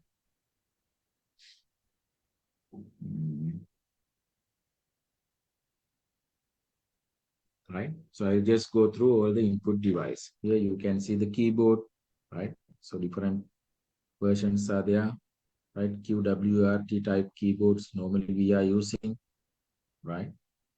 The number of keys are different, but no need that type of detail. But assume if you have the picture, you should be able to identify, right? So this is mouse, right? Old days we had the trackball mouse, right? So somewhere here it's mentioned, right? And now we use a lot of wireless mouse, right? So here it says, yeah.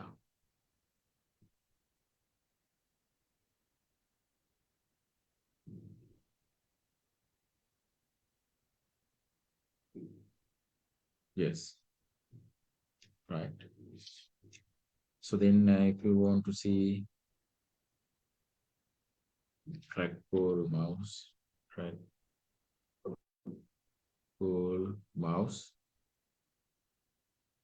So these sort of things, right? When we go to image, so this is the trackball mouse, old days, right? But now normally we are not using.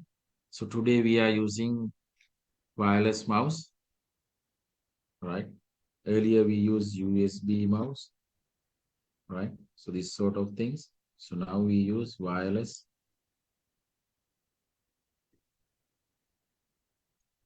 right? Wireless mouse. So something like that with Bluetooth connectivity, right? So therefore, better to see some figures or the pictures, right? The modern one, latest one, right?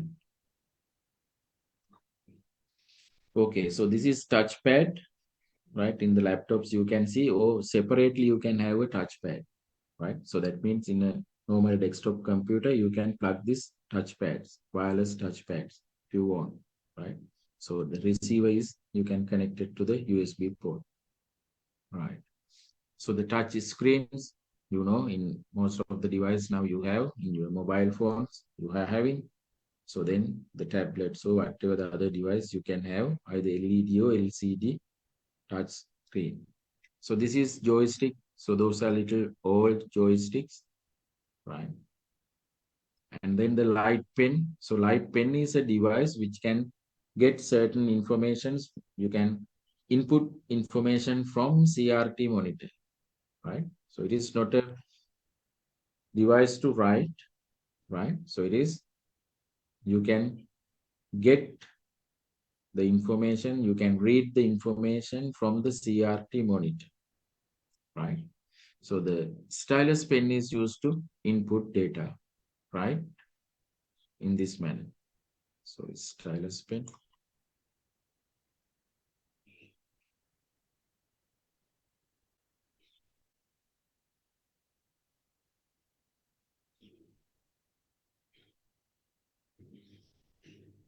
Right? So these sort of things, right?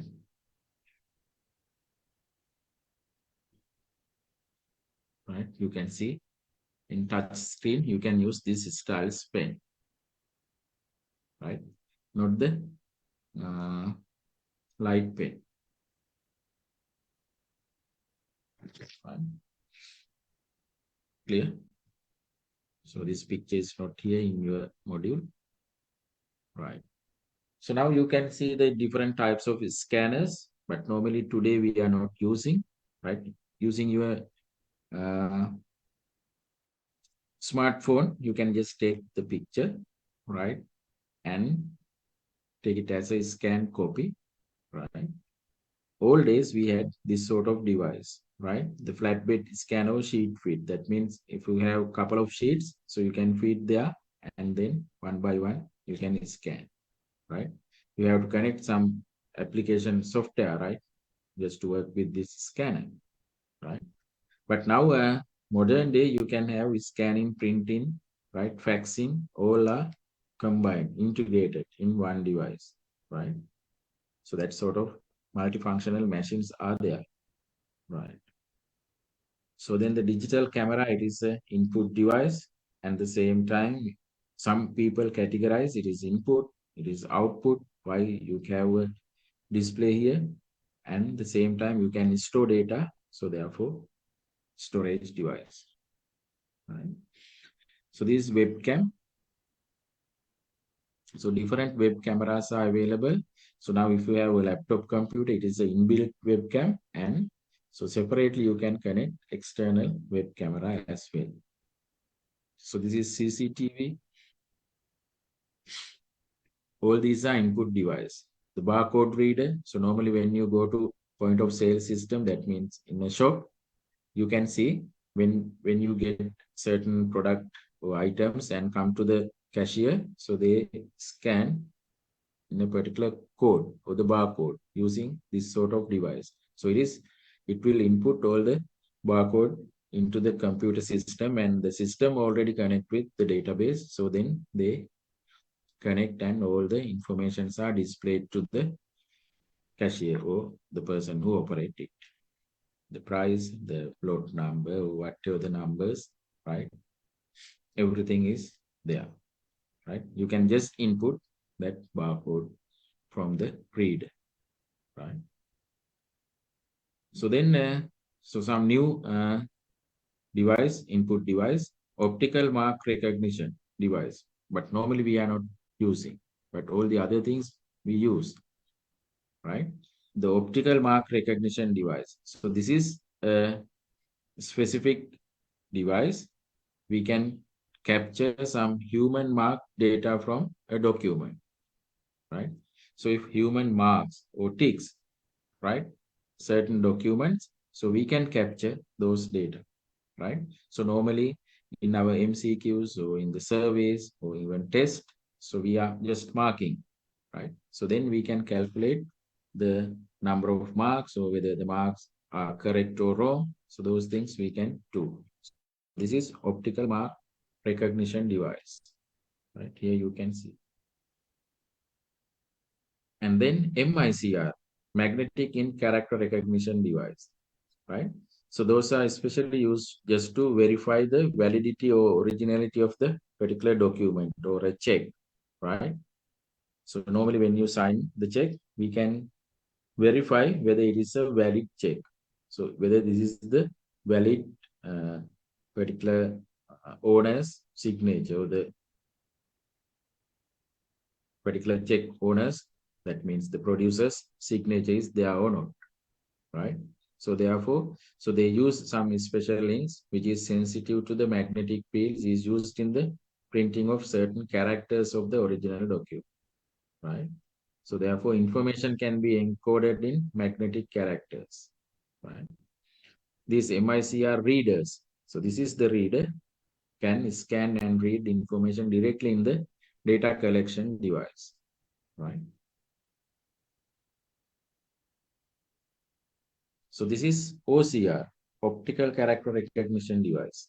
So what it says, so this is the electronic or mechanical conversions of image of types or handwritten or printed text into machine encoded text. Say for example, if you have a document with different language, so you can capture that characters and put into another Word documents as editable format, right? But for that, the particular OCR software needs to having with the particular language, right? Say for example, if you have Japanese, but in our OCR software, there is no character identification for the Japanese language, you cannot, right? But most of the OCR applications comes with some language pack. So then when you install that language, so all the language they can identify, right? So microphone, you know, magnetic card reader. So there are different credit or debit cards. So you can, using these sort of devices, you can read the card number and their other informations, right? So those are some of the input device normally we use, right? So then the output device.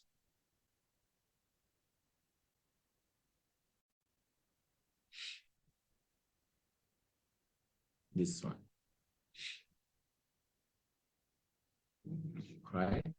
So basically, the main output device is our monitor or the VDU, Visual Display Unit or Display Unit. So there are several technologies, CRT technology, cathode ray tube, or liquid crystal display, LCD technology, or light emitting diode technology, LED, or organic light emitting diode, or LED technology, right?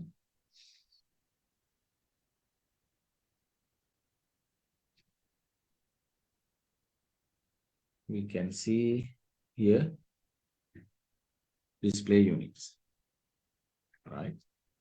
So all days we use the monitors like this, right? Some large monitors,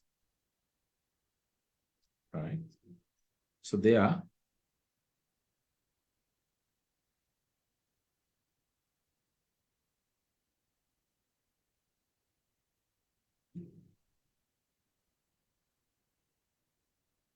right. Here you can see, right? So in this CRT monitors, so they have some electron gun at the end, right? So then they produce electrons here, large number of electrons they produce, and they come into the screen and touch. When they touch here, so they will illuminate. So in the illumination point, they have a pixel. So actually pixels are illuminated using electrons in the CRT monitor. So that is why these CRT monitors here, the width is little high, right? So at the back end, here the back, so you have the electron gun, right? So they required little high power as well as space need. Some disadvantages. So sometimes when you push these electrons and comes to here and illuminate, some electrons may coming out, goes out from this, right?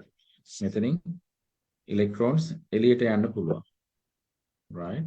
So then what will happen? So it will create some radiations.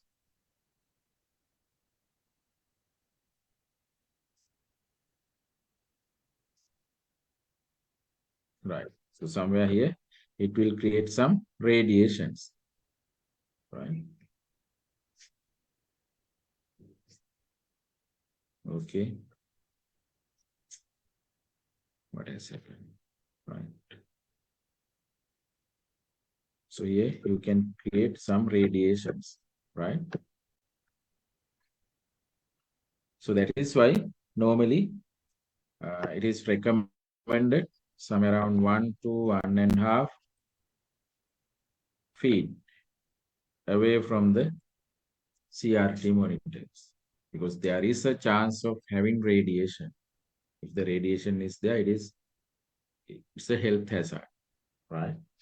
So therefore, old days we had, but now very rarely we use CRT monitors. So instead of that, we use this sort of either LCD or LED. Let me erase this.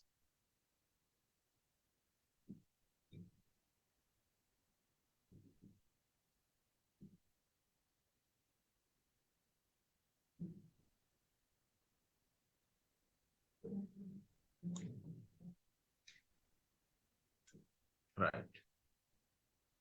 So here you can see either LCD or LED technology. Now in modern screens, right? So you can use some organic light emitting diode technology. So they may have some curved screens, right?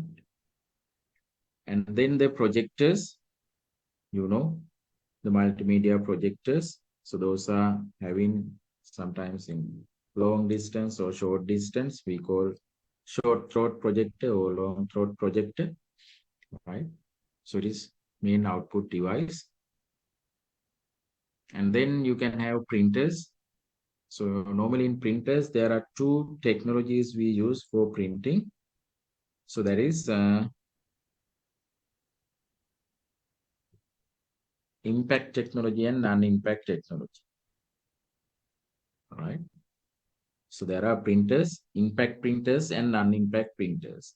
So impact printers are, right? So those are the primary level of device in the printing, right? So how they use this impact technology? So they normally use a print head containing number of metal pins, right? Printing head එකේ metal pins තියෙනවා, right? So they strike an ink ribbon placed between the print head and the paper ribbon to make the mark on the paper, right? So easily you can see this in dot matrix printers, right? Here you can see in the dot matrix, right? So they have some ribbon there.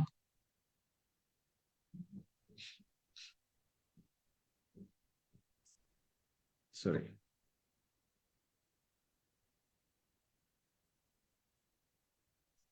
Right, somewhere here.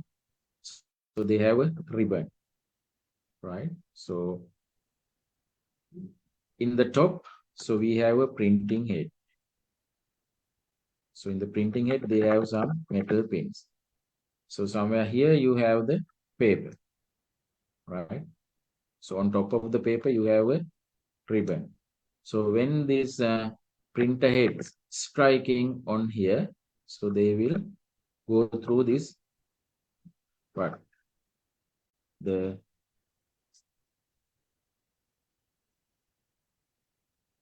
printing the cartridge or the ribbon, right? It is not the cartridge, the ribbon, right? So therefore, they will mark certain, right, things on the paper, right? So they have some striking heads, right?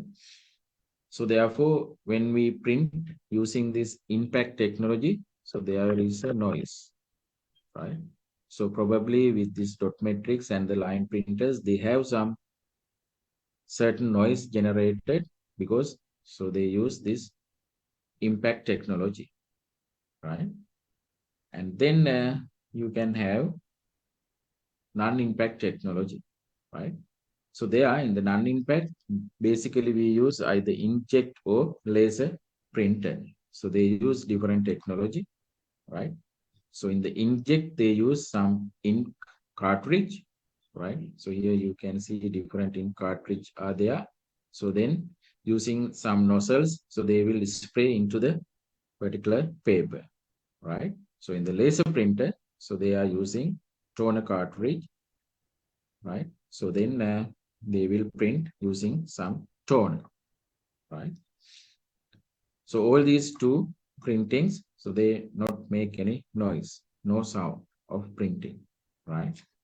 And then you can see when you go to shops, so this sort of thermal printers, right? So in your supermarkets or certain things, so you can see the thermal printer. That is also non-impact technology they use, right?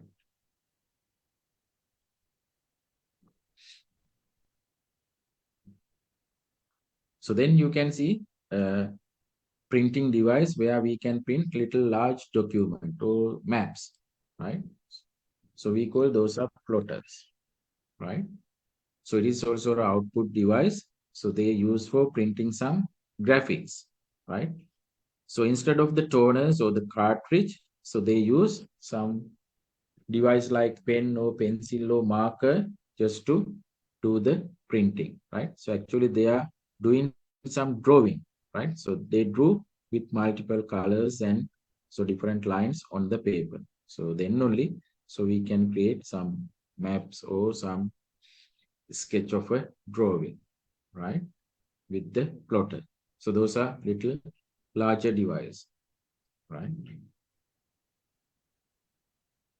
Right. So that is the several output device, right? So then the speaker you already know, and certain robots' hands are used in different manufacturing process as an output device, right?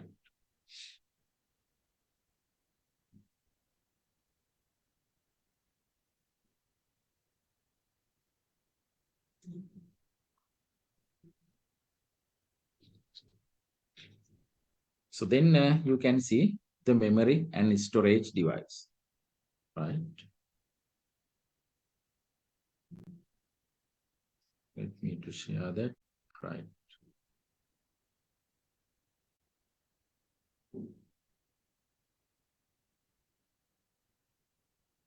Okay.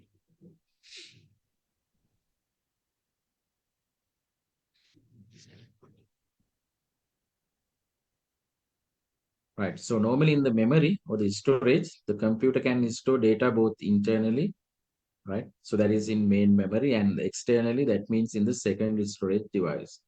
Normally we call auxiliary storage or secondary storage. The example is say hard disk, right? Or some memory sticks, right?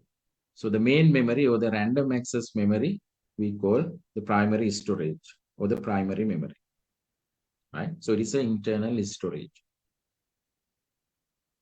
right? So these are the some pictures of random access memory, right? So actually this RAM is responsible for keeping or storing the instructions as well as the data that computer to processing in a particular time, right? Other important thing is the RAM is volatile. So that means the data inside the RAM is erased or disappear once you switch off the device, right? So random access memory or the primary memory is we call volatile, right? So all the data appear in the RAM will be erased or destroyed when it is shut down the device, right?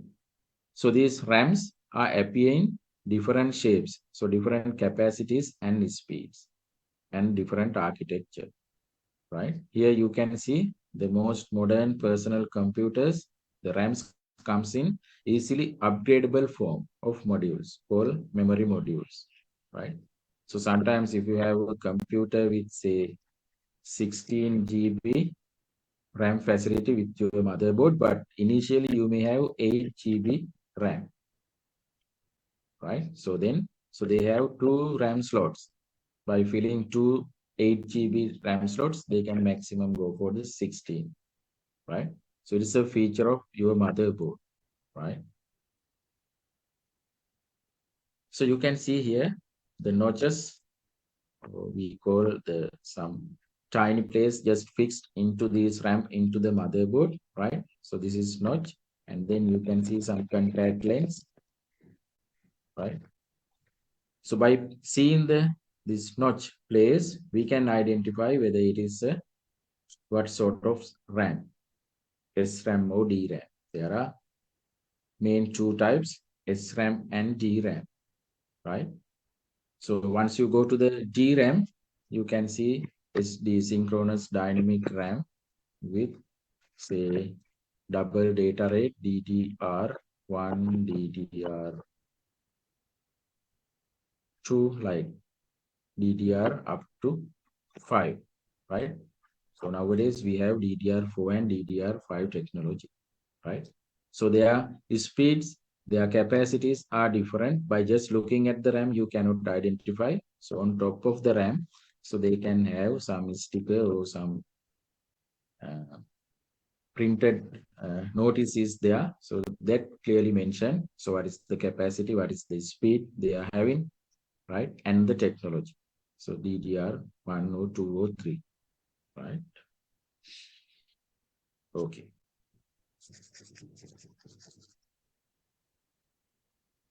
So then we can talk about the ROM. So that is memory module, right? Or the memory we can use in a computer. So which is permanently store the data, right? So therefore we call this is non-volatile storage, right? So when you switch off, the data inside the read-only memory is not erased, right? So normally we call this ROM is firmware, right?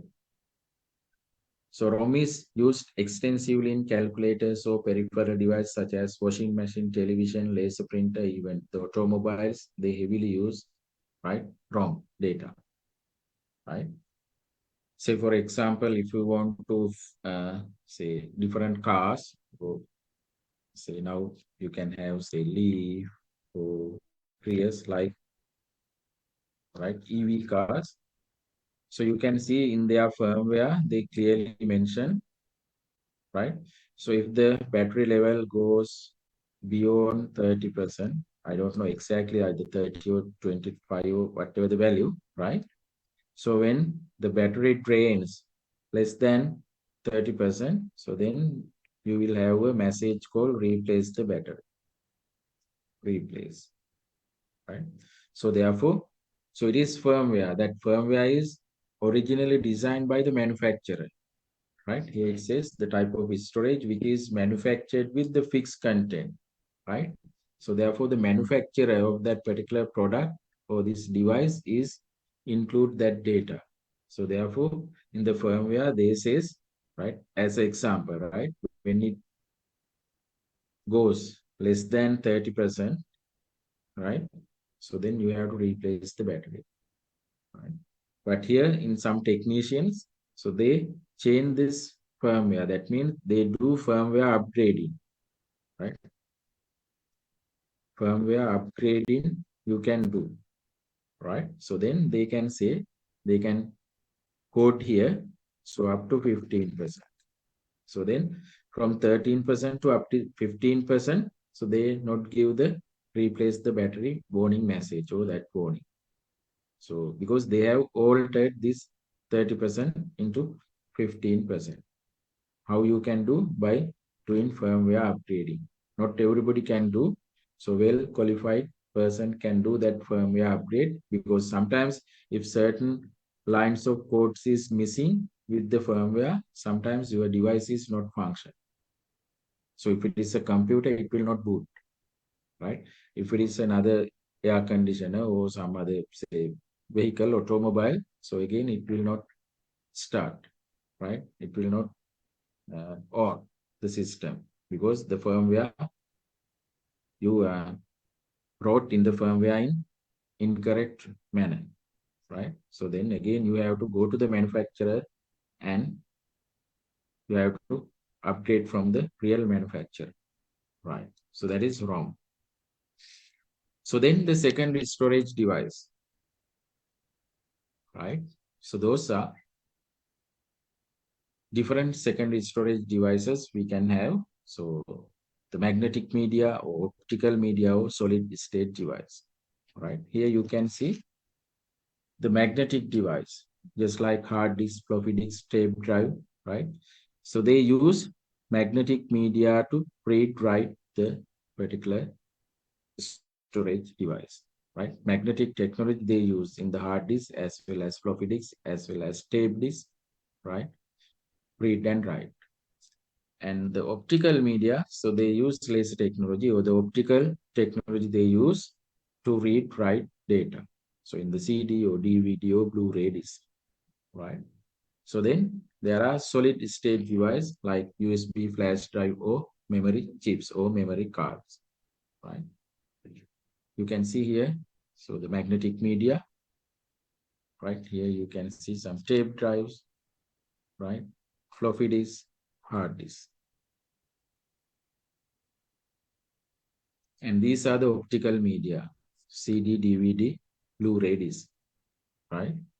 So when it comes to the CD, you can see CDR, CD recordable. So that means once you write, again you cannot rewrite.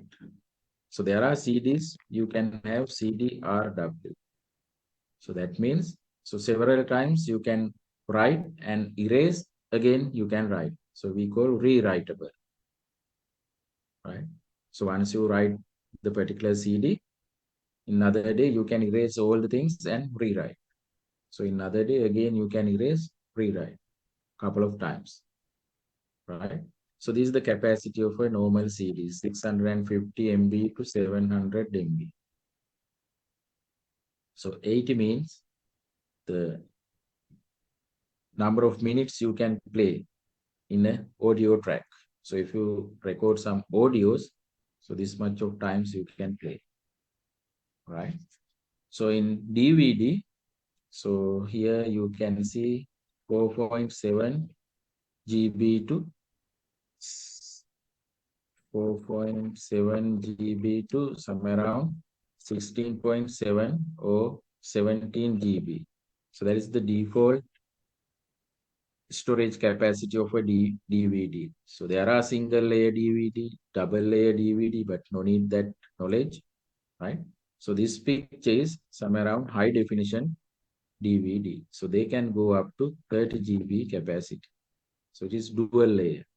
So if we take one layer, the both side, they can have recording, right? So in the dual layer means 4 layers actually, right? 4 places they can have the recording or the storage, right?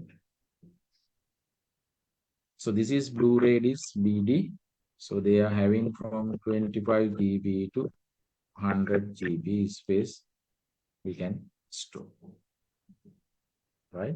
So all the things are there in your module, right? Therefore, no need to discuss these things. So this is the SSD device, right? Solid state device. So where we can have some, say, pen drives or in the memory chips, right, in your digital camera, right? So if you want to record certain things, so you have to have this compact flash or memory sticks, right? Even in your mobiles, so you have to have for the storage, right? So some SD or micro SD cards you have to use, right? So those are some solid status device, right? Here, this one is not a solid state device. Multi-card reader is this input device, right? So you can read whatever these SDO, micro SDO, memory sticks, you can read from here and input these data to the computer. So therefore, the card reader is not a solid state device. So this is an input device, right? We can read. So whatever the SSDs from this device. Right. So this is the sample practical quiz I earlier explained.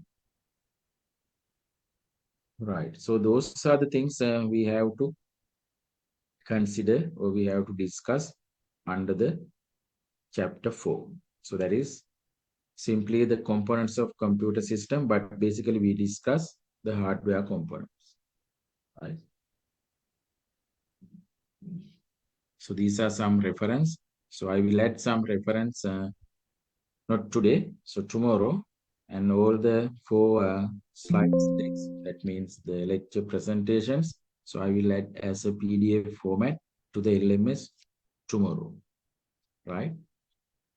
And the meantime, if we want to have some simple quiz related to all these 4 chapters, right? So please see your WhatsApp group, right?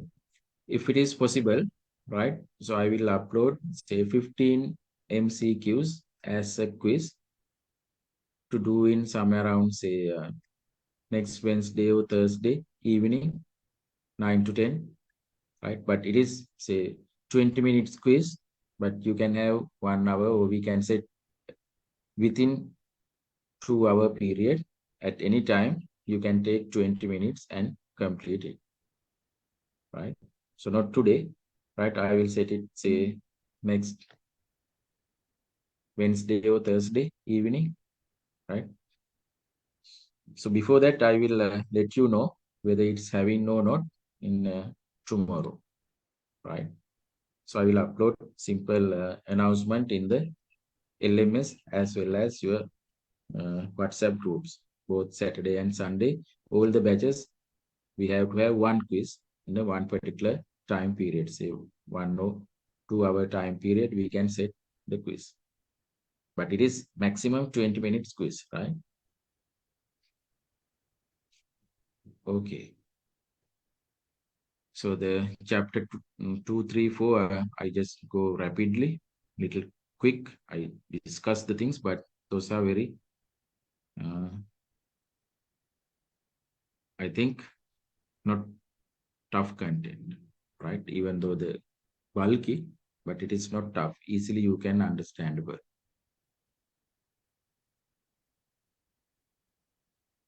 Right. Anything to ask? Anything to clarify?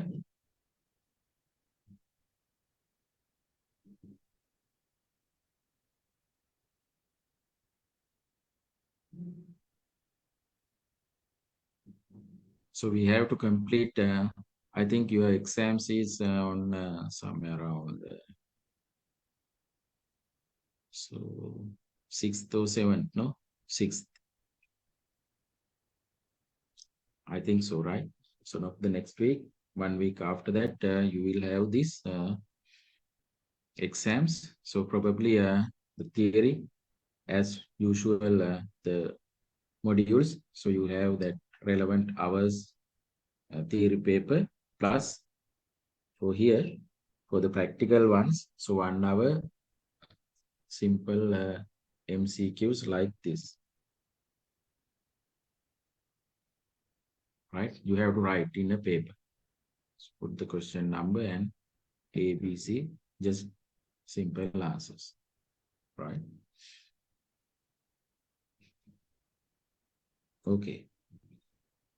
So then if you have anything to ask, if you have anything to clarify, so I will give a couple of minutes.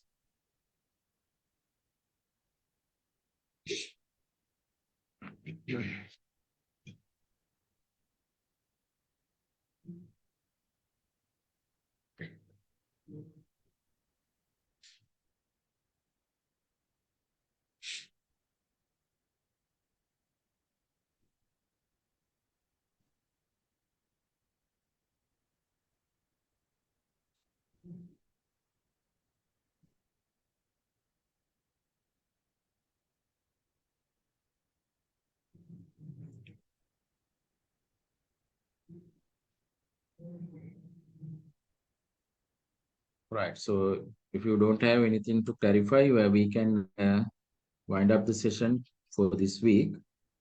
Right. Okay. So then, so I will stop from this point.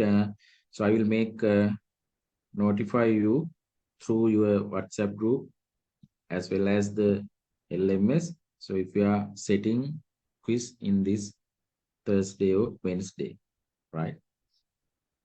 Okay, have a nice weekend, right? Thank you, sir. Thank you, sir. That welcome you all.